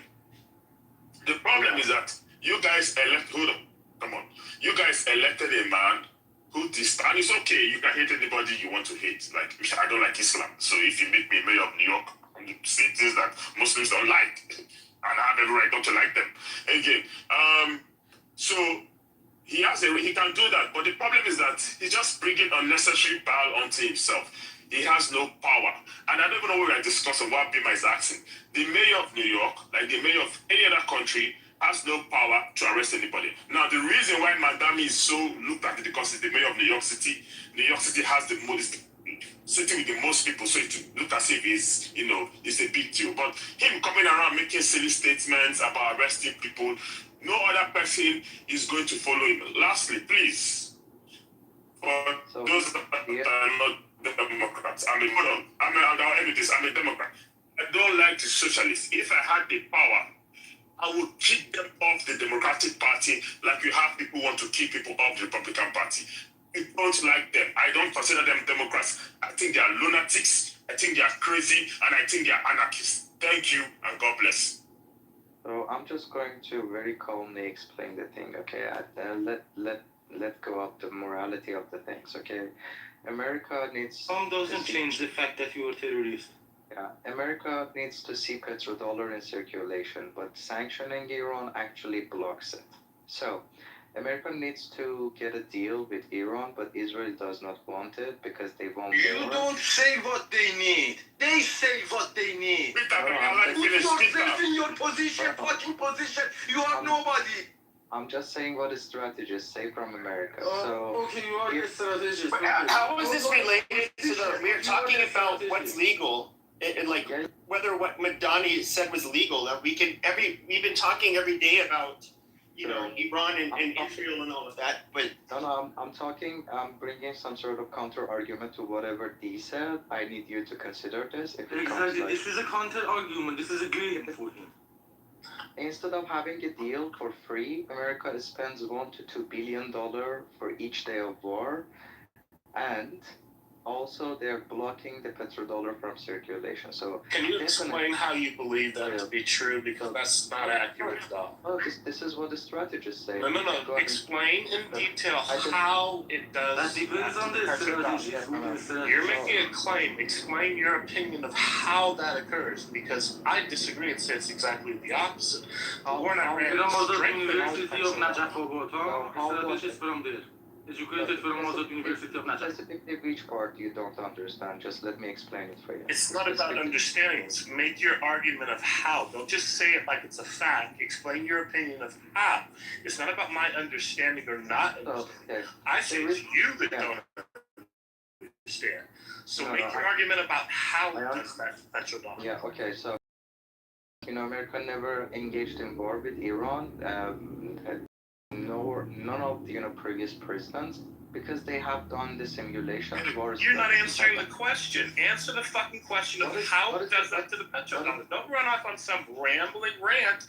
Back up your fucking claim with some sort of argument of how that affects the petrodollar. Let him try. Yeah, so here is the thing, William. So how petrodollar works? Like, you do trade with countries over petroleum, and you do it over dollars. When you sanction a country, when you sanction them from dollar economy, it means that petrodollar is not going to circulate in that country, right? Isn't it very obvious? So sanction basically blocks the petrodollar from circulation in Iran and going to east from Iran, right? So this is the first reason. So America basically needs to come to a deal with Iran, not going to a war, because war. Wait, you're talking in circles. Petrodollar doesn't fucking circulate, and it's not circulating around Iran. He's talking about the same thing you guys are talking about, which is like optimizing some like global political macro strategy. Like no, he's talking like he knows what the fucking petrodollar is and how it works. I think he might actually know. Like let him can you finish? Like, but he can't answer the question. He just says this basic thing. No, I feel like he was onto something. Like let him finish, dude. Like no, he's not onto anything. So William, here's the thing. How petrodollar economy and petrodollar trade work with Saudi Arabia and does not work with Iran? Because Iran is sanctioned, right? That's the only difference. You understand that Saudi Arabia broke the petrodollar and sold oil to China, not the petrodollar. You understand that? Not me. So William, here is the thing. If it's in a country for more than 40 years, obviously they're going to do business with China. With China. Don't you get it? That's very simple thing, Tom. Right?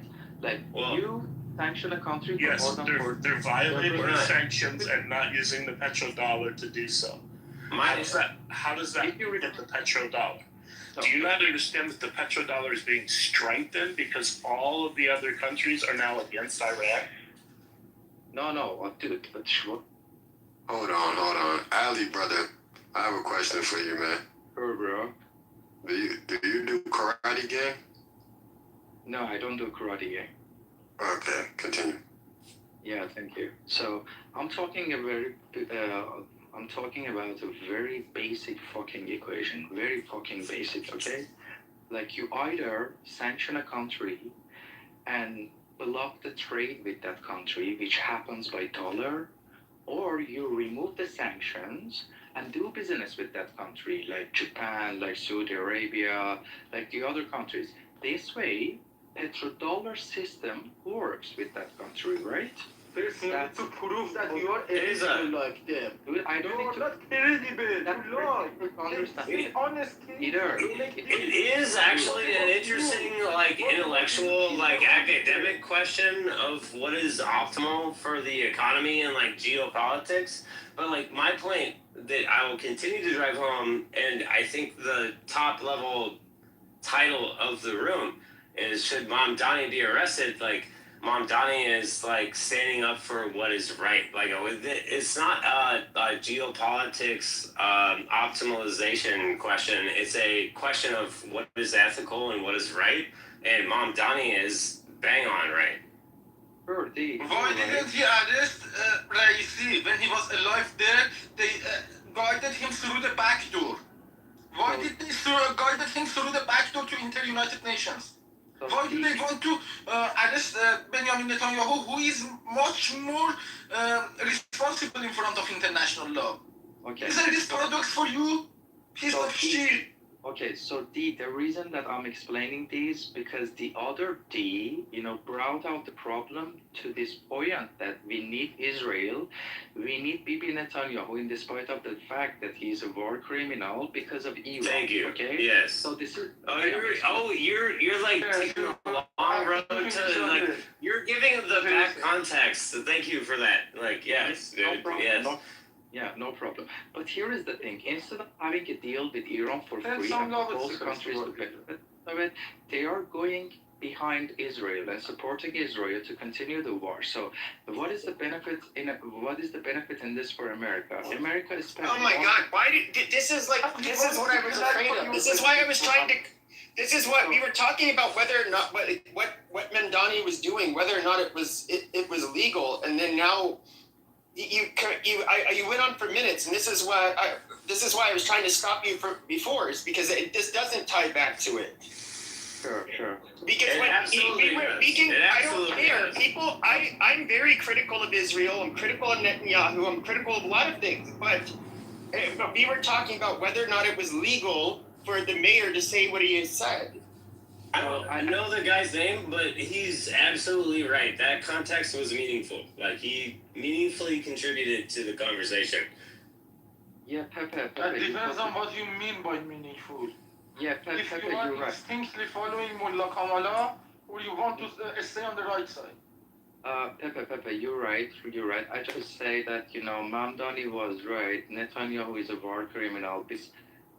It prevents America from having a deal with Iran, and it costs $1 to $2 billion each day for America. Okay. Well, you're factually wrong about that, but I agree with it's definitely not costing $1 billion a day would be a lot. Like, I think you're. I think it is costing. No, it is costing. I mean, our military to the ships and everything. Now, I mean that would. I believe I've heard that more than once. I wouldn't be surprised. $1 billion a day would do universal free lunch for public schools. Like, $1 billion a day would. It can't be. If it was $1 billion a day, it would be like a free lunch for every kid in America. Our military is incredibly expensive to operate. So that I don't think it is. Like, it absolutely is. That's like, look, what is our budget for our military annually? I can answer it. I'm retired from the military. Do you actually know what you're talking about? No, we're basically saying it's $1 billion in circulation.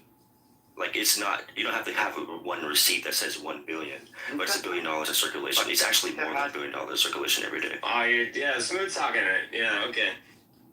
So I got a follow-up question, Holly. Do you recognize that it doesn't matter if you agree with what Netanyahu said or not, that we're discussing the legality of what Mamdani said about Netanyahu, but we're discussing the legality of it. Are you familiar with that at all? Are you familiar with American law? I do agree with you. I just leave it to you. I just wanted to just show you the other Are you aspect. familiar with American laws? I just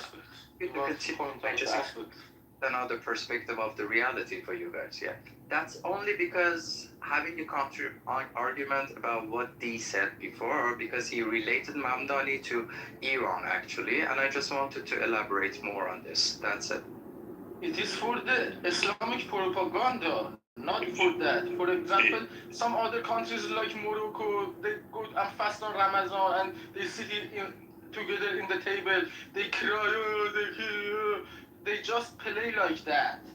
And he is instinctively playing on the table because he sits with them on the table to eat iftar. And that's it. This is their instinct. They cannot deny what they did on the ground. They put the automatic gun in front of people. Let me just speak lonely with Mamnani, then he would have not have any answer based on the standard that he is living in.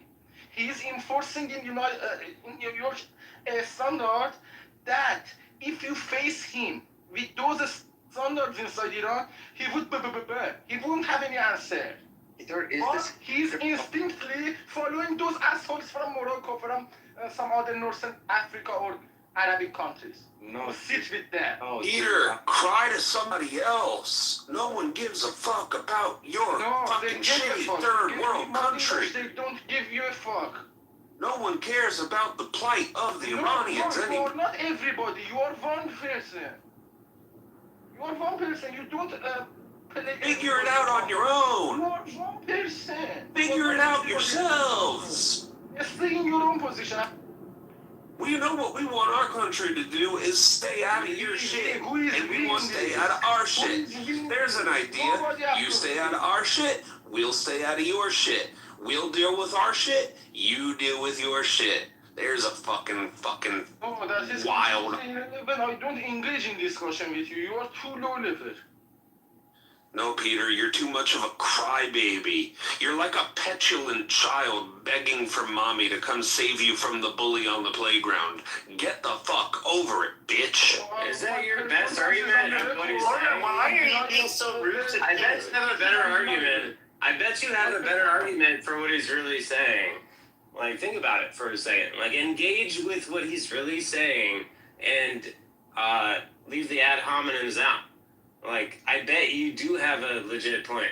Like, what is it? It puts me on the defensive point. We need to kick Mullah out. I don't have any. Then kick him out. When he plays, you don't need America's help. Go do it yourself if you need to get rid of them. Just as one person, then I would engage in discussion with him. He is not a group. Great. Organize a militia. It was a lapse of judgment. Like, allow him to have a lapse of judgment and allow him to re-engage. Like, organize a well-regulated militia. That's what we would do in America. Do Yeah, yourself. but they don't have a well-regulated militia because they don't have our constitution. They could. No, hold on, Pepe. They don't need the Constitution to form a rebellion. They don't need a Constitution to form a revolt. There's inherently and intrinsically nothing legal about revolt. The whole purpose of revolt and revolution is the idea that it is illegal in nature due to the fact that the governing parties in power wouldn't allow it. So you have to go above and beyond the means of law. Go take matters into your own hands. When you are successful with your revolution, then you recreate the laws in your own image. That's what America did.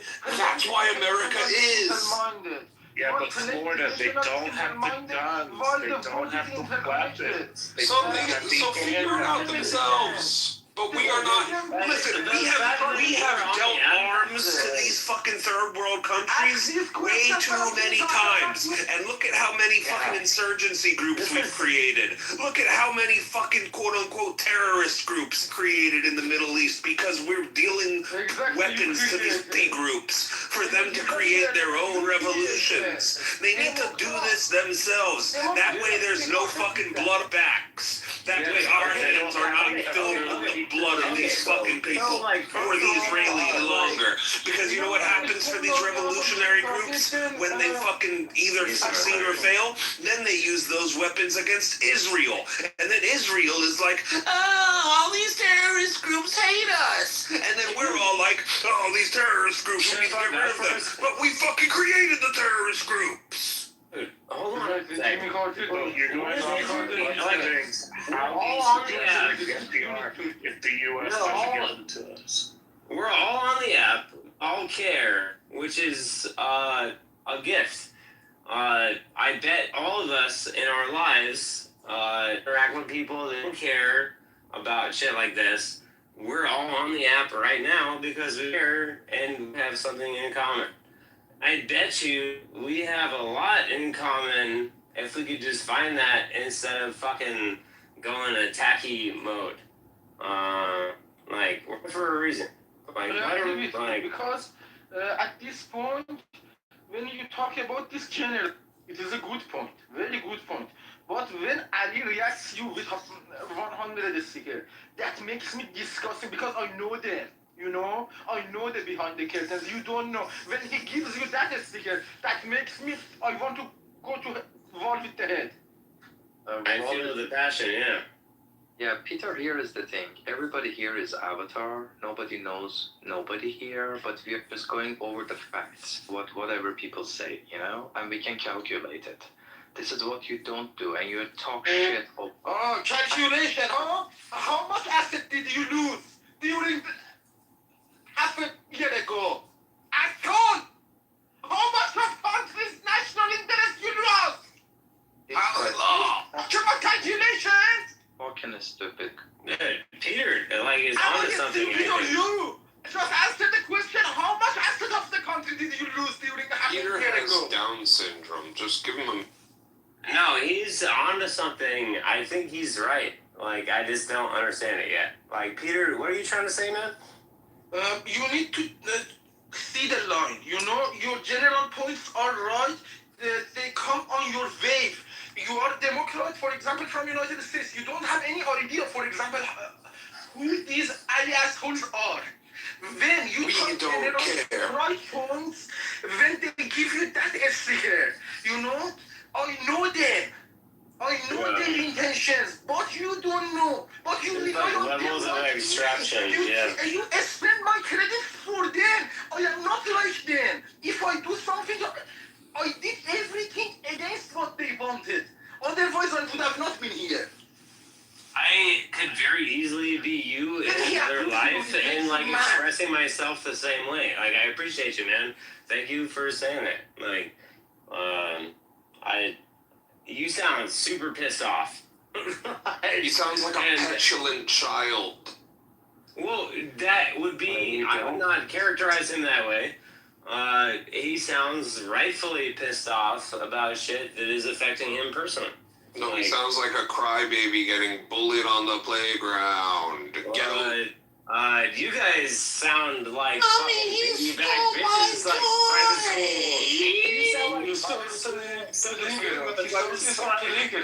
school.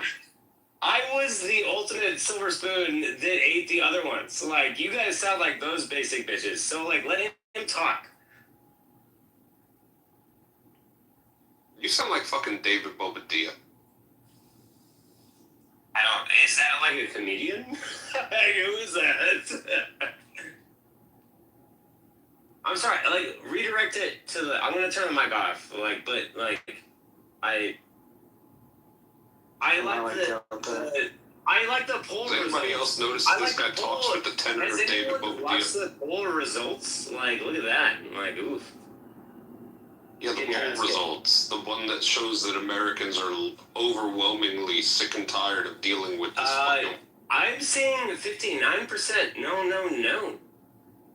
No, the war is overwhelmingly, if you look at the whole population, not just Republicans, it is unpopular. Interesting. Why do you think that might be? Because Americans don't want to be entangled in another fucking conflict in the Middle East. It's pretty simple. Because it's always that way with war. No war is popular. When 59% of people say no, it's like overwhelmingly, like, any, like, person, like, consultant you would hire for PR on your political campaign, like, you would crush this shit. If you set this up for no, like you fucking won the fuck out of this. Good job.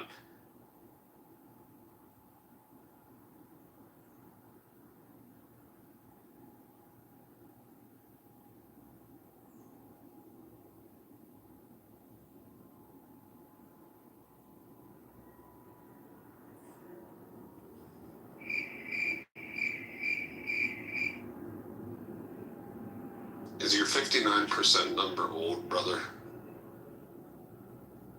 Sorry, I lost the point because I needed to refill my energy. He made me drain my energy, so I need refill. Because I'm looking at only 34% of Americans today approve of the war. I'm talking about this specific room in the clubhouse, like the one that you organized, like we're saying no with emphatic exclamation points. Well, D, that's simple, right? It's like I said before, no one is against what you're saying when it comes to the war crime. The argument, again, like I don't want to rehash it again. The argument is about the legalities, right? That is a big problem. Like I think that it's weird for you to nitpick about for me personally, everything in the whole world. You're gonna nitpick about that. I think that's interesting. Yes. But let me finish. You must be nitpick on this particular thing. Being arrested? No, I don't think he should be arrested. Going to jail because it's about this. When it comes to the legalities, he should face some sort of lawsuit. He should face some sort of fine. You're so passionate about it. Like, where does your passion? Like, you're so invested in this. Absolutely. Yep. And I don't mean D, the one wearing the scrubs. The other one. Like, stop interrupting him. Seriously. I'm a nice mod, so I'm not the hard one. So you can, but I can be that way if you want to. But anyways, no one's against what you say about the war crime. Of course, we all know that. Like, of course, we don't all know that. Everyone's we don't all know that. Not everyone knows that. We're going stop cutting me off. I'll put you down in the audience. All right. What we're getting at is the legality, right? That is wrong. I don't believe a mayor should go up and just start making baseless threats against in the international arena, because it's going to be a big mess. Again, like, people who are in positions are there for a reason. Mamdani is a mayor of New York. He should focus on New York City. Unless he is the politician on the global scale where he could be able to speak internationally, he should be able to do so. But if we're going to allow Mamdani to do this, then every mayor can do the same thing.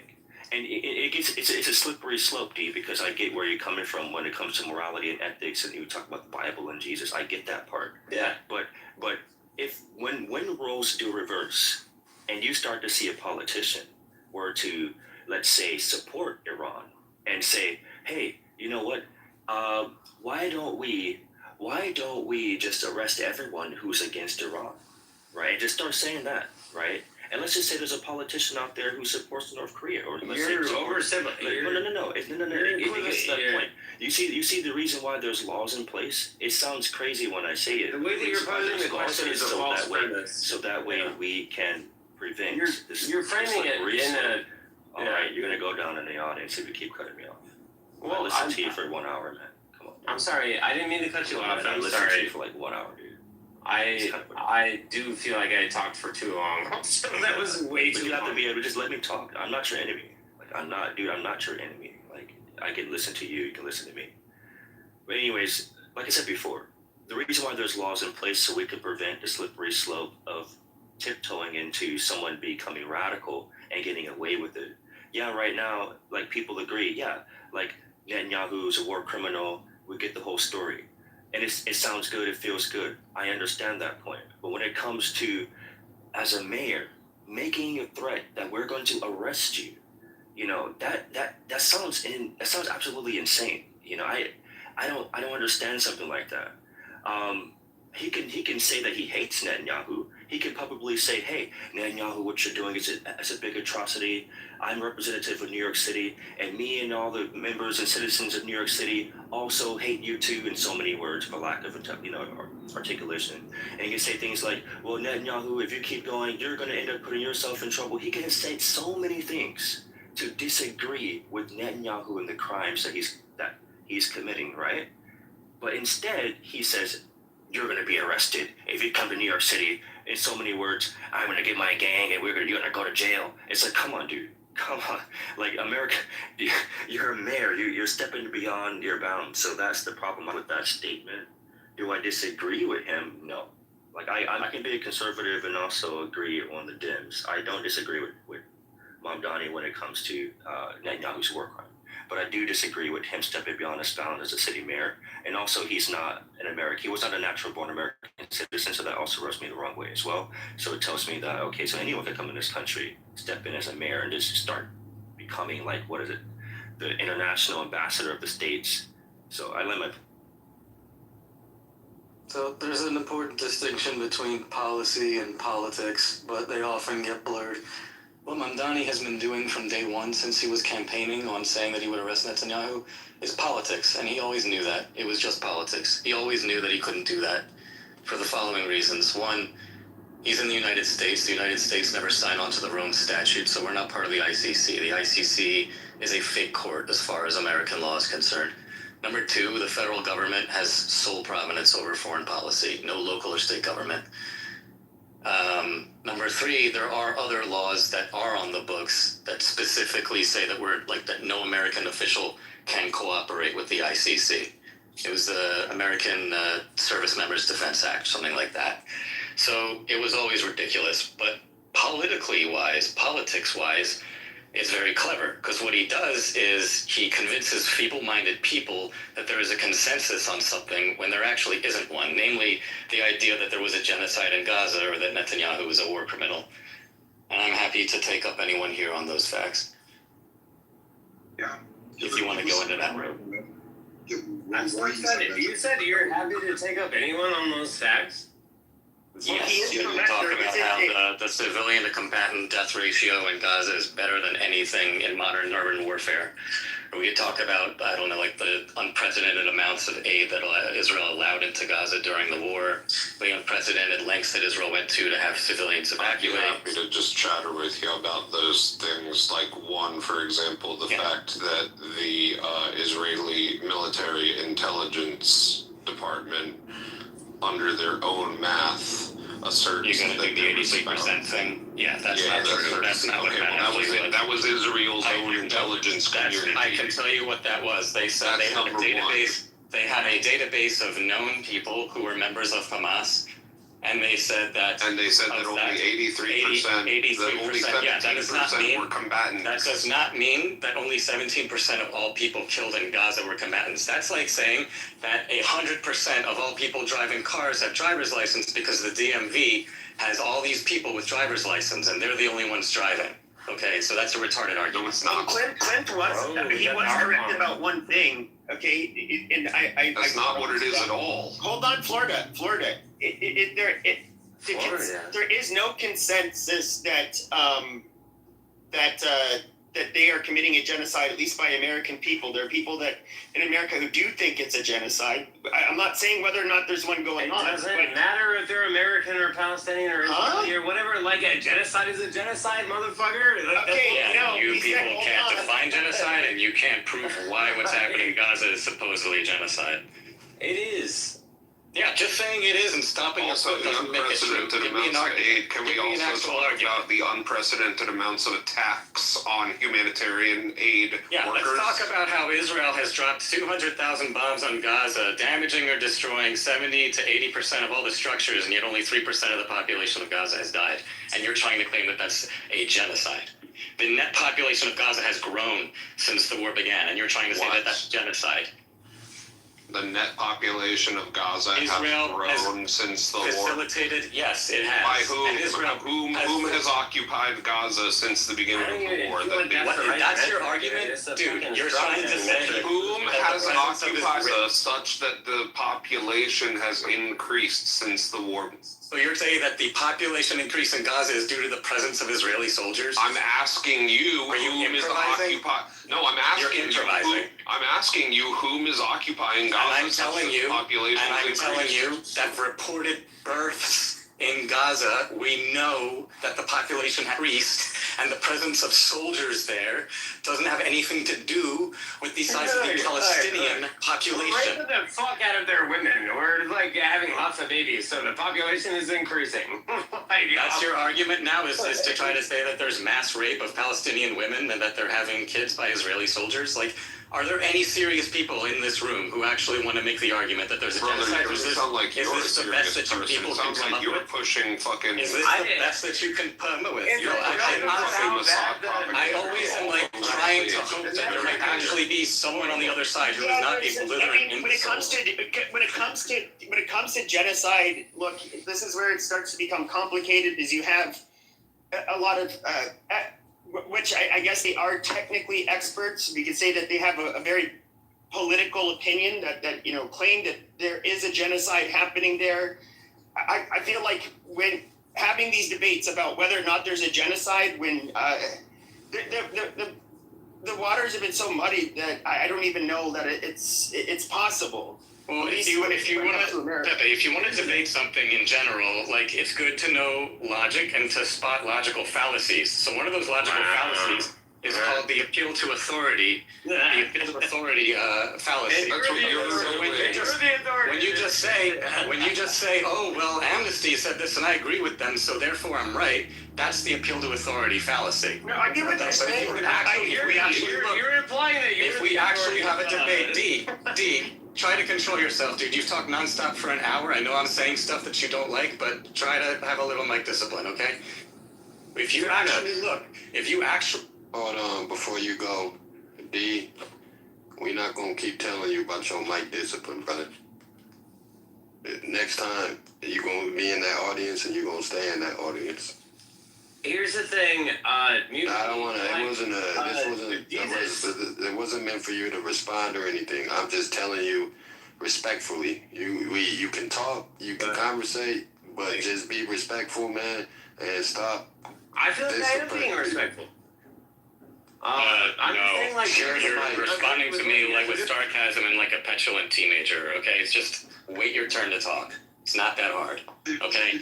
What I was saying is, if we look at the relevant documents, okay, if we look at the Convention for the Prevention and Punishment of Genocide, which is where the legal definition of genocide can be found, that's what we should study, that's what we should look at, and then ask ourselves, is this what we see in Gaza? Does this apply? And how do we know that? What are our facts? What are we pointing to? That is how you have an actual debate over this. Not, oh, this expert agrees with me, so I'm right. Oh, that expert agrees with you, so that's just fucking hasbara. No, that's not how we actually have a fucking productive, adult, intelligent conversation about this. Yeah. Clint, if I may take up your point about population increasing, do you consider what happened in Bosnia a genocide? Do you know about the Bosnian genocide? With the Srebrenica massacre, I believe, the ICJ found that was a genocide. But they were also deliberately trying to ethnically cleanse. That was their fucking goal. I mean, that's where that's what this all hinges on. It hinges on intent. On dolor specialis. What's it called? Dolor specialis. Regarding the point of the population, L, if I may, do you think the population increased in Bosnia when the genocide was going on?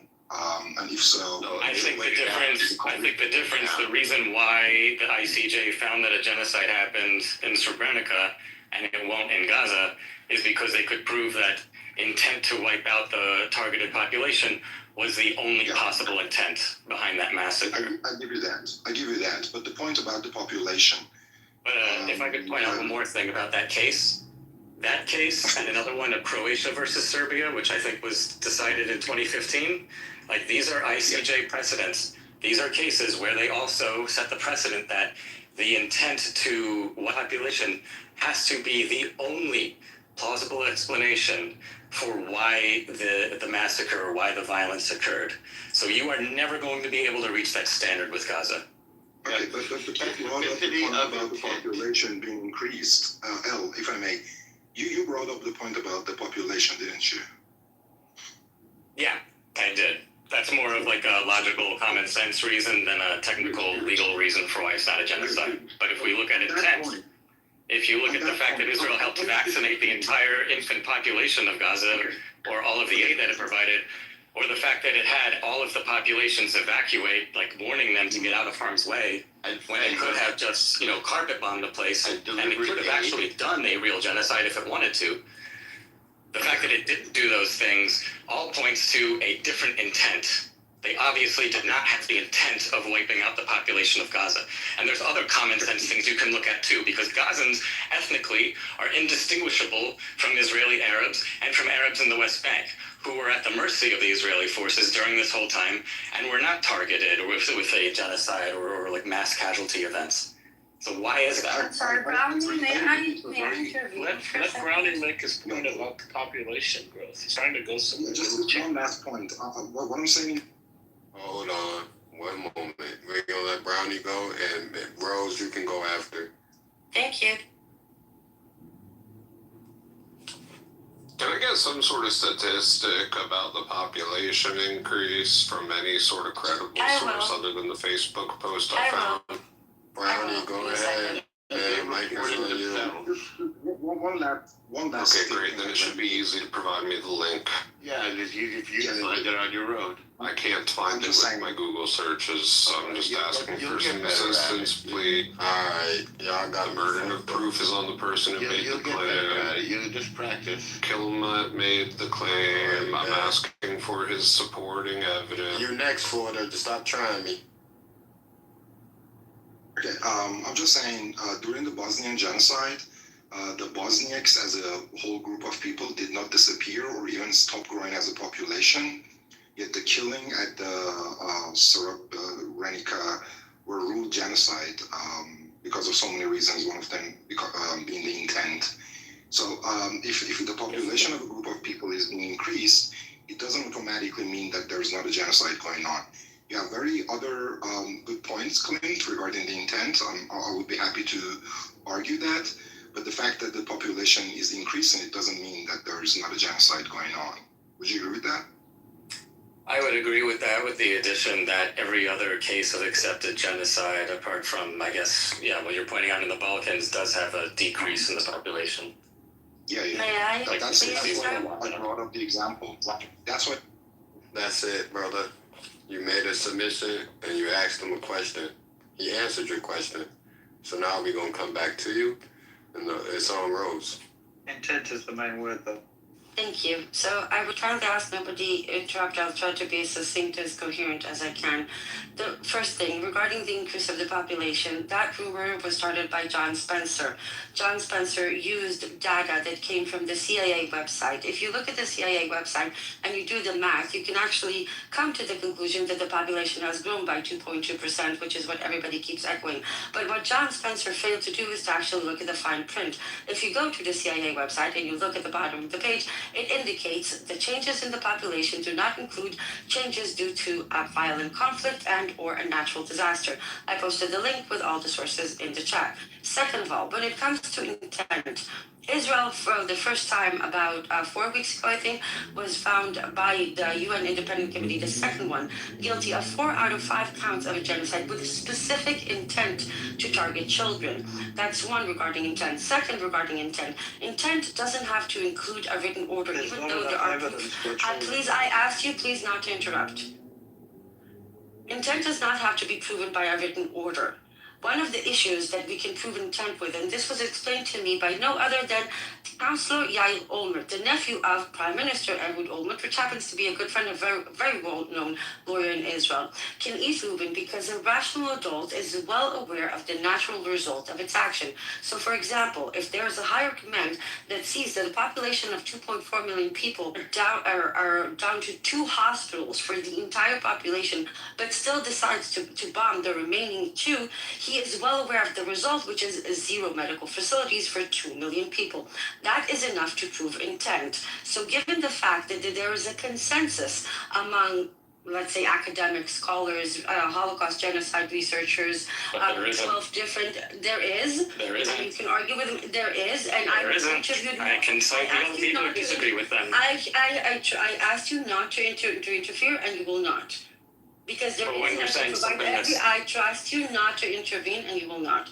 There is a consensus. I can provide a list of 58 academics, all of them scholars in the most respectable institutions in Israel and out, all of them either historians, genocide researchers, or human rights lawyers, and Jews or Israelis, all of it call it a genocide. I have personally interviewed 3 of them. 2 of them are tenured professors in the Hebrew University of Jerusalem. And I can provide a list of other scholars who disagree with your scholars. Who?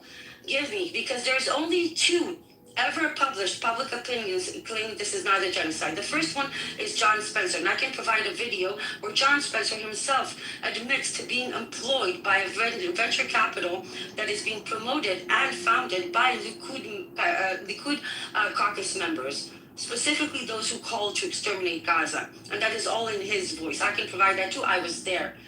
The other scholars that actually provided a paper, semi-professional, claiming it's not a genocide, were 6 Israeli academics and scholars. One of them, the head author, Uri Orlif, which I have spoken to as well, has since then retracted that statement.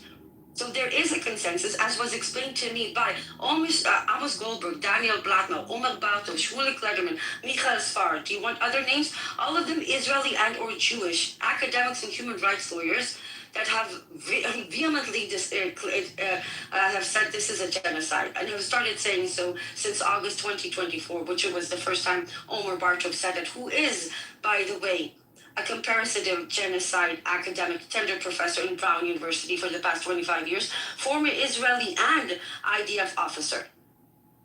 The claim of genocide is not your opinion and mine. And the only time that it made it to the ICJ gave the following ruling. Plausible genocide provisional measures required, which means that if something is not done, this will become a genocide. That was in January 2024. Not only was nothing done, it only gotten worse. And just to be clear for those of you who don't know me, I am Israeli, I am Jewish, I am openly anti-Zionist. I am not an anti-Semite because I am a Jew. I don't support Hamas because Hamas are not a good thing. And I am very much against the state of Israel and Zionism. Not because I am against my people or Jewish people or anybody, but because it is an evil, oppressive construct that violates human rights since the day it existed. Everybody between the river and the sea deserves to be equal and free. And when it comes to a genocide, this is a problem with you fucking Zionists. You've conveniently ignore facts whenever it's comfortable. John Spencer was an idiot that didn't look at the fine print. Genocide is a consensus among scholars, including academics of the highest ranking in Brown, Princeton, and the Hebrew University of Jerusalem, which I am a graduate of, by the way. All of them say it's a genocide. And one last, even the Genocide Research Institute, named after Raphael Lemkin, the Jewish Hungarian fucking Holocaust survivor that literally wrote the definition of genocide, have also called it a genocide. Israeli B'Tselem, Israeli Association for Human Rights, thank you very much. and go on and on. Shut up. Somebody else now. It's not a lecture. It is, because none of you know anything, and I do. I mean, she sounds like she's wickedly educated on all of these talking But this points. is not so, one of those. Okay, so can I respond to? Okay, well, it's certainly This isn't an echo chamber. We can have It's not an echo chamber. That's why we want to learn. There are several things that Emma says that are not true that I would like to address. She sounds like she knows exactly what she's talking about. She sounds like she's an inline. Yeah.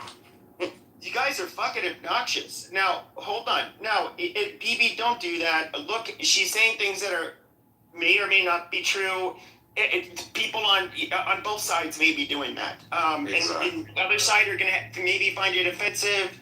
That's fine, but this is not a Zionist space. This is not a pro Hamas or space. So we're just gonna let people say what they want to say. They get to take their turn. Hamas is finished. Can I respond to some of the things that Emrose was lying about? Let her finish her last point. She wasn't done yet. She was done, and I wasn't when done. you It was cut off by BB before she was able to finish. Were you finished, Emrose? She wants to say that she's against Hamas. Hamas is always. Peter, quit crying. This is not the point of her. Quit crying. Hamas is not there anymore. Emrose, crying. Anyway, so she mischaracterized what the ICJ ruled on, and the Chief Justice Joan Donoghue explained on the BBC then what that ruling actually was, and it basically boiled down to that they said that Palestinians have a plausible claim to protection under the Convention on Prevention of Genocide. They did not say that it was plausible that a genocide had occurred. Measures mean? Second of all, Measures, no, what does plausible genocide? no, they said that it is plausible that the are a people as such. Hold on. And Rose, I sent them to the goo when they kept interrupting you. I will send you to the goo if you keep interrupting them. To be fair, I asked her if she was finished, and I think she was trying to speak. That's okay, I can wait. Nah, if you wasn't finished, you can go. If you wasn't finished, you can definitely finish. Thank you. But Thank you. allow them that same respect. Timothy, that's a sweet dream. No, but I've lost my train of thought, so I'll just wait my turn. And anybody that needs receipts or documentations, I'm happy to provide. Just request. I also have a pile of documentation about the genocide attempt of Mullah. Oh boy. Green Crayola drawings of your stick figure family don't count. Alright guys, I'll set the rule. Okay, Peter is a mod. Peter is a mod, and I understand he has a lot of passion. But if anyone talks trash about Peter, it's getting kicked out of the room. If you mock him, you're getting kicked out. I've got a question for Rose. Rose, I wanted to ask you something. Just check out my profile photo. This is one of the... His mom also committed suicide. These victims, Sarina Ismailzadeh, also lost her mom after her death. Nobody understands a word you just quoted. I'm kicking you to the goo. Sorry, brother. You're taking a side against these kind of victims. You are against this. You are part of shit. You are a piece of shit. Rose, I've got a question for you. Do you justify October the 7th? Are you kidding me? You little piece of shit. My best friend had three. I had three nieces and nephews. That my best friend had three nieces and nephews in the tunnels for 3 months, including her figured cousin and her husband, 4 murdered in Beirut. I was taking care of an evacuated family that the grandma had to attend 4 online funerals for the kids in her kindergarten. Don't ever fucking ask me that question again. That wasn't my question. No, Gabriel, you know exactly what you asked and you know exactly what I answered. Okay, can I also point out one more thing? I don't know what you answered. 2 more You things. answered a whole lot of hullabaloo about stuff that Right, happened. Neela, we don't need to attack So it. Like, the problem. dig at her. So let Prince go ahead. Can I just say that the problem with letting somebody go on and make like 10 different points in a row without giving anyone a chance to respond to them one at a time is that like a lot of them get through. You do So the same shit. I can't remember everything. But okay, so for one thing, there were not only 2 scholars of genocide who have gone against the one John Spencer and one published by six authors. Yeah, no, you made the claim that it's just that. There is also a paper released by a former Australian parliamentarian named Mike Kelly, which I highly encourage you to read, and everyone in here should read, on debunking the Gaza genocide. He's a lawmaker from Australia. So he's not a genocide. Right. So you were basically a walking example of what I was talking about before, with just the kill the authority fallacy. I'm asking how is it complete? You're I mean, you're the.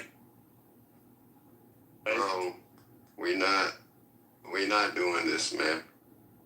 I don't know how many times I've said only one mic at a time, bro. Okay, so the other logical fallacy and untruth that you said was talking about the Raphael Lemkin Center endorsing the genocide libel. Do you know the actual relatives of Raphael Lemkin are suing that organization for using his name? That organization has nothing to do with him. It's a bunch of random leftists like you somewhere in Pennsylvania who are basically using his corpse as a prop. Okay, Clement, would you like to go over the 58 other names names that I have? We can also then go over the dozens of other scholars that have gone on record. Everybody also always says they have that list. Nobody ever provides it. And trust me, I will provide it in the chat in a minute, but you know what? But my point is that this is not like actual intelligent way of making that list argument. does not exist. How do you explain? Your entire argument is the appeal to authority fallacy. No, my entire argument is that it's not my opinion that makes it different, or yours. My entire argument is based on 12 different human rights organizations, 3 Israeli human rights organizations. Yes, which are staffed by ideologues like yourself who are biased. Staffed by what? Ideologues like myself? Yes, they are staffed by Smolanim like you who are biased. This is not about Smolanim. Do you recognize international law? Do you comply with the concept of international law and international institutions?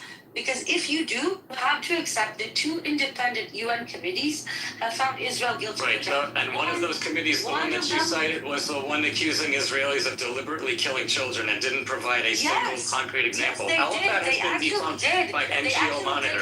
They did not actually find a single case. It was all based on hearsay. No, it's not. They create this slop for people like you to throw around. Okay, so I'm going to do one last thing. I'm going to put a link into chat to an organization called Bearing Witness. The organization started by an Israeli historian teaching in Princeton called Professor Lee Mordechai. That organization became an initiative became an organization called Bearing Witness, which actually documents, catalogs every testimony and proof regarding the genocide. It is started by an Israeli. There are multiple international volunteers today, and it is sectioned by categories like the starvation policy, the destruction policy, the targeting of children policy, and all of that by Israeli Jews.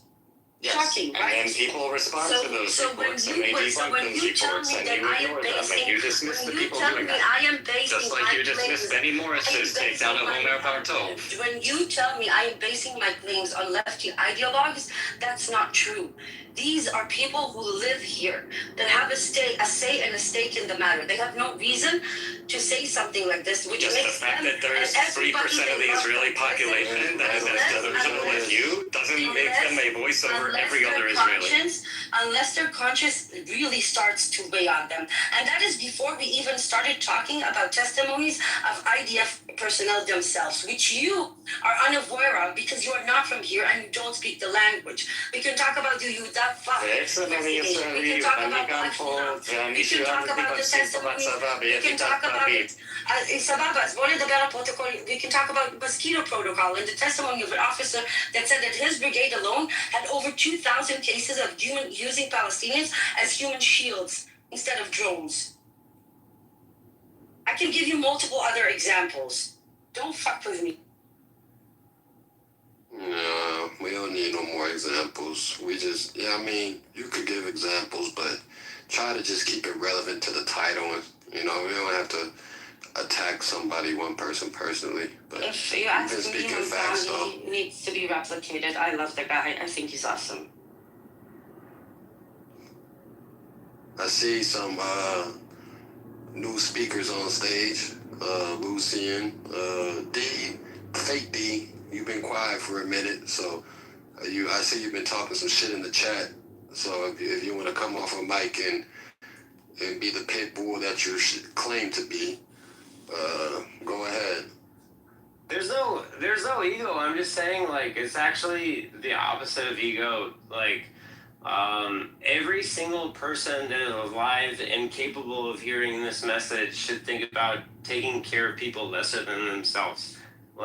If there's someone sick or deprived, or if you look down on them because they have a fucking gambling addiction, or you look down on them because they're bad with their money, or they're for whatever reason, Christ calls us to take care of people lesser than ourselves. And I think that we should vote for laws and regulations that take care of people that can't take care of themselves. And I'm done. That's it. To follow what that gentleman just shared.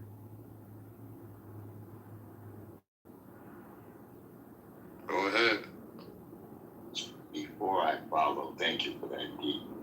I came into the room just based on it being the President Trump room. That's number one. I have a pink ticket. I'll probably cash it in. Could you do a reset for me first? And then I want to respond to what D said and why I came into the room regarding President Trump. Should Mandami be arrested? What's the real issue there? I'm in Los Angeles. We have a very heated mayoral race here with Karen Bass and Nithya Raman. So I want to understand the topic, and then I will expound regarding why I came into the room. I'm done speaking. Okay. Does any of the moderators want to? Long story short, okay, legally, what Mandani was saying that he has been trying to find a way to do, which would be to first of all recognize the ICCJ and arrest Netanyahu is illegal. And so basically, people are asking whether or not he should be, be held accountable for it. Fine with that. Thank you so much, Pepe, for that. I always appreciate you, Pepe, the data that you bring every room you go into. So, literally, as you all can see, the consensus is real simple. 60% says no. So I think we should close that case. I think that was real simple. Now let me move very quickly to Los Angeles and President Trump, okay? Is it okay if I put a link in the chat if people want to look at the data that I'm going to share? Is it okay? Yeah, that's fine. Okay, very good. And I'm not going to be too long. I'm out of town. It's early where I am, so I'm not going to talk I also won't talk too long. So what I'm going to put in the chat is some data regarding Trump's executive order that he signed July of last year regarding homelessness, okay? And I don't know how many of you have read the executive order regarding homelessness. And by the way, I'm using the word homelessness very on purpose. I'm not using unhoused. I'm not using houseless. Let me explain why very quickly. In our opinion, we've been studying this environment for decades. And that's why the mayoral race here in Los Angeles, the top two issues are the unhoused, people living on our streets, it's out of friggin' control, and affordable housing. Those are our number one and number two issues, period. And so Trump, in the executive order, only talks about homelessness.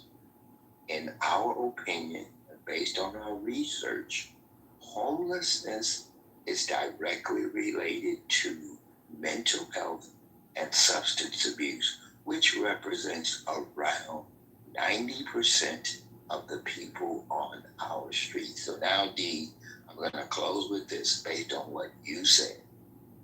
In our opinion, based on our research, we should not call everyone on our streets nationwide homeless.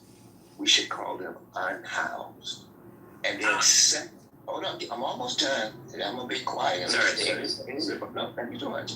And the reason I wanted to speak to you after you is because we've been studying this for decades. So I am very knowledgeable on what I just said. I'm talking at the highest level. So, in conclusion, homeless, 90% on our streets in LA.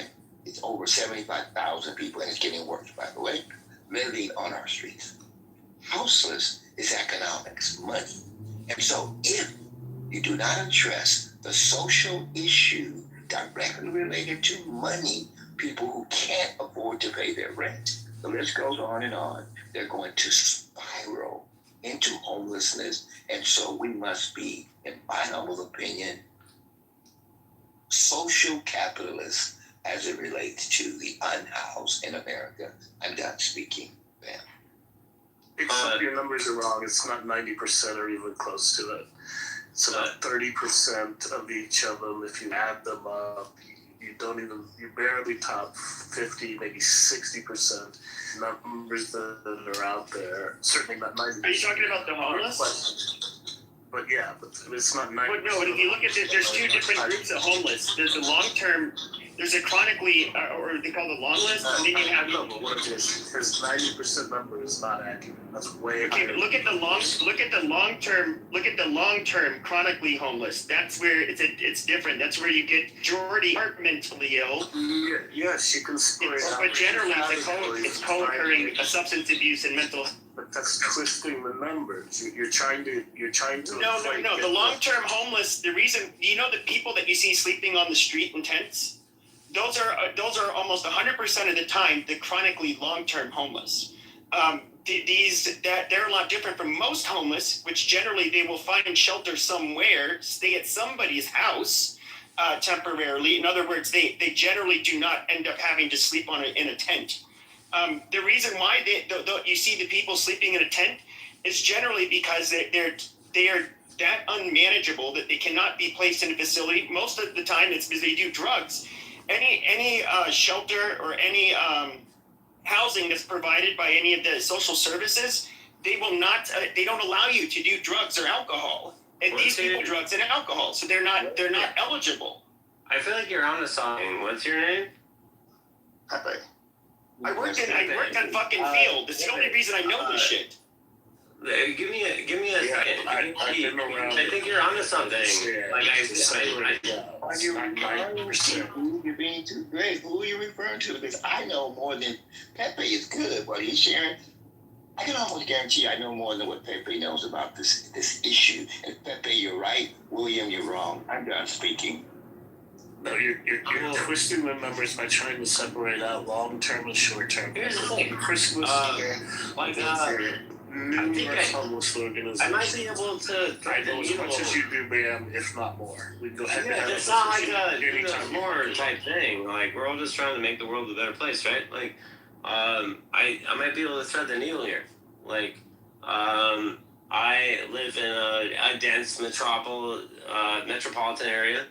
And I can see what you described is absolutely true. There are like career drug addicts, and honestly, they need rehab. Like if I am like living like the true teachings of Jesus, I'm trying to take care of everybody. Like if they are, when I see them in trouble, like they're obviously, looks like they're about to steal a car or something. Like it's my job to talk to them. It sucks because I have my kid in the car, I got my kid in the back seat, in the car seat, and I have to fucking pull the car over and I have to have this conversation, and it sucks. Like, but I have to do it. Like, I have to like take care of my neighborhood and like talk to them and like, hey, like there's a place where you can go to. There's a food bank. You gotta get the fuck out of here, man. Like, and by the way, you're absolutely right. Yeah, absolutely. Hold on, guys. Hold on. You say 90%. Let him finish. Hold on for a second, please. I'll land in 60 seconds. Give me 60 seconds more. So what you were saying resonates with me is like this element of personal responsibility. I'm huge on that. But like the people that you see that are homeless with a sign out and obviously strung out, like they either need to go to rehab or they need to go to jail or they need a guaranteed job, or like there needs to be a social program for them to do that. And I don't think you realize, like, I think you're like, from what I can tell, you're coming from the opposite end of the conservative, like the Republican spectrum. And unfortunately, I will have to admit this, you're right. There has been a lot of grift, and people have been grifting off of the woke shit, and like millions of dollars have been disappearing. You're right about that. And I don't fucking like that. And we gotta solve that also.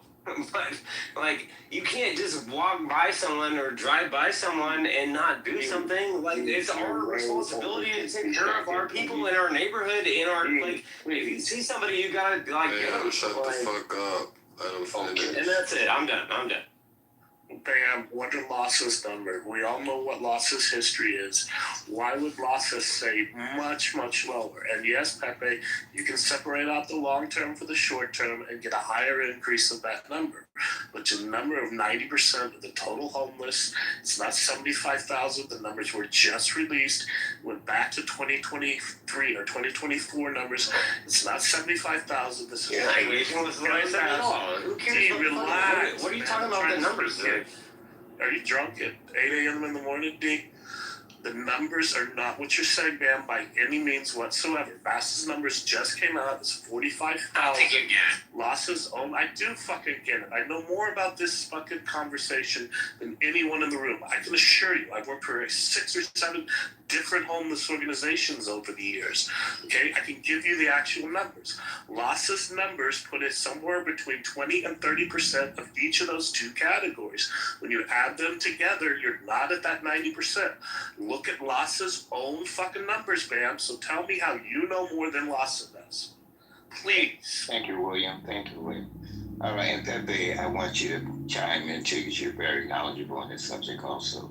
So, William, as you know, LASA has been defunded, and justifiably so, because LASA's numbers and the illegal crap going on with yes, they have inflated their numbers. They've had an incentive to inflate the number.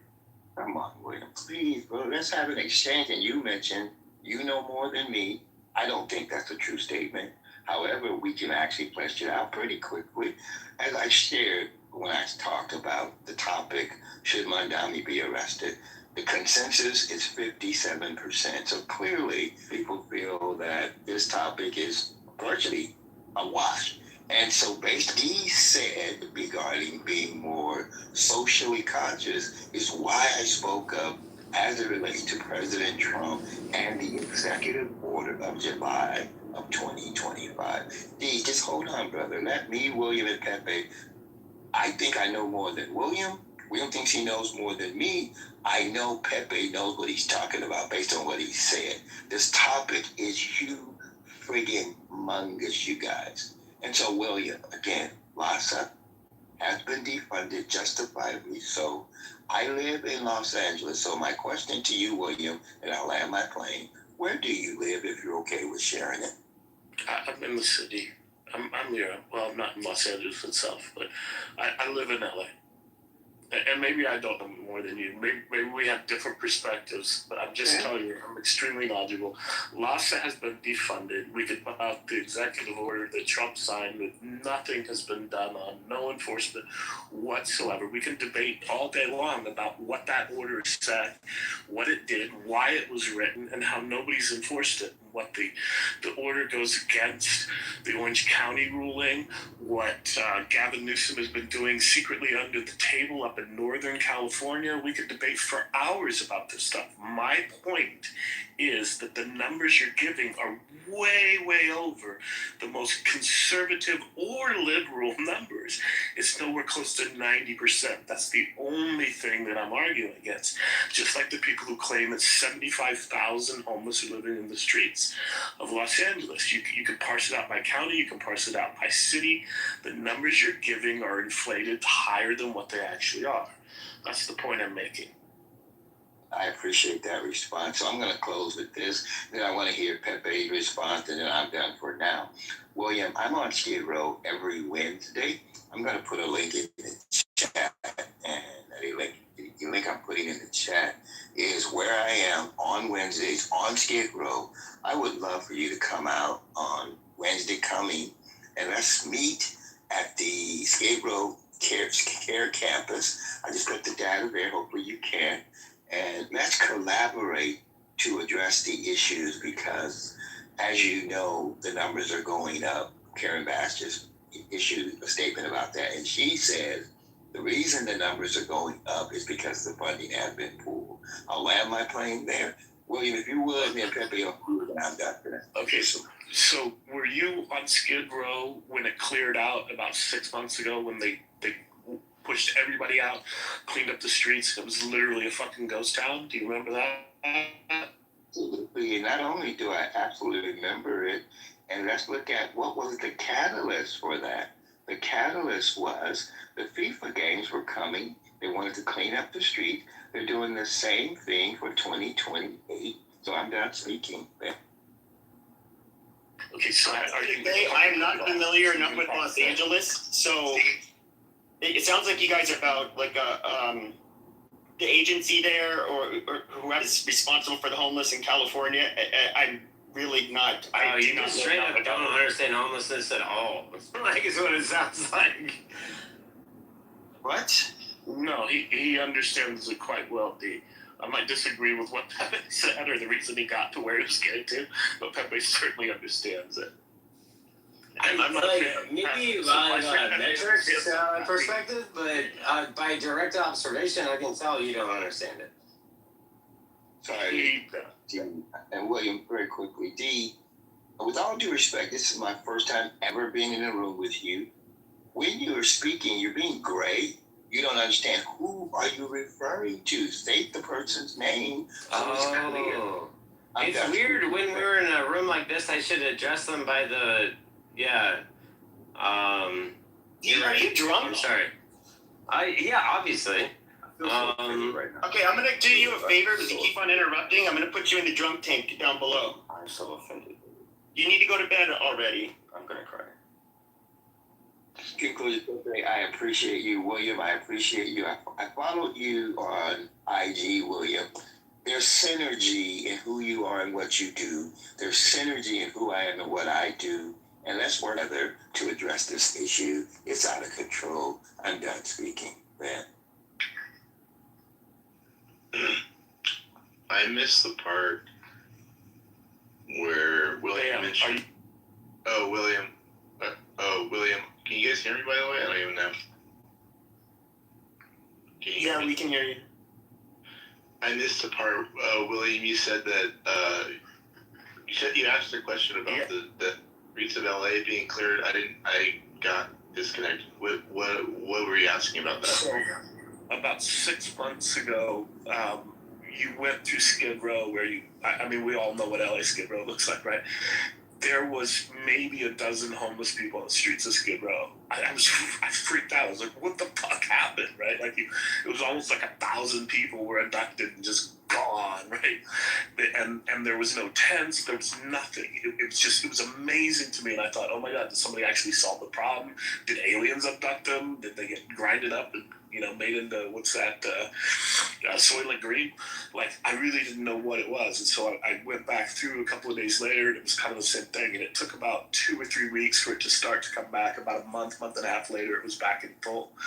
But Karen Bass basically cleaned out Skid Row. They power washed the streets down, cleaned everything up. And it was this amazing experience that the vast majority of the people in LA just didn't even know happened.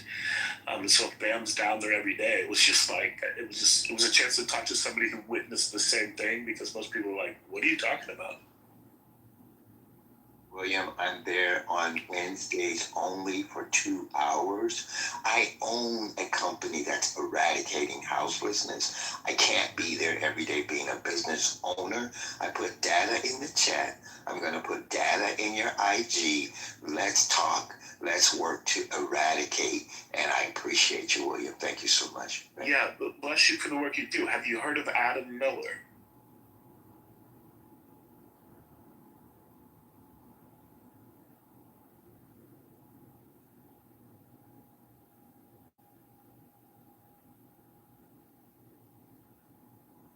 If you're talking, William. Yeah, I'm not sure if I'm in the Matrix, so I'm getting through. Bam, have you heard of Adam Miller, who was running for mayor?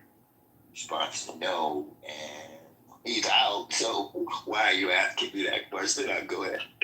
Because he's in the space, and he's a billionaire or close to a billionaire, and he's making moves, and he got into the race to do some good, and he's someone you might want to investigate and have on the radar. Do you have direct access to him and connect me, you and him, breakfast, lunch on me? Yeah, I do. I actually thought about going to work for his campaign, and then so I have his direct connection to his PR guy. But the same as I point everyone to the Dream Center, to the Rainbow Center, to somebody. He's somebody that's in the space that you might want to talk to because he has resources that could probably help you out with your efforts down there. Like he's somebody you want to look into and align yourself with, right? More than you and I could do anything together, or I could help you in any way. He's somebody that you really, really want to align yourself with. Because his whole thing is about affordable housing. Matthew, I'm sorry to cut you off. I know Matthew very well, the Dream. I'm really in this, William. I know all these people, so this is the easy part. I can go on and on about all the people that I know. So this person, I didn't even see him on the radar for mayor, by the way. And so, yes, brother, how do you want to communicate? You want an IG? You want me to text you my mobile phone direct? How do you want to communicate? Text me your mobile phone. I don't have a lot of time. Like I'm juggling multiple different stuff. But if there's some way I can point you in the right direction or help you, or you've got something going on, and I come down to shoot a news story and help you out one day or something, I'm down for the cause. But Adam Miller is all about affordable housing and solving the housing problem, as opposed to putting a Band-Aid on the homeless problem, right? So based on what I've heard you say, he's very much in line with you, and he's got the money. He's got an office over on the west side in Santa Monica, Brentwood area. Like he's a shaker and a mover. Like think Rick Caruso. He's kind of on that level, and he didn't get any traction in the election, but his mindset and his moral, his ethics are in line with what we need. I think that he would have been a great mayor, but I still think that he cares about the issue, and he's somebody you really ought to align yourself with.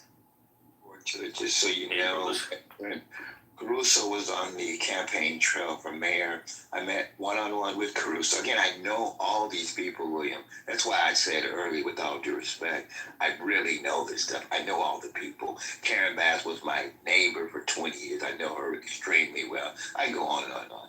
I look forward. I put my mobile direct. I put my bio in the chat. Please, all I have is time, by the way. Let's connect. Let's solve some of these issues. And watch this. I'm a social capitalist, by the way. I love people, but I'm also cool with making money. Let's do something that will be very mutually beneficial. I'm done speaking. The politician you just spoke to, that's a Republican or a Democrat? I forget. Hold on, D. 1 second. I was going to say to the brothers William and Bam, that was an amazing exchange. That's the first time I heard such a connection on Clubhouse. Good luck to you guys. I just want to say, like, King, definitely back channeling each other. But that's absolutely amazing, man. In all the rooms I've been in, that was probably the most fruitful exchange I've ever heard. If you guys don't mind, I really wanted to direct the topic to something really important in regard to the title. This is a message to Democrats, and don't think of me as a Republican. Obviously, I'm just really observing at this point. I don't know what to call myself at this point, but I don't really care anymore. But the message is for the Democrats, those who are hardcore Democrats, left-leaning liberals. Pay attention to your leaders. Pay attention to Mamdani. Mamdani is playing the same game as Obama. He's positioning himself to become the next Obama. He is using, and in my opinion, he's not wrong when he talks about Netanyahu. This is why I say I'm not a hardcore conservative nor a hardcore liberal, but he's not wrong with the allegations of Netanyahu. That is my agreement. That's my personal feeling. However, he is wrong to take up the podium as a mayor and then position himself as somehow the international spokesperson for America, making threats to international world leaders. That just goes above and beyond his position as a mayor. And no other mayor, I don't care what side of you are on the political spectrum, should have the ability to just speak up and just say some crap like that to anyone. I don't care what argument it is. You're just going above and beyond. However, pay attention to Mamdani, because at this point, like I said before, Mamdani could have used any other rhetoric to disagree with Netanyahu. He could have said Netanyahu's horrible, New York doesn't like him, Netanyahu's a war criminal. He could have said everything he had to say aside from, I will arrest you. He used that rhetoric to get the political votes. He wants the momentum. You cannot disagree with it. The same thing that goes to say with Black Lives Matter. You cannot disagree with Black Lives Matter. The name in of itself, you cannot refute that. Even if there are crimes within Black Lives Matter, and I won't go there, of stealing money from the black community and not really helping our brothers and sisters who have been unfairly killed by the police. You cannot go against the name Black Lives Matter, just like you cannot refute what Mamdani said when it comes to war crimes. Everyone's a war criminal. Netanyahu's a war criminal. You could refute. He's using this, but I'll land very soon. What I want to say, just pay attention, all right? Because Obama that people so love and dear, Joe Biden, Hillary Clinton, Bill Clinton, they all are within the same sphere. The war crimes that they commit are just done in secret. Libya, for example, that's been bombed by Obama. That was done, but people still love Obama, right? But pay attention to Mamdani, all right? Be blinded by the nice things that you hear him say. Yeah, but that's the new playbook of the Democrats. Look at Gavin Newsom going to, I think he went to Davos or he went somewhere. Karen Bass is trying to play on the national stage. California tries to act like we're the fifth largest economy, therefore we should be a player on the world stage and should be a speaker within national politics. He's just duplicating what Gavin and Karen have been trying to do for Gavin for, God, like 3 or 4 years now.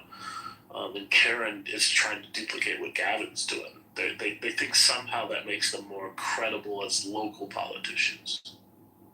You know, just yelling slogans, baby killer, genocide, war, this stuff doesn't work anymore.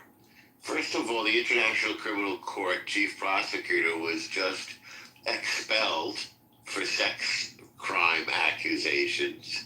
Number two, the United States is not a party to the ICC. They never investigated Netanyahu. They never convicted him of anything. And they don't have jurisdiction. So this is a symbolic thing. This would be like the state of Luxembourg indicting Mamdani. Okay, the state of Luxembourg. You think Mamdani has a parking violation. It's pure nonsense. And Mamdani knows it. He knew it before he made the accusation because he has a legal team. He was already told that he wasn't able to do it. He's just doing it for stupid publicity. And I don't think people are going to be fooled by it anymore. The guy is an idiot.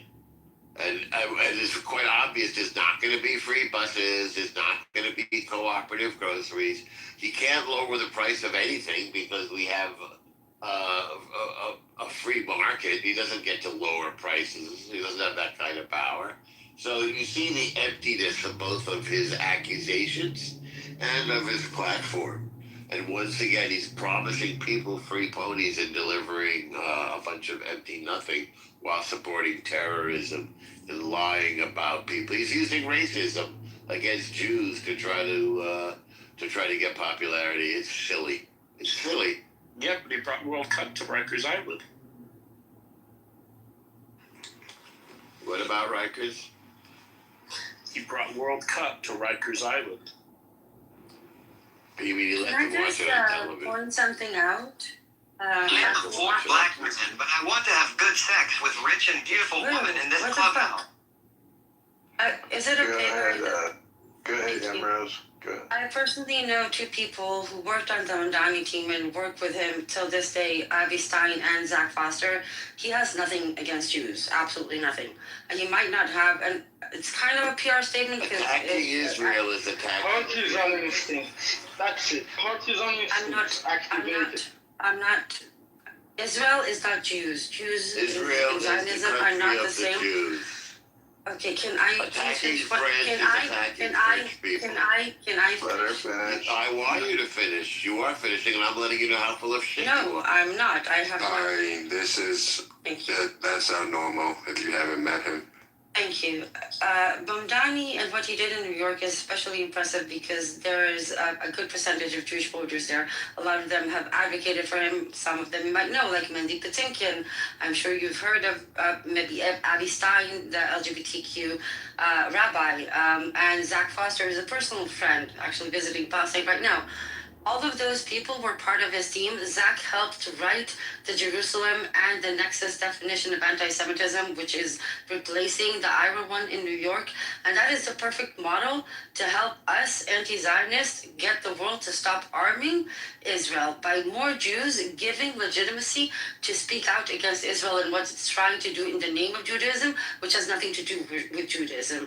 This is why the Hamdani model is so important to people like me. And unfortunately, yes, that was a PR statement because the U.S. is not a signatory to the ICC, actually doesn't have jurisdiction to do so. But nonetheless, I wouldn't, let alone arrest him for it, I do commend him for it because at least he's talking about it. And everybody seems to have forgotten that genocide is still happening.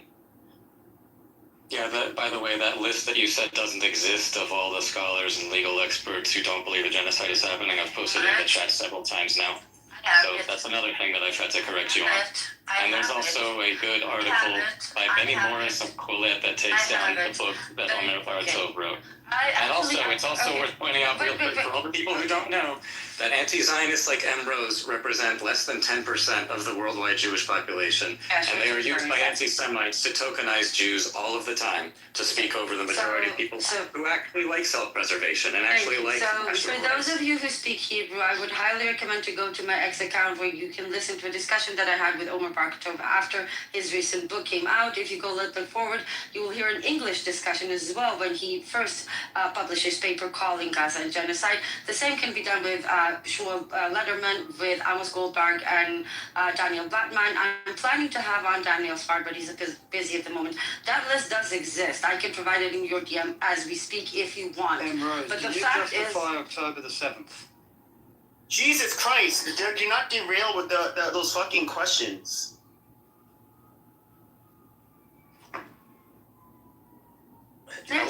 do you justify the genocide, the Nakba? Like seriously, what kind of a stupid question is that? You mean the humiliation?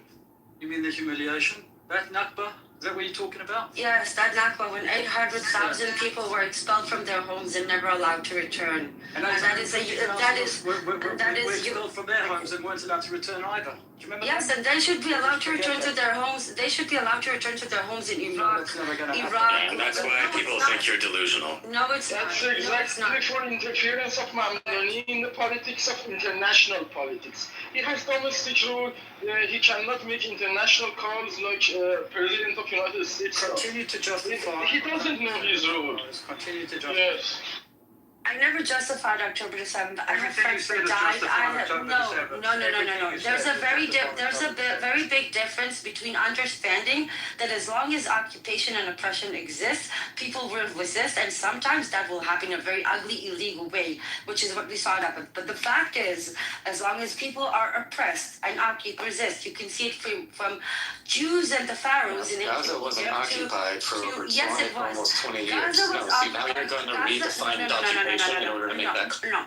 Okay, so Yes, you'll point to some random ass academic who redefines what occupation is to say, oh, they were still occupied. No, I'm going to ICJ advisory opinion giving in 2024 that includes the former Supreme Justice of Israel, Aaron Barak, on the panel, which clearly states Gaza remained under full military occupation even after the disengagement, and it gives very A detailed blockade is not an occupation. No. Occupation. You make up And they definitions that only apply to Israel and you don't apply them consistently to other. Go look at the ICJ advisory opinion because I have it. I have the specific segment. Yes, an advisory opinion, I reject their advice. Oh, well, okay, then there we go. You do not get to choose when to apply or ignore yes, international you actually law. Can ignore an advisory opinion. It's in the word advisory. Unfortunately, you can ignore, and what the legal system is supposed to do at that point is sanction you. But because America and Israel are tied at the hip, it keeps vetoing it. Only one time were we close to get to bypassing the Security Council and get a trigger of Article 7, and the people who derailed it were Trump and Bibi. After the recognition of Palestine passed by 149 votes, they were able to take Article 7 to the General Assembly, and if 2/3 within 48 hours would have voted yes, Article 7 would have been triggered. But somehow Bibi and Trump were able to derail it by backing up some 20-point plan out of the thin air, and that is not what we have as a ceasefire. Even though since the beginning of the fucking ceasefire, a child a day was murdered, and the concentration camps are almost done being rebuilt.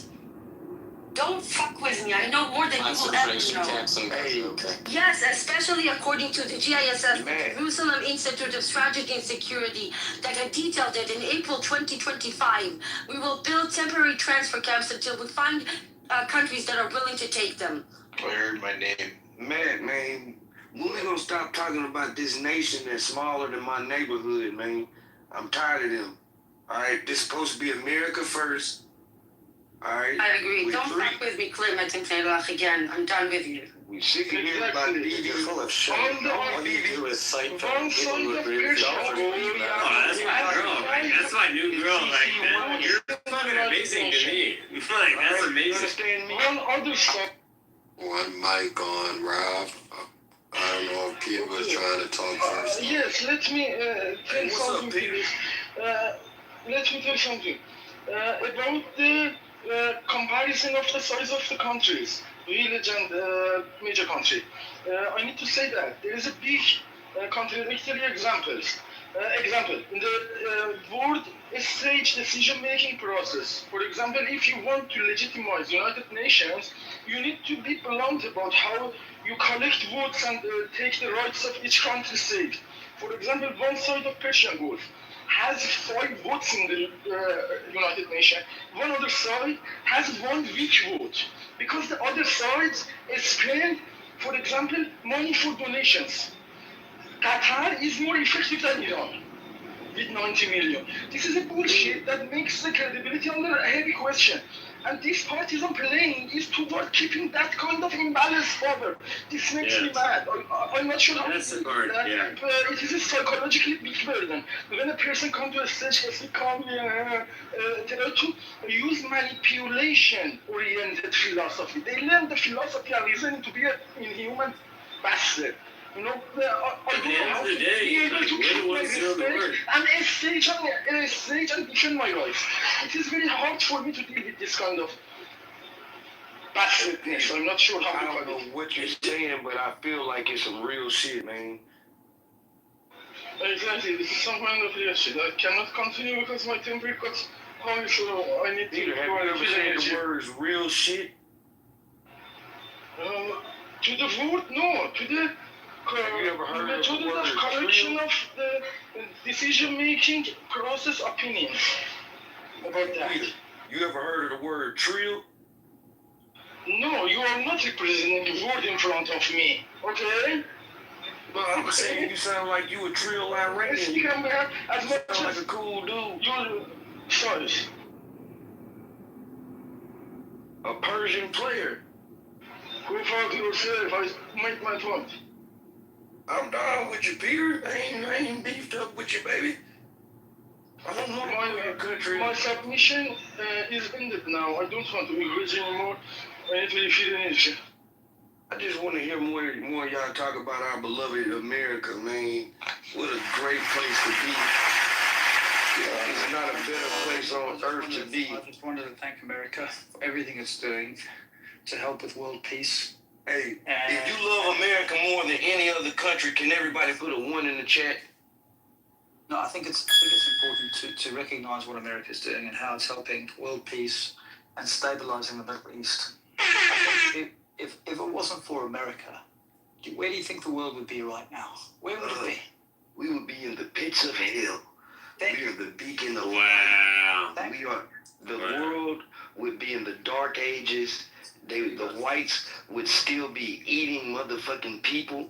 They would smell bad. Your teeth. You guys, the two of you are doing evil work. You know that, right? Like, how come the ghetto stinks so bad? By the way, don't you pick up your garbage in the ghetto? Well, considering where the term actually comes from, you should tell me that.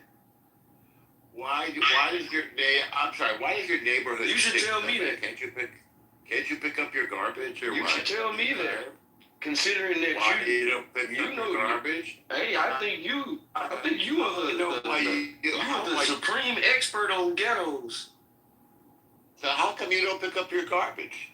What is that? You're the extreme expert Are you on tired or ghettos. something? Maybe your hands are tired. Hey, tell me how they first started. Anyway, so, well, they started in Venice, but that has nothing to do with the fact that you're not picking up your garbage. That dog won't hunt. That dog won't hunt. I call it a ghetto black. Because if I talked about your ghetto, you know what would happen? Yeah. I would be called an anti-Semite. You know what I'm going to call you? A fucking racist piece of crap. That's what I'm going to call you, an idiot. Wait a second. You don't love America. You love Israel more than America. You're a clown. When did I say that? I'm from New York, bro. Man, anyway, it doesn't matter. You are not You chose everything. Leftists see the world as a whole. America. You prove that you are not lefty, Rob. Because in international stage, when you partisanship, it is not relatable, and it is against the philosophy of your party, Democratic Party. Because they say they see the world as a whole. Exactly. Yeah. Now you know everything. So you don't have a party then. You confess now.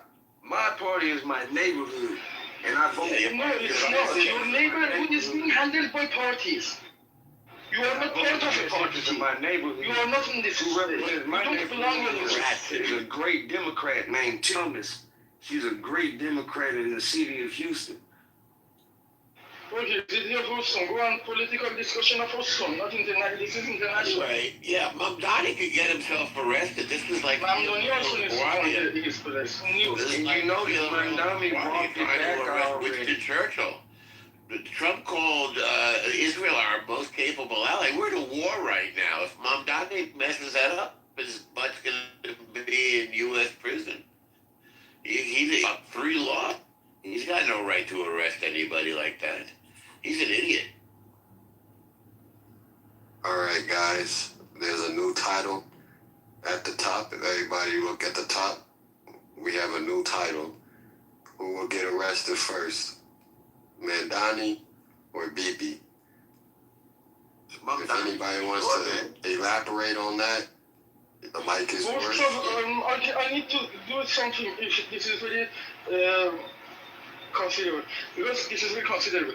I think that this is some kind of game. Before you start, they both of them know. Both of them know. Both of them know that none of them would get arrested.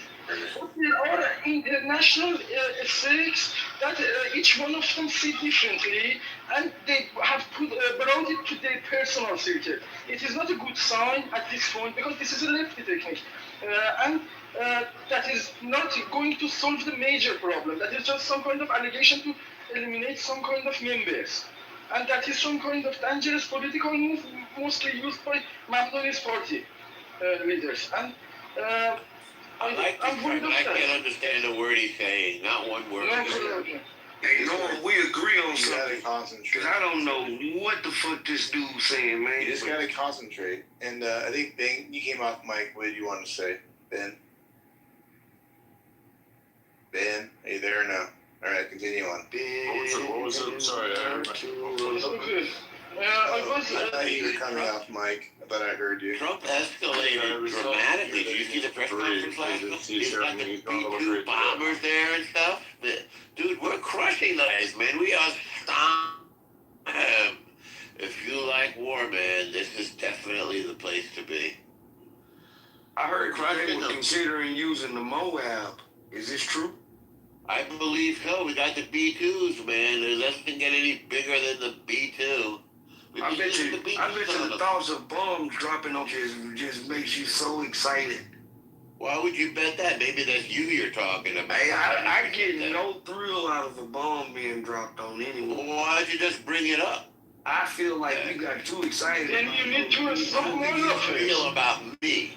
How do I feel about Norm? How do I feel about Norm? How do you feel Norm? I think Norm was probably. I feel like Norm was probably a decent guy. Probably about 20 years ago. I think the midlife crisis. I think the midlife crisis came, and I don't have a midlife crisis, bro. I'm an eternal child, bro. I'm an eternal child, bro. Yeah. I just like victory. I'm not a coward like some people. Hint. Hey, look. I like American victory. American victory is kind of good for everybody. Now it is triangular. If you win, I win, and Israel would also win. Peter, you're an Iranian who hates his country. You probably This is irreversible. It made me in this position, and I lost that. The United States win is dependent on my win. United States win means my win at this point. And I love this, you know? It makes me feel very strong. Timothy, what's up, my nigga? You good, brother? Yes, sir, man. I'm good, man. Just trying to obtain some knowledge, man. Anyway, That's all, man. The reason why Mamdani would get arrested first. I wish we can all get along on this stage, you know what I mean? Have an intellectual conversation, but it's hard when you just have different races, different cultures, man. We all from different places, so it's just... I think what you would have to do, you would almost have to do a series of questions to find what do we have in common. And then you would have to kind of build from there. Because there are a lot more commonalities in Americans than we want to accept sometimes. But we very rarely talk about our commonalities because the differences amongst us seem to be more interesting to talk about.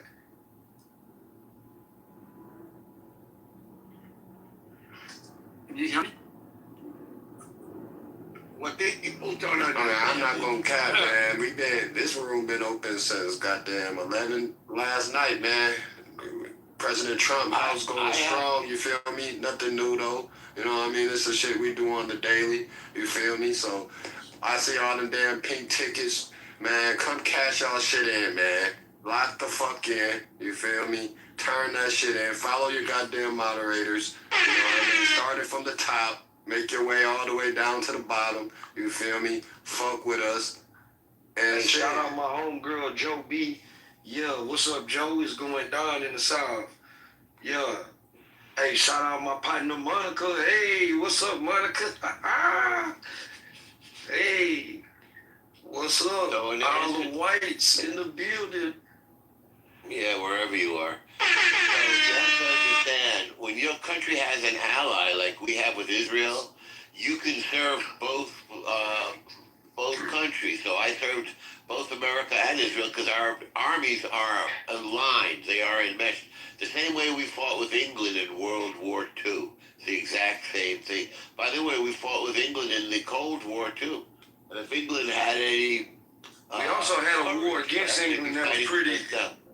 We also had a pretty important war against England. That's over, man.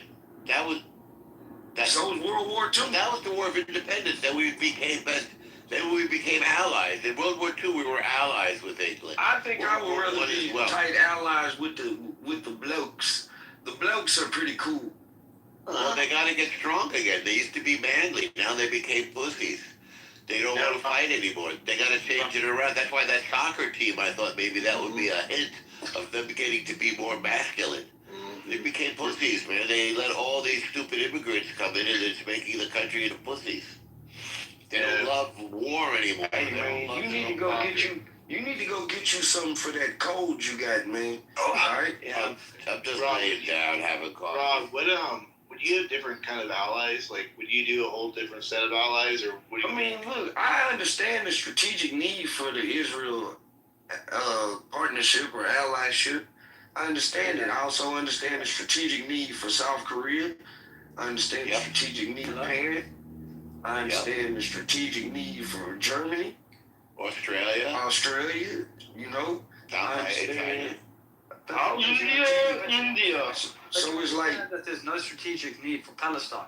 Do you realize that? I believe that this is just my belief. I don't have too much of a fight in the ground. I mean, foot in the. I'm not Palestinian or Israeli. A leg in the fight. But I would like. Yeah, I couldn't fucking say a leg in the fight, man. Dumb as fuck right now. But I do. Just the human in me believes that people should have the right to govern themselves, and if Sure, they do. They have it right now. They've That's always all. had it.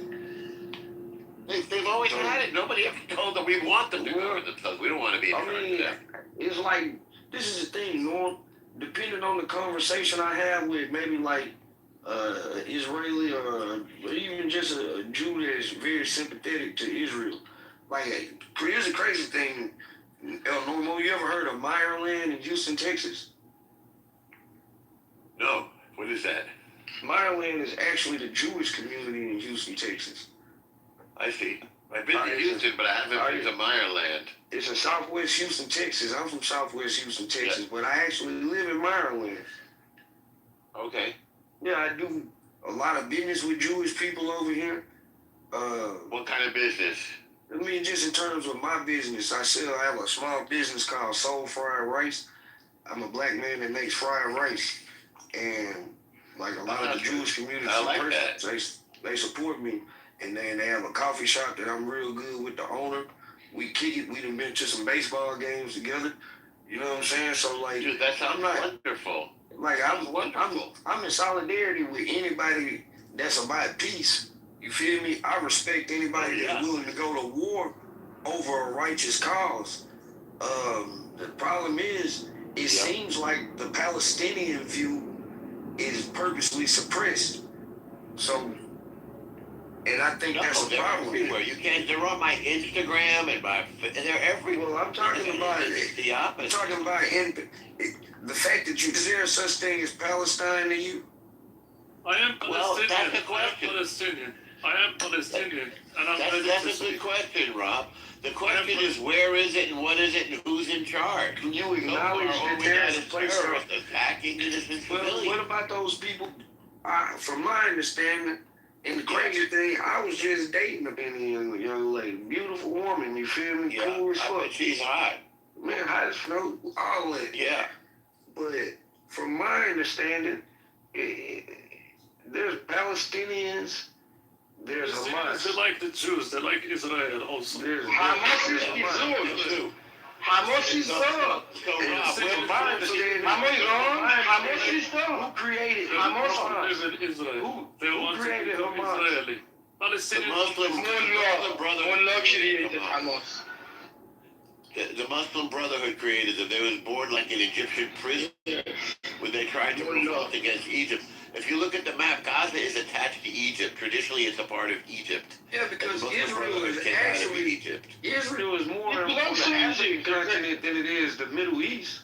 No, it's Asia. It's entirely on the Asian continent. It actually sits on the African continent. On the African plate as well. No, it doesn't. It sits on its own. No, it sits on an Asian tectonic plate. It does not sit on an African plate. Yeah. And then right next door is the Arabian tectonic. But Egypt was bigger than just Africa. What? Yeah, it's not really. Egypt historically was bigger than just Africa. It was like Turkey. They had border in 2 continents. I don't know what he's saying. Here it goes. Israel sits primarily on the Sinai microplate, which is part of the larger tectonic system between the African plate and the Arabian plate. Yep, that's correct. So, as I said, it actually does. In Asia, and geographically it's considered Asia. Well, I'm just saying that it definitely sits on the African plate. One can make an argument. One can make an argument that if not for the Suez Canal, there wouldn't be a separation. It is in Asia. What belongs to Egypt? It's also the Red Sea. It's separating it. Yeah, it's not an African country. I'm not suggesting that it's an African. I said it sits on the plate. It does not. And it does. It's separate. It does. Again, it says it's on the subplate of the tectonic. On the African and the Arabian plate. Right. The Arabia is not African either. It's all good, babe. We don't have to. It was Arabic. It was not for Africans. You can know in the history. Bottom line is, I believe the Palestinians deserve a right to self-governance. I would hope that they have it now. All they got to do is just be responsible for themselves. They can have a country. They don't want a country. What do they need to do? What do you mean? They want to kill all Jews. I think they want all of that. They want Israel and What do they need to everything. do? Yeah, You understand? Gaza is a lawless place run by a terrorist organization called Hamas. Called Iran and Hamas, both of them. They want to destroy. Iran is being Hamas is finished. Is it true? They announced that Is it there's true no that Hamas is anymore. it true that the IDF Iran exists. origins is Iran from exists. terrorist groups? Yeah, from Iran. There is no my boy over Palestine by here now. looking like a crazy. There is Iran. I'm asking Iran always is it true? Iran always has been there and will. You are not a recognized country yet. Motherfucking You ass. are not a recognized country yet. Don't you need to go motherfucking We are co-founder of United Nations. You are not a recognized country yet. The world. You are not a Hey, the next person to interrupt Makita, y'all getting sniped. Thank you very much. I was trying to say that he was comparing his country, probably his futuristic country, with my country. Because my country is co-founder of United Nations with some other old countries. And we were not to suggest that. We were asked to come, you know. Iran was one of the old countries that did not suggest to open the United Nations. But other countries who had the concern suggested Iran to join that. But Palestine is not recognized yet. But he puts these two names together, and my country has more than 19 million population. They are just an island. Just an island is smaller than the Strait of Hormuz. And it is unbearable. They do not fight with Iran. United States and other countries will never ever engage with the name of Iran. You know, to put these together with Palestine, which is not recognized. Thank you. Thank you for... Man, Benita, an amazing submission. Is very passionate. Very passionate. I try to be honest. This is an honest submission. Fact, reality check is possible. Hezbollah come from? Where Hezbollah come from? Hezbollah is Mullah. Hezbollah. Mullah. Peter, we're talking. Peter, we're trying to talk. Would you allow an American and quote unquote American to speak? When it comes to my country, I also can engage. But when you go and talk about Massachusetts, I don't come. You say whatever you want. Baby, how you doing? I hadn't seen you on here in a while. A little wound up. Quick, ask the question quick, Rob, before he starts talking again. Okay, so El Normo, is it true that the IDF's origins are from terrorist groups? No. It's the indigenous army of the Jewish people. It's the army that we formed against the Arab revolt of 1936 and 1939. They had their little militias and stuff, the Arabs, and then the Jews had to have the same because we weren't getting along over there. The whole idea was for us to share the thing, but they started a war over there. They do a massacre, we do a massacre. So in the 20th century, they had to separate all these people. Go look at the Greek Empire. The Greek Empire became the Turkish and Ottoman Empire. And in the 20th century, hang on, I'm giving you what was going on at the time all around us. So they had to separate millions of Greeks from millions of Turks. Same thing with France and Germany. They were fighting in World War I and II. They had to transfer the populations because they were at each other's throats. Same thing happened with India and Pakistan in 1949. Millions of people dead, lots of separation because they're Hindus and Muslims. Same thing in the Levant. The Jews and the Arabs were fighting each other, and so the UN said, let's separate them. You go over here, and you go over there. The Jews said, thank you, yes. And the Arabs said, no way, we're going to keep killing those guys. So Israel declares independence. Let me finish the little story with two more sentences, and then ask the question. Don't forget your question. May 14th, Israel declares independence. May 15th, 5 Arab countries attack us. Syria, Saudi Arabia, Jordan, Iraq, Lebanon. And there was huge countries attacking a tiny little country, and they lost. That loss was so humiliating, they called it the Nakba. And once again, there was population transfers. all the Jews got kicked out of the Arab countries, and all the Arabs had to move out of the Jewish. Although 20% of Israel is still Arab, and they live comfortably there. Go ahead. What was your question? I kind of forgot, but it's all good. That's why I told you to remember. Do you know what they call in Iran? Do you know what they call America? They call it the greater Satan. Sorry, the smaller Satan. And do you know what they call America is the Israel? big Satan. Israel's the little Satan. Big Satan. Big Satan, yeah. Yeah. Israel's the little Satan. Yeah. That's what they call it in Iran. What was your question, Rob? About them having their own government? I don't know. I think we should really be tight with like Mexico. And I think we are. I don't like how we've been treating the Canadians, even though I don't really like them a lot of times. They're kind of weird, but they are right next to us. They are weird, man. I don't get who they are, what they do. What do they do up there with all that snow? They just walk around in the snow? I don't understand that. I'm not sure either. Then they had the Canadian Football League with the extended end zone. It's a weird setup. Yeah, it's a different game, the Canadian football. And they seem to think we're in competition with them. There's only a few of them up there, though. The country's mostly empty. They lost even before they started. They got this sport, Rob. They got a sport called curling. They use a broom. Yeah, I know what curling is. Isn't that nuts? Isn't that the weirdest sport you ever heard of? It's like shuffleboard or something. A lot of people do weird things, man. It's all good. And they got I'm not complaining. It's just a bizarre thing. And now they seem to think they're going to beat us in international basketball because they got shade. And I'd love to see that. I just tell y'all, man, unless they change the Olympic format that it's the world versus the USA, you can be filled with Luka, Giannis, Jokic, Shea, all on one team. Yeah, we still gonna dominate. We're gonna dominate the track. We're gonna dominate swimming. I'm on We're gonna dominate gymnastics. That Knicks championship was one of the most exciting things of my lifetime. Yeah, I don't like the Knicks like that. I never hated them, but I was happy for them. Yeah, enjoy it while you can. It won't happen for decades again. Hey, I hope that the ghost of Hakeem Olajuwon has finally left you guys. Oh, I don't know about that. What happened to Olajuwon? Is the old guy. The dream has been a nightmare for New York Knicks fans since '94. Yeah. And it is what it is. It's been a long dry spell. Long dry. 20 more years, might do it again. Well, maybe next year. I don't know. This was just a breathtaking season.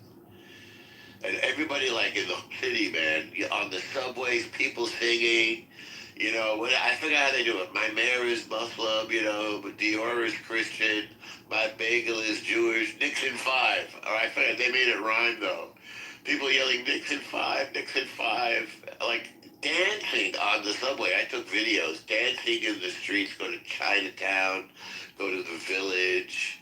It was just a crazy celebration. People took their TVs into the street and watching the TV with everybody else in the streets. People like hugging strangers. A bunch of people on trucks. Finally being nice to each other. Yes. Yes. Well, the New Yorkers are mean but nice, like they'll be nice to strangers. You ask directions, they'll like take you where you want to go. More than once, I've swiped my phone to let somebody into the subway because they didn't know how to work the subway system. I just like wave my phone at the thing and it opens up and I said, "Come on in." It's only a couple of bucks. Why does that entire city stink? Especially if it's a pretty girl. The city is dirty. It's urine. Like, even when I went to Manhattan, I went to Chelsea, Manhattan to have some lunch with a friend one time, and that's supposed to be a real nice area. It still look dirty. That's the gay area. I know. It's supposed to be a nice area. It's still dirty. I ain't seen nowhere in New York that was just like not dirty looking. It's a good city. It's a cool city though. You gotta know where to go. It's a beautiful area. I had a good time in Brooklyn. Brooklyn's great. I went to Brownsville, Brooklyn. They treated me well. I was in Crown Heights. I go to Crown Heights. You be in the ghetto? Sure. Or you be like where the bagels at? Both. What you be doing in the ghetto? Trying to do COINTELPRO operations? No, man. I'm from New York, man. Every place in New York is my home. You be in Harlem? Of course I go to Harlem. You knew Alpo? Do I know who? You don't be in Harlem. You don't even know who Alpo is. I don't know. Alpo is dog food. I've been to Harlem way many. You know who Dapper Dan is? Say again? You know who Dan is? No, but I eat at Sylvia's and I go to the Studio Museum of Harlem. That ain't no fucking I soul know the food. director. You know where I'm motherfucking from? It ain't real soul food. It's real soul food. I'm from the motherfucking South. I'm from Texas. Real food. Okay. Houston, Yeah, Texas. well, this is New Real York, food. bro. This is Real New York. man. Shove your bagel up your ass. Well, that's for you guys in Chelsea. That ain't for us. Have you ever had a motherfucking kolache? No, I don't know what that is. You know what a pig in a blanket is? We don't eat pig, man. Have you heard of a pig in a blanket? Yeah, a hot dog in a little bun that you cook. You know, you puff it up like a pastry. That's essentially what a kolache is. Well, is that a Texas name for it? Well, actually, it's the Welsh. You know about the Welsh people? Sure. They're from Wales. They settled over in, actually, it's not the Welsh. It's people that are closer to Germans. It may actually have been Germany, but it's people closer to Germany. They settled near Fredericksburg, Texas, all right? And that's when the kolache started becoming a thing. I think it's Polish. I like those. I could eat a whole tray of them. It is Polish. They put 12 on a tray. I could eat them. Yeah, we got a kosher version of that. What y'all fried chicken looking up there? Trash. No, you know what's the best fried chicken? It's fried chicken, man. It's crispy. They know how to do it. Is who? Lauren, when was the last time you were in Staten Island? Yeah, He not fucking with Wu-Tang. He not very fucking close with to Wu-Tang. never. Yeah, that's my point. You don't go everywhere. I believe me, I've been to Staten Island. I bet you stay out of Jersey too. Well, no, I go to Jersey if I need to. Go to Newark Airport. Go to the Steel District, the Ironbound District for Portuguese and the Spanish food. You hit it. Go to Hoboken. Go to Jersey. I once went to Teaneck, New Jersey. That was a very nice city. Man, I've been everywhere. Everywhere. I know. I'm just giving you a hard time. People say they go everywhere, and I go, "Yeah, you go to Staten Island." Everybody goes, "No." I have been. There's not a lot to do there, but I have. There's even a beach there called Arthur I've been Gills. there a couple of times myself, and I'm from LA. I'm just saying. I have four students who are from Staten Island. William. Yeah. What part of LA you from? I'm in the Valley. You in the gang? I'm in the Valley. Are you in a gang? Am I in a gang? No, I'm blood or a creek? No. I guess technically you would call me a wood, but you know, but no, you're a Peckerwood. Well, I'm a white guy, so that automatically makes me. Actually, you said tripping. What? How bad are the gangs where you are, Rob? Depending on what you consider bad. I mean, like, you know, gun down here, gun down there. Like, all right. The police will tell you that we have a really bad gang problem in Houston. I would tell you that it's a little more complicated than that. But gangs are a thing. Yeah. I mean, what about in your city, Matt? Are you hearing gunshots at night right now, or what do you got? I mean, luckily I work nights and I work in a pretty decent area. But the particular apartments I live in, although it's in the Jewish community, it's some weird apartment, man. But so yeah, you hear gunshots pretty frequently. I walked in the corner store about 3 weeks ago. Walked into a murder scene. I mean, so yeah, I can't even attribute that to gang violence. The actual neighborhood I'm really from, that's considered the gangland in Houston. So there's a lot of gangs in my neighborhood.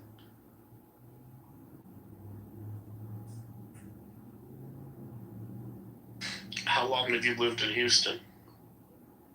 4 or 5 years old. I was born in East Texas in Texarkana. But I've been here since like 4 or 5 years old. How old are you? I'm 42. Do you remember a place called Peppermint Park? In Houston? Yep. I've heard the name of it, but I never actually went to it. You from here? Born there. Southwest Memorial Hospital. Hey, that's great. On good old beach nut. That's right. You know that's a shithole hospital now? The whole area I grew up in is a shithole now. So where you from, A-Leaf? Close to there, a subdivision called Walnut Bend off of West Island. I know. I went to West Side High School for a little bit. I stayed on Bryan Forest for a little bit. Yep. I actually just... That's it, right there, Bryan Forest. So you probably went to like Paul Revere? No, I moved when I was 10. Okay. I mean, that area, I'll say this, that area has declined. Like if you go up on the Wheelcrest side where the apartments are at. But if you like in the neighborhood or where Walnut Bend is at, it's still a nice area. Yeah. Westheimer itself has kind of went down in the shithole. But that side is still pretty good.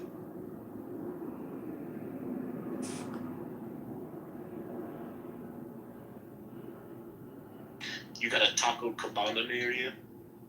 And actually, the Taco Cabana is like right across the street from Walnut Bend.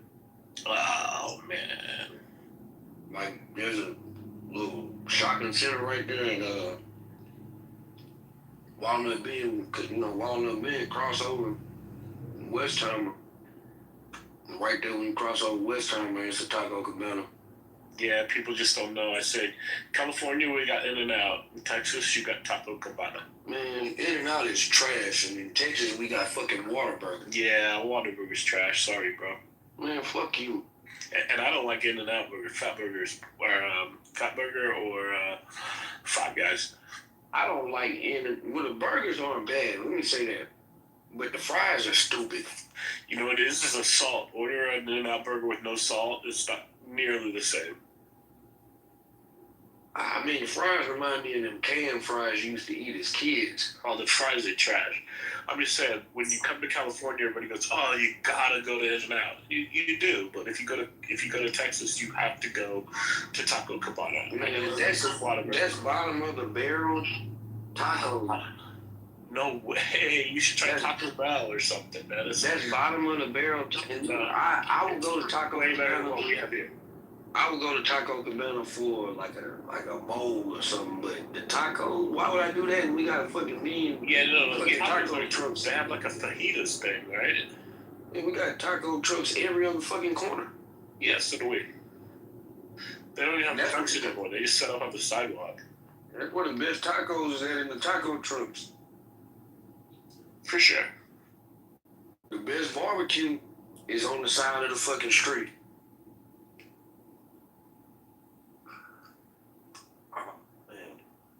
I should be asleep. Yeah, you would be both.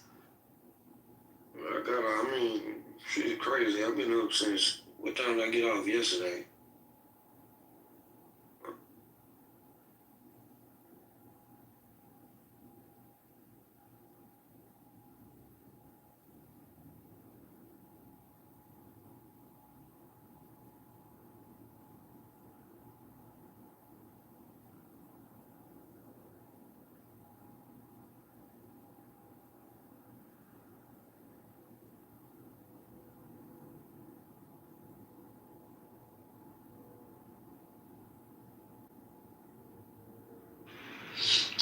Wow, did we exhaust this topic or what?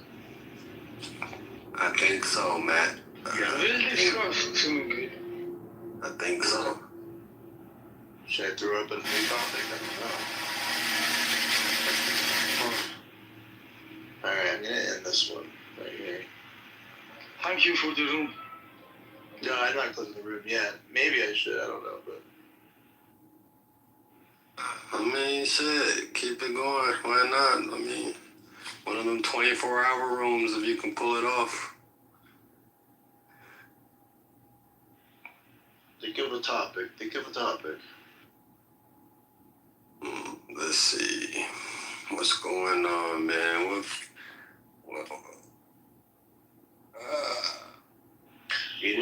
Will the new Trump tariffs last, or will they get struck down in the court?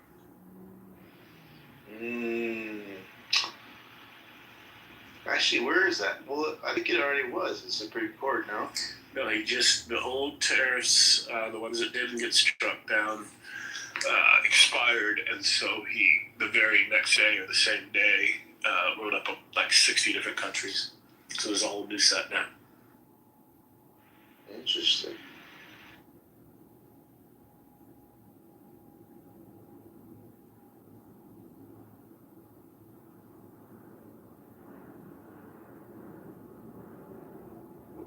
It seems like some people, most of the people, don't sleep. Beaver, are you there? Or you sleep? Beaver must be asleep. Yeah, everybody just kind of. There's going to be long pauses. People are sleeping, and then they re-pop up, all that good stuff. Hell yeah, at different time zones. I know over here, man, it's 9 in the morning. Yeah, it's still like sun's just coming up. It's pretty nice.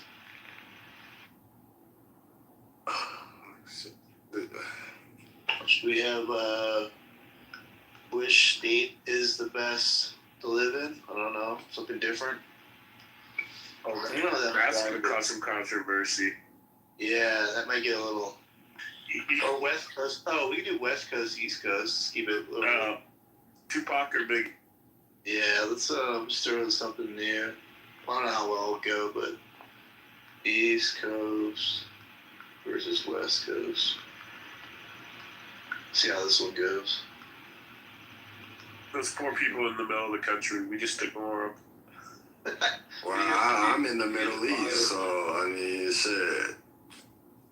The Middle East, that's really a flyover state. I mean, not the Middle East, my bad. The Midwest. Shout out Chicago, man. You know what I mean? That's right, you're the East Coast. Nah, Chicago's the Midwest, brother. Oh, it's Midwest, yeah. I'm just looking to throw it in there just for this example. So if someone comes in, they can go at it with the. I know that's probably. Yeah, that's how we think in California. Anything east of the Rockies, that's east. Yeah, it's so weird. I did think that. We just lumped you all together. Chicago. I was like, you're East Coast. It's like, fuck you, man. I ain't East Coast. I'm Midwest. Facts, man. And what about for the November? I think that Los Angeles is very important. East Coast. Wait, who? Los Angeles effect on the midterm elections in November. Iranians in Los Angeles, can they hit Trump's position? There's a lot of Iranians in LA. There's more Iranians in LA than anywhere else in the diaspora. The big showing. At one point, there was more Armenians in Glendale and the Valley in LA than in Armenia. I don't know if that's still true or not. Armenia is another village. Iran has 90 million population. Armenia is as big as Kazvin, and Iran is small province. So have you been to the States, the United States, Peter? I would love to, but however, I couldn't have been successful because my nationality is included in the travel ban. and for United States. I am not able to come until I am, for example, from Germany or somewhere else, the second country before the United States. That's another consequence of having Mullah as your leader. They think that the chair for Iran, for example, in any discussion, in any international treaties, is guaranteed. They just fight with internal competitors. They never fight for the interests of the country. They want to just eliminate others and take the position. Whenever they took the position, they could have not kept the position. Iran has always lost that chair, lost the chair. And they were always saying that excuses afterwards. You know, denial is the easiest technique that they use. So I don't know how to continue this because I remembered plenty of other facts. I don't know which direction to go. Sorry, I do not want to divert your attention.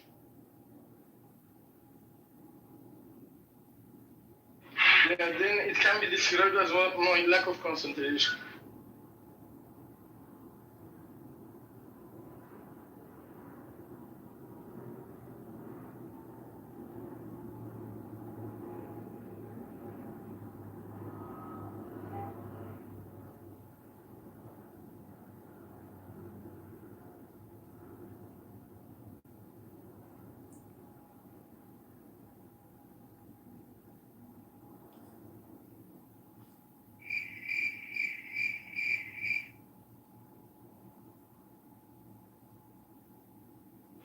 There's a lot of people who show up we haven't seen in like months. Last night.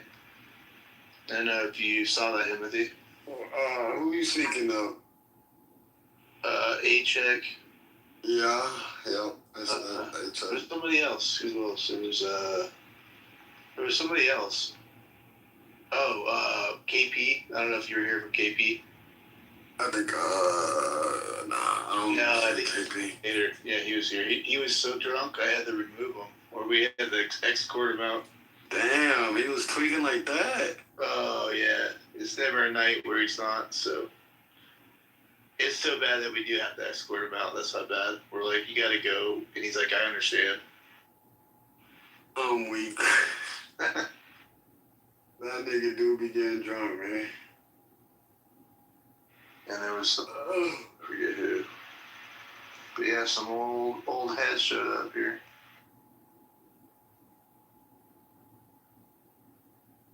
I ain't gonna cap, man. I'm finna stay here, but I'm finna rest my eyes for a little bit, man.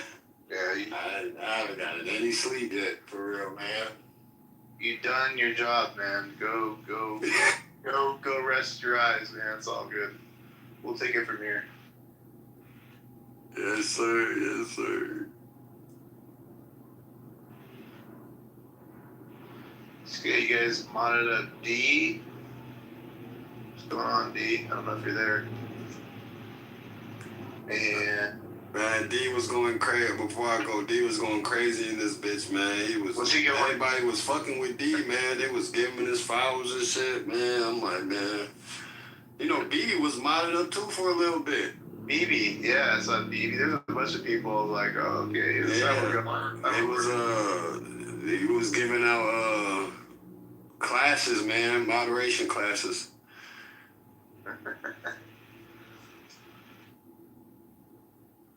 She likes that position, exactly. She just wants to take that kind of position for herself more than anything, I think.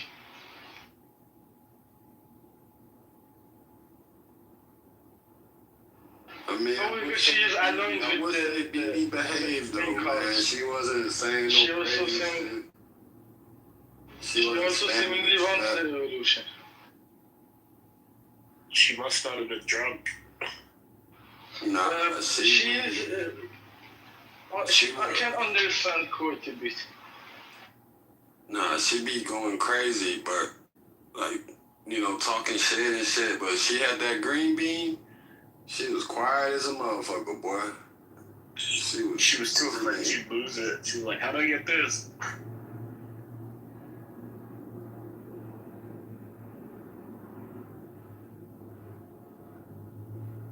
But I mean, I would take that BB over shit. The little reckless talking shit.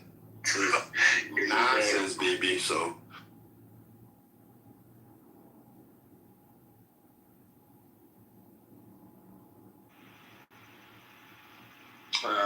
Welcome to the stage, Shub. Hi, Lee. What's up? What's going on? What's new? Everything's well. How about you? Man, you be having all these Israelis and Jews in your room, bro. It's like, even when you want to talk about something American, bro, I think half of your crowd is Jews or Israelis. Are they American or Jews? What are you?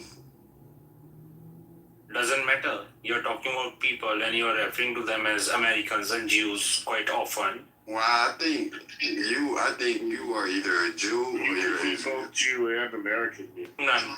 I think you mean are they Israeli or are they American? I'm not Israeli. No, I'm saying you're using the wrong terminology. Yeah, because most of the people, if let's just say, bro, I'll ask you a simple question.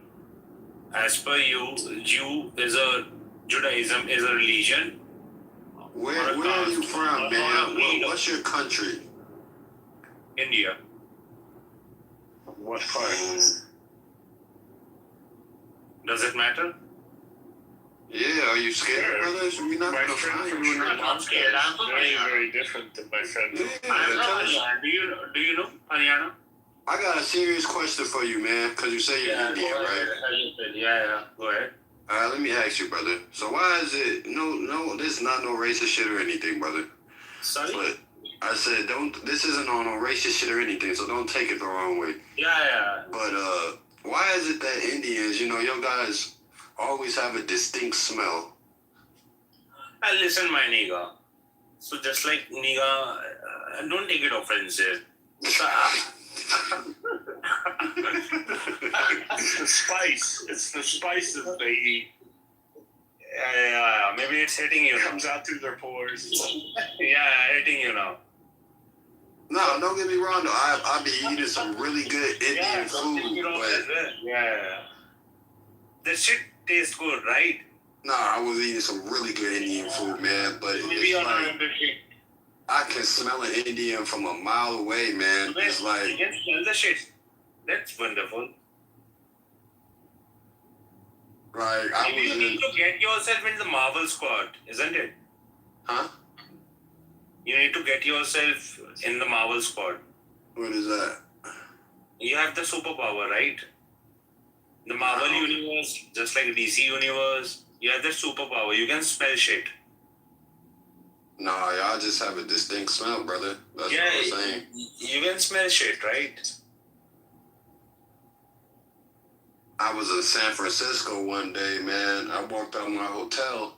That shit hit me in a minute. No cap. Like, I walked up my hotel, brother. Himati, let me check your head. What sort of distinct smell it is that Indians have? Bro, it was like... Does it taste like your father or like... No, hell no. It was just like... It wasn't like... Maybe your grandfather. I know. You know how when you... No. Look. You know how when you step outside right now, brother... Mm-hmm. You know how the smell is like a normal smell? You step outside. Smells wonderful. Smells like oak trees around me. Right. So then just imagine you step outside and then you take a whiff like and it's like... around me. It's not that normal smell, you know what I mean? It is a normal smell.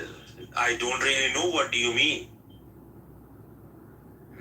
Do you understand India is a very big country? Let's just say if you want to describe USA in terms of California, then it will be different to DC, different to Washington, different to New York, Florida, etc., etc. Texas, it's totally different. It's a different coast altogether, so yeah. I mean, Indians are the only people that have a I'm not smell really to me, getting though. what you mean. Yeah. I just want to know, why do you guys have a smell though? That's It's all, bro. fine. You being nigga is totally fine. You said me being what? Nigga? Uh-huh. That's fine. I mean, I'm a nigga, brother. You feel me? Yeah. You know what I mean? But I feel like you, It's you not know what I offensive, mean? You Mac, taking to be it, very you saying it offensively though, bro. Like, I told you I wasn't trying to be offensive, bro. You being I am offensive. also not trying to be offensive. It's Like, quite you normal took offense. You took offense to me saying that Indians smell. It's illegal to use nigga in America. I told you from the jump, like, hey, India. look, brother. I told you from the jump, like, hey, I'm not trying to be offensive. Then you come out and call me a nigga.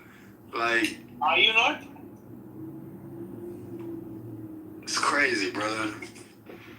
Bro, it's totally. I was just trying to get a real answer from an Indian, bro. Let me just put it this way.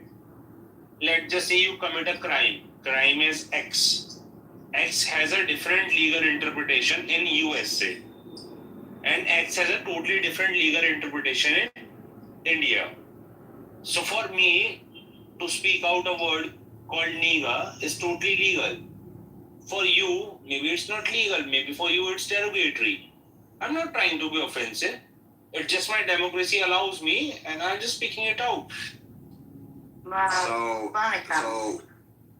So my question it's just like that. It's just like that. If you will go on and define blasphemy for a religion aspect, there is no definition at all. But brother, all the Indians I've met in the United States, they don't say the N-word, bro. It's quite different. They don't say the N-word, bro. I've talked to a bunch of Indians, bro. I've sat in Indian cuisines. They don't say that, do they? They don't say the N-word, bro. Like, you're the first Indian I've heard say that shit, bro. So I came to the conclusion that you gotta shut your mouth. Shut your mouth. You came to the conclusion that you I didn't mean to offend you, brother. That's what I said. I apologize if I offended you, man. I just wanted to know. No offense at all. I'm just trying to be quite fair here. But you don't use that word often, do you, Shivam? I do actually. If let's just say Matt, you and me go on WhatsApp call and I'll go on sharing my screen, I have a couple of friends' names saved as nigga. So if we're walking the street, you just kind of throw that word out, like we would just be going down the street. No, he would not. No, he would not.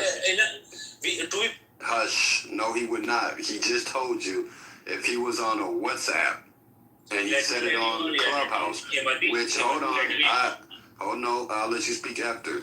So I'm not dumb. So you just told Matt if you was on a WhatsApp, you use it all the time. We're on a Clubhouse app, you use the word, which tells me you only use that word on a social audio app. If you was in real life, I mean, in India, he you would would get not away with use it. that In word. India, he will get away with it. There's a word called the issue is he doesn't understand the meaning behind it. Like now, Shubham, how would you feel if I called you a in South of India, it doesn't matter which part of India you travel. Hold on, what's the word, brother? How would you feel? Shubham, how would you feel if I called you a Telemarcus, can you please be...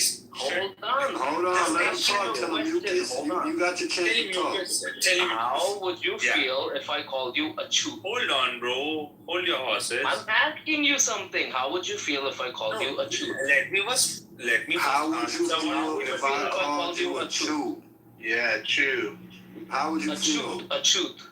So, Matt, I was trying to answer. If I be derogatory to you and called you a truth, how would you feel? Telemarcus is a truth.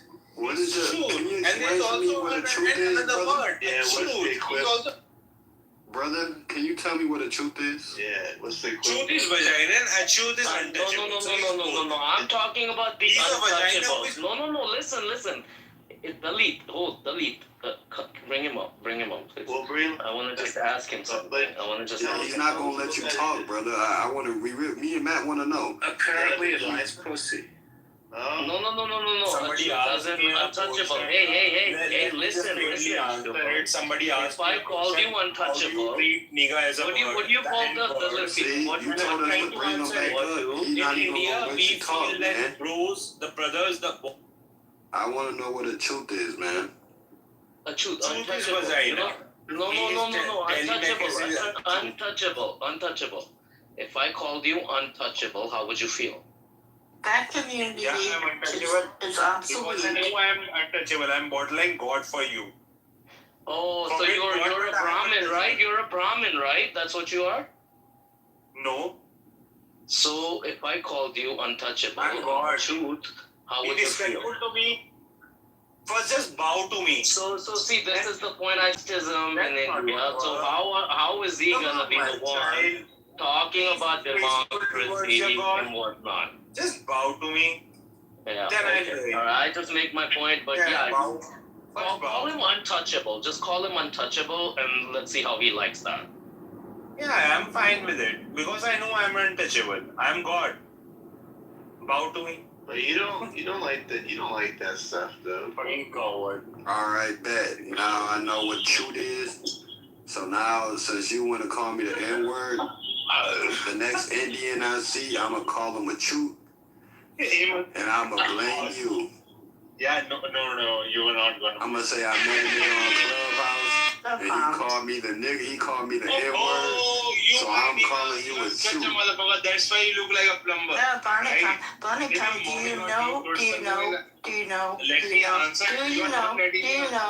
you know where Tamil is? Sorry? Do you know where Tamil Nadu is? Yeah, I'm an Indian. Okay. I lived there. I go there for a month every year. Okay, so what? I also go there. So quarterly. What do you know about that community? A lot. Yeah, go ahead. You can ask me questions, right? You can never ask how do you know about the community or what do you feel about the community or something like that. You have any questions, just ask me. No, whatever I go believe there. or feel like, it's my personal opinions. Are you in America? That's good. What do you think about it?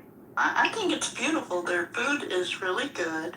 And Joby, if you have been to India and if you have got good Indians, as in the natives, the people who are still living in India and they are good friends with you, you would have heard this term called nigga. So we have something called bro code. If a boy is friend with a boy, it's quite common hugging a boy. It's culture in India and something of that sort. Yeah, and then we use this word. Are you that open-minded? Have you heard it or not, Joby? I don't believe India to be this open-minded. What's have you heard this thing or not, Joby? Yes, it has 50 states within the country of India. Come on now. I've known exactly my point. That if somebody like Himati and Matt gonna judge me, is it fair?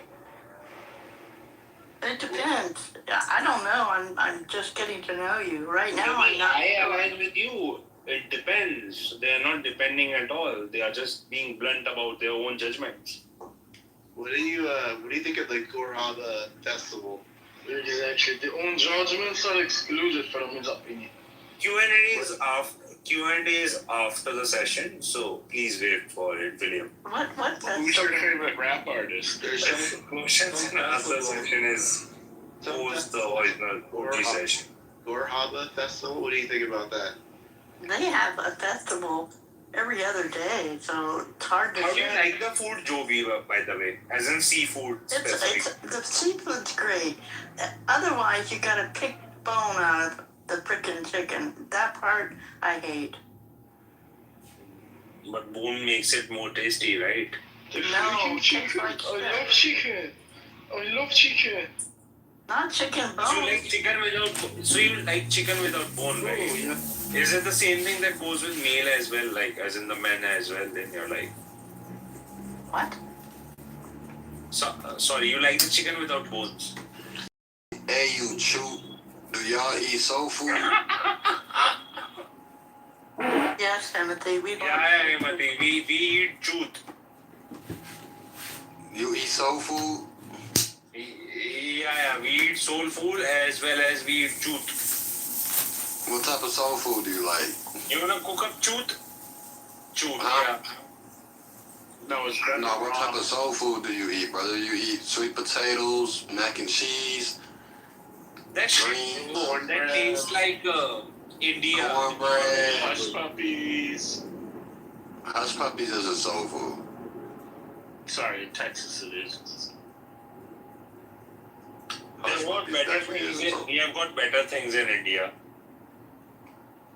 Nah, I would It's disagree, not full brother. of carbs, and to be very honestly saying one sort of carbs. I would, brother, every time I walk past an Indian restaurant, it's like 5 people in there, bro. Yeah, how many You're times have you had And they're all Indian. I never seen nobody else.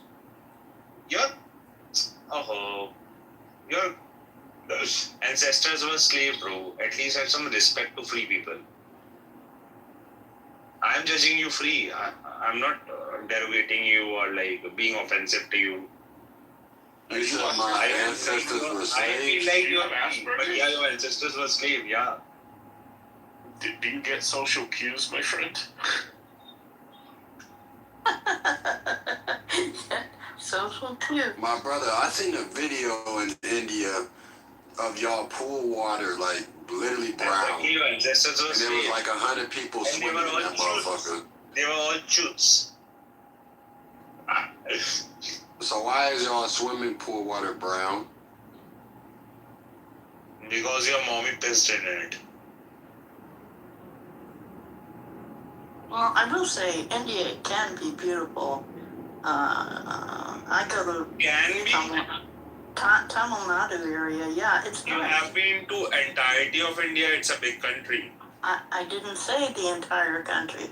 I was specific to Tamil But you mentioned Nadu. your point that India can be beautiful. You haven't been through all of it and still you are judging it. I had to travel through most of it to get to Then how Tamil. can Do you you judge know? the entire country? Hey, shut the fuck up. Do you know where Tamil Nadu is? I told you, it's the south tip of India. I know your geography really well. Let it be India itself. I didn't say so. Can America be beautiful, or are there shitholes in America? Yes, exactly, William. Like it's all Europeans, no natives, and natives' rights are being forbidden in America. So it's not a beautiful place, although it seems like quite democratic at the top of it. Yo, B, he's one of them guys. If he was in the United Africans got States, right to vote in 1980. he would be like my friend. Women's about 13. Hush. You would be like my friend. Women's in You wouldn't say Africa you were not would be even so nice to considered us as if you was democratic in the United States. or being participative in a democratic society. Africans, blacks, or women were not given the voting rights initially in the Constitution of America. It has been a thing since the beginning of India. And beginning of India is not since 1947. It's like about 5,000 years old. So I don't need to understand morality and ethics from people who have enslaved their entire lives and like being quite pragmatic about it. So I don't feel like. Well, is it? Because you get your morality from a country that were enslaved by the British as well? Sorry? Because you have a superior morality based on the country where they were enslaved by the British. No, we have been a country before British came to India. We have been a country from like last 5,000 years. We're not so like that. Our country is Islam claims Egypt that doesn't mean that Egypt has never been a country. Okay, Shubham, for a second, as a fellow Indian brother, let me remind you that a holier than thou attitude, no matter which culture you come from, doesn't help. Whether it is, if you want to celebrate... It does not need to help, brother, at all. No. Let me finish. As a fellow Indian to you, let me finish. It doesn't need to help at all. Okay. We are having a logical conversation. Somebody asked me a question. I wish I could agree with you because all you I reply in a tone that the question has been asked.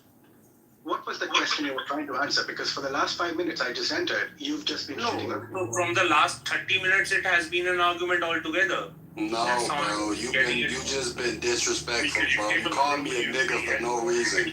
This man called me a nigga for no reason. He called me a nigga for no reason. Nigga is quite a normal term in India. Well, you did ask a controversial question. It's not a normal term in India. Whether you say Kala, Kalia, whatever it is, it's derogatory even in India. And derogatory in India में कैसे? How it is derogatory in India? No, we're going to speak in English because we have to be respectful towards everyone here. Yeah. Let's talk about it. How it's derogatory in India? Explain. Evidence and explain.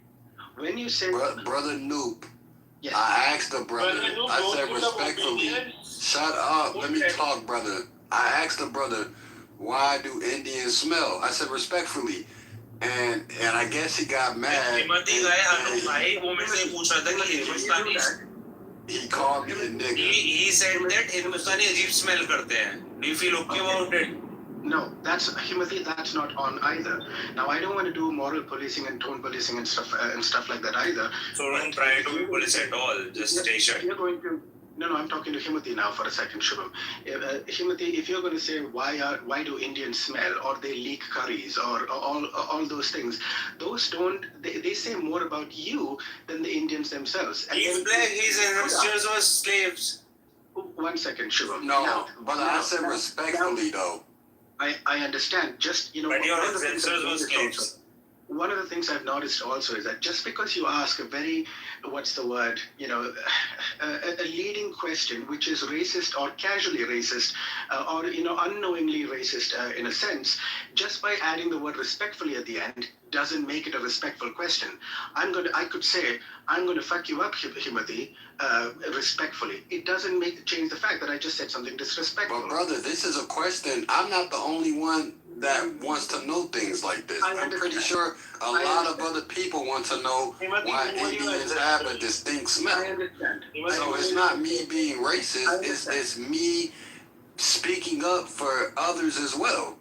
I understand. So if your question was if it indeed came from an innocent place where your sample size of Indians are people who've smelled or they've had, Again, Noob, you're trying to explain a thing to a nigga who already understands these. No, that is not on. That is not on. You do not call people. What is going on with you, Shubham? I don't know where you are. Himati is my bro. He also yeah, this is my true brother right here, man. It's alright. His true ass. That's my true brother, bro. I mean, if he's a close friend of yours, I understand. Nah, I don't know this true ass nigga. I don't know this true ass nigga. Okay. Yeah, these days of the hard R. Shubham, if you want to claim a 5,000-year-old superior, holier than thou civilization, no, I'm not claiming it or not. To be very honest, no. Let's not jump to it. I'm not trying to claim anything. No, okay. Whether you're claiming it or not, you throw Indians under the bus when you. No, we were discussing the finer points about nigga being a term and how it is being used in India as compared to USA. Shubham, you and I and most people in this room know that nigger is not a term that you use with respect. I mean, especially. I use it, bro. Okay, so don't. You're not going to launder your Shubham. I'm going to get to the end of the sentence if it's the last. I got a lot of my friends nigger. Shubham, it doesn't matter who you call nigger. You're just new into this room and you're talking to people calling them niggers. It is not on. You're not going to... Yeah, I know it's offensive, but then those people started it all together. Thank you for I'm just trying to put a last name. Thank you for... This is so offensive. Now, I know it's offensive to Americans. I know it's illegal. I just said it myself. So why was you trying to hurt my feelings? Why were you trying to be offensive, man? When I was coming at you with nothing but respect, why would you come with? No, you were not coming at me with respect. I did. I said respectfully. No, you didn't. You know it in your heart. I said respectfully, and I asked you a question. You asked me a question why Indians smell different. I said respectfully. I said respectfully, why do Indians have their own smell? I know why I can answer. I know why. But Bima, you look. Let me tell you before you answer. Let me tell you what happened. So this chewed ass nigga hopped on stage. Chewed ass nigga. And okay. So this chewed ass nigga hopped on stage, and I'm like, respectfully, why do Indians have their own smell? So then he went ahead and called me a nigga. That's what happened. And when you said first that, of all, I think that Bima, let me also add it to his point. He said that I'm not trying to be. He said that I'm not trying to be offensive, but Indians smell different.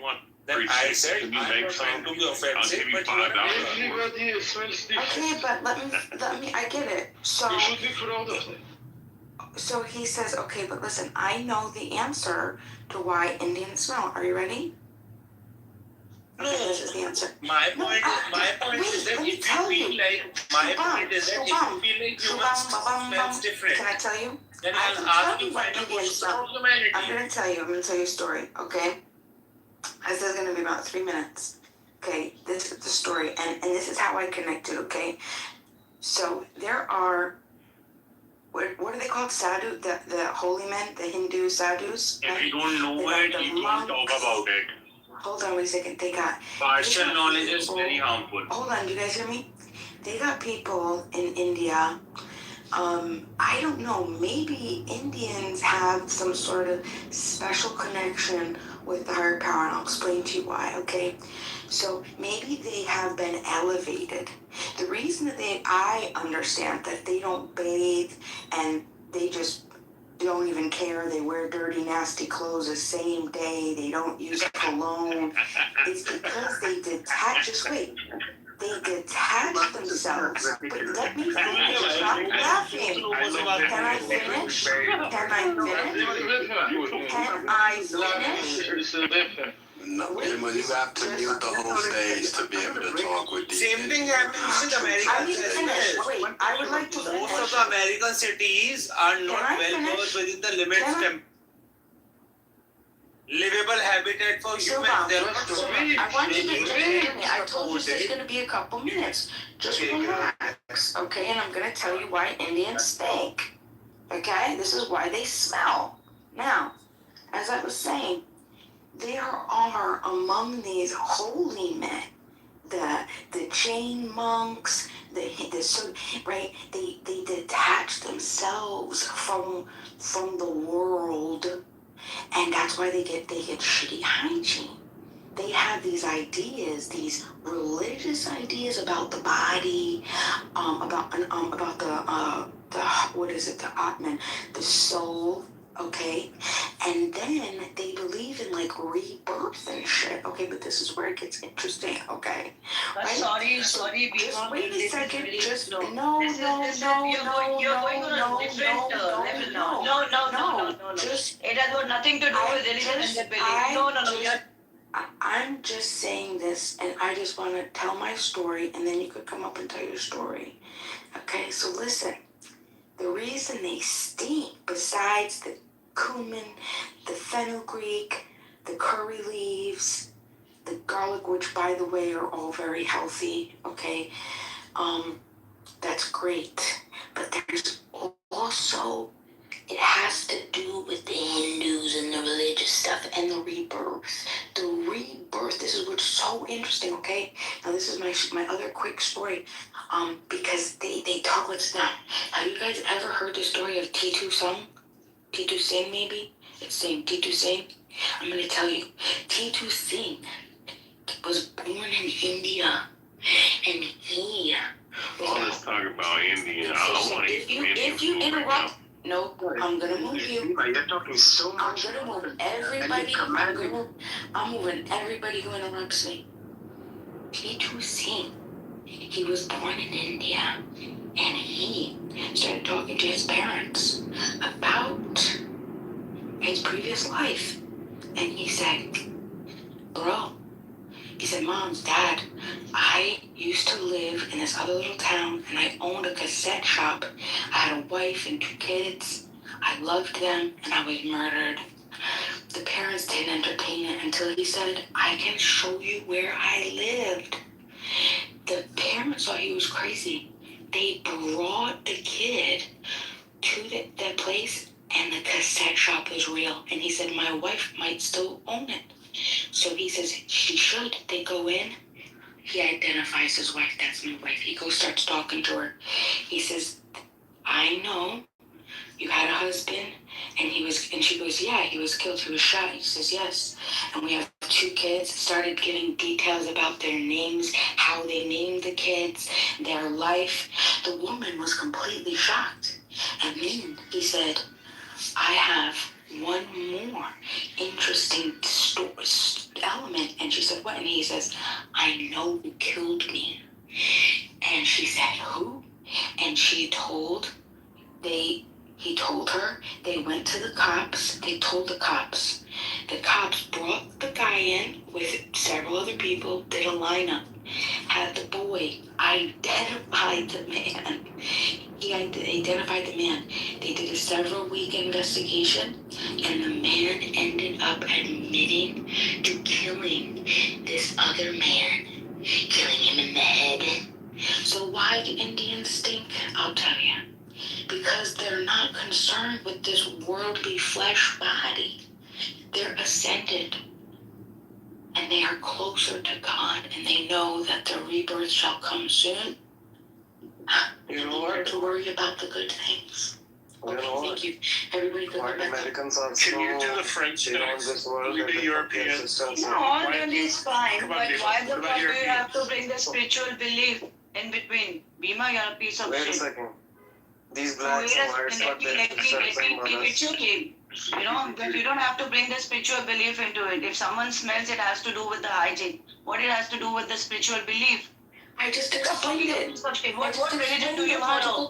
You follow a religion who could not fucking save even a single innocent, and he died for the sinner on the cross. You're upset. And also spiritual belief in what it has to do with the Hindus' belief?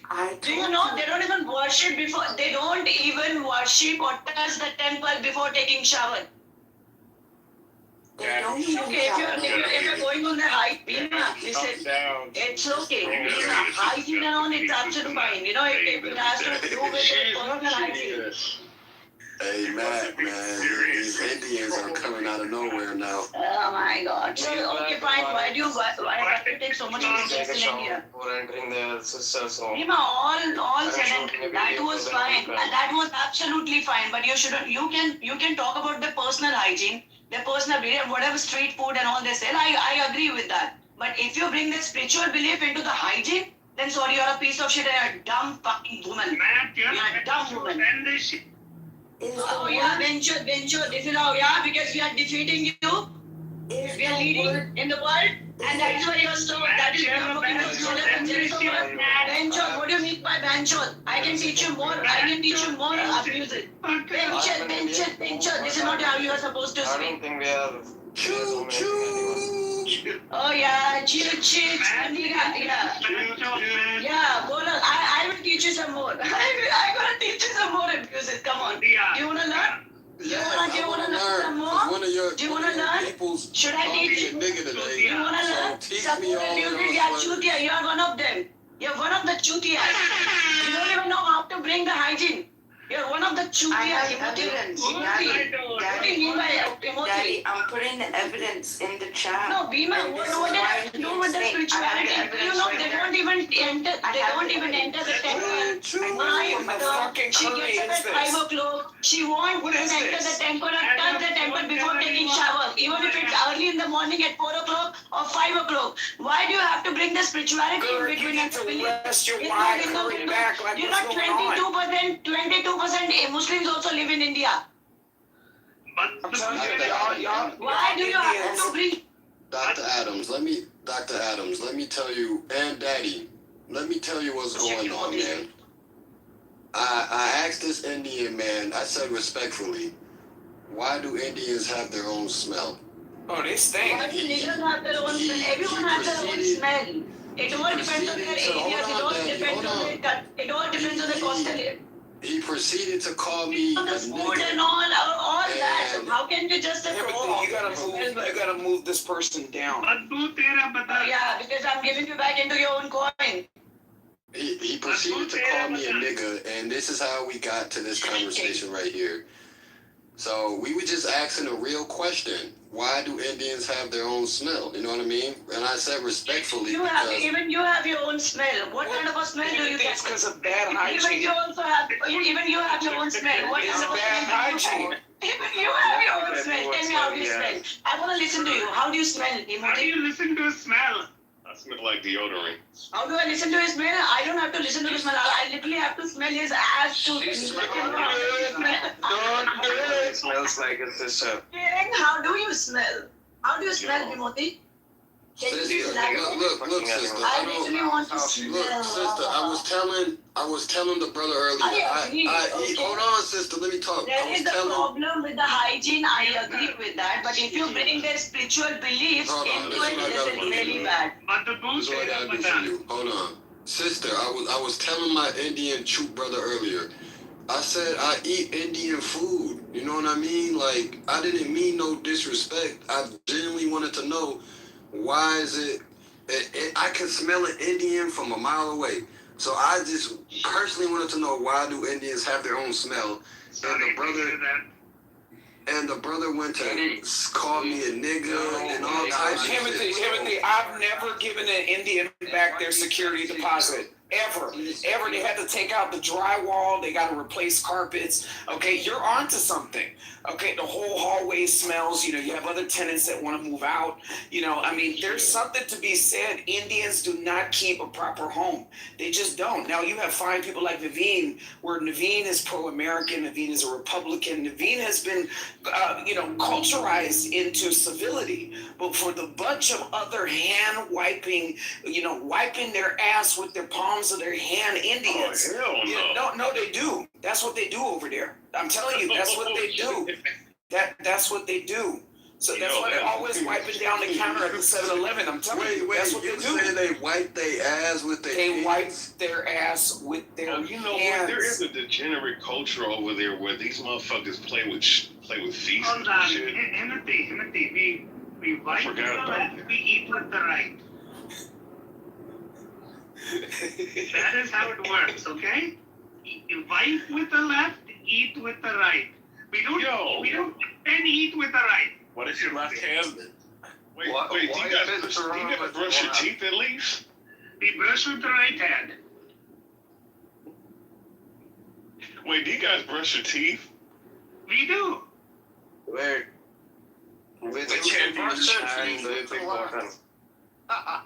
Which hand do you use to piss? Which hand pulls your dick out when you pee? Depends how big. Yours is so that.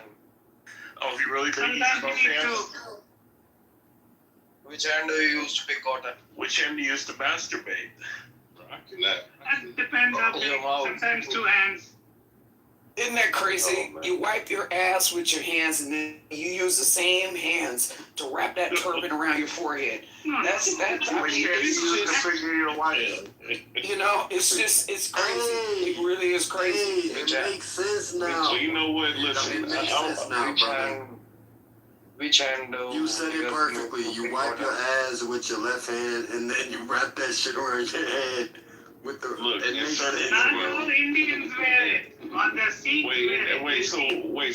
Wait, so King, hold up. Hold on, Char. I got precedent because I'm on my way to work and my printer's acting up. We got so much Dell tech support on the stage. Can anybody walk me through how to reset my printer? Can you bring the Indian up from the goo, please? This is an emergency. I need to print some shit out. You balance it, right? Dell tech support. I tried calling on my iPad. They took too long because everybody's on Clubhouse. Everybody's on Clubhouse. I can't get no Dell tech support. Can you wake Daddy up? Appreciate it. I can't wait up. Adams, the tech support is now from Pakistan. Banjo. Bring Daddy up. Wait, so. Daddy. Come up, Daddy. I turned the hand raising off so Daddy can come up.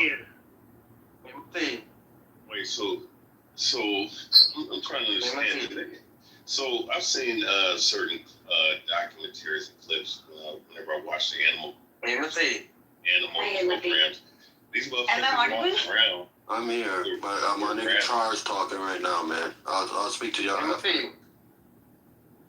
So these rats, so they walk around and they just let rats roam around and shit. And they worship these motherfuckers. They have fucking status over. Like why?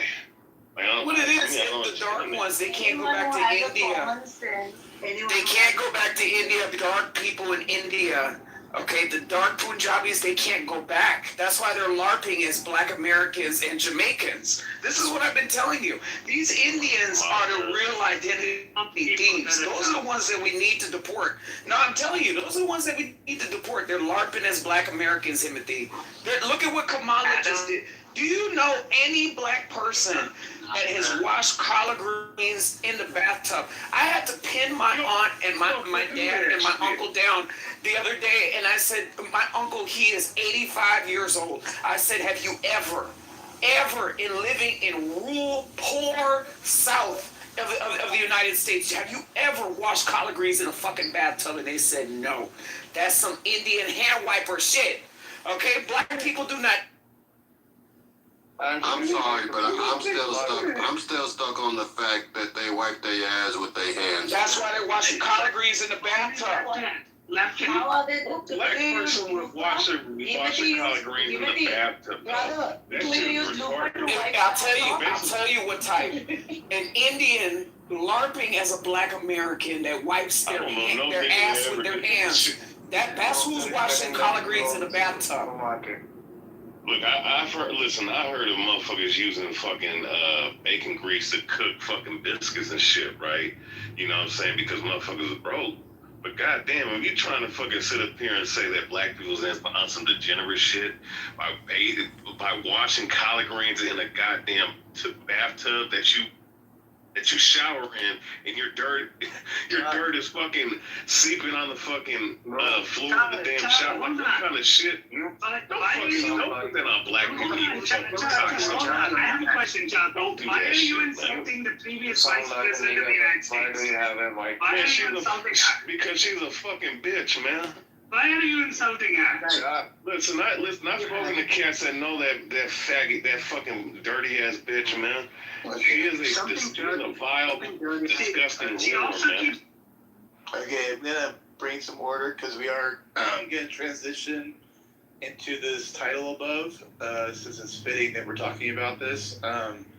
So I just want to go around, or someone wants to come off mic and tell me what stereotype that you believe is true. So, for example, that Asians can't drive. Like, who believes that? Like, let's get this going right now. What's that? They have no peripheral vision. Do you believe that? Do you believe that? 100%. I'm being serious. They cannot see on the right or left side. Niggas robbing a store. But you got it right. It's only Niggas gang banging. Okay, hold on. One at a time. We got to just. Indian women have bigger clitorises than men have. Oh Jesus. Okay, I heard Asian women have no peripheral vision. I heard that from King. Somebody said something about gang members in hoods. I don't. Okay, we got to. Okay, niggas robbing a store. Yeah. What they're throwing out that N-word like it's candy right now. Yeah. Put me in the queue, man. I wanna address that. Okay, we're doing a little cute. We're doing a little cute. Just do this off the mic shit right now. Well, Wait. I have a question. I'm going to you. Timothy. Chill out. Hold on. Timothy. Let me ask you one last question. All right. Well, you're going down now. I don't know. So who? Okay, Char, go ahead. You started off. Go for it.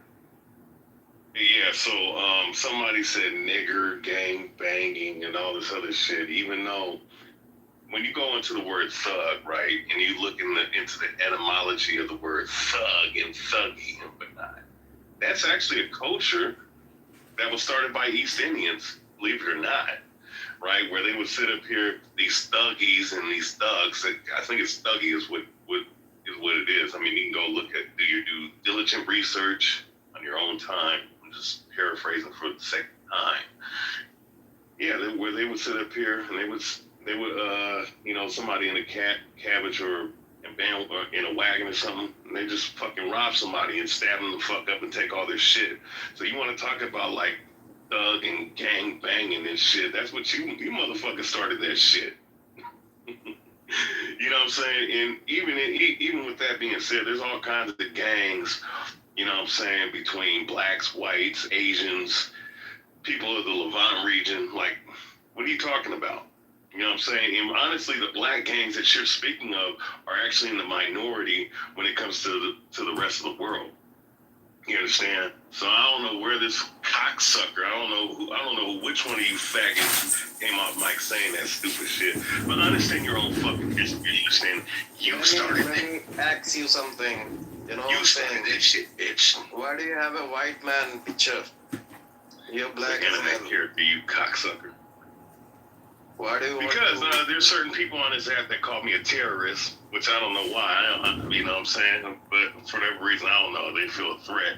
So I have to keep terrorists on my fucking PTR. So let it be that as it may. That's why. Okay, thank you.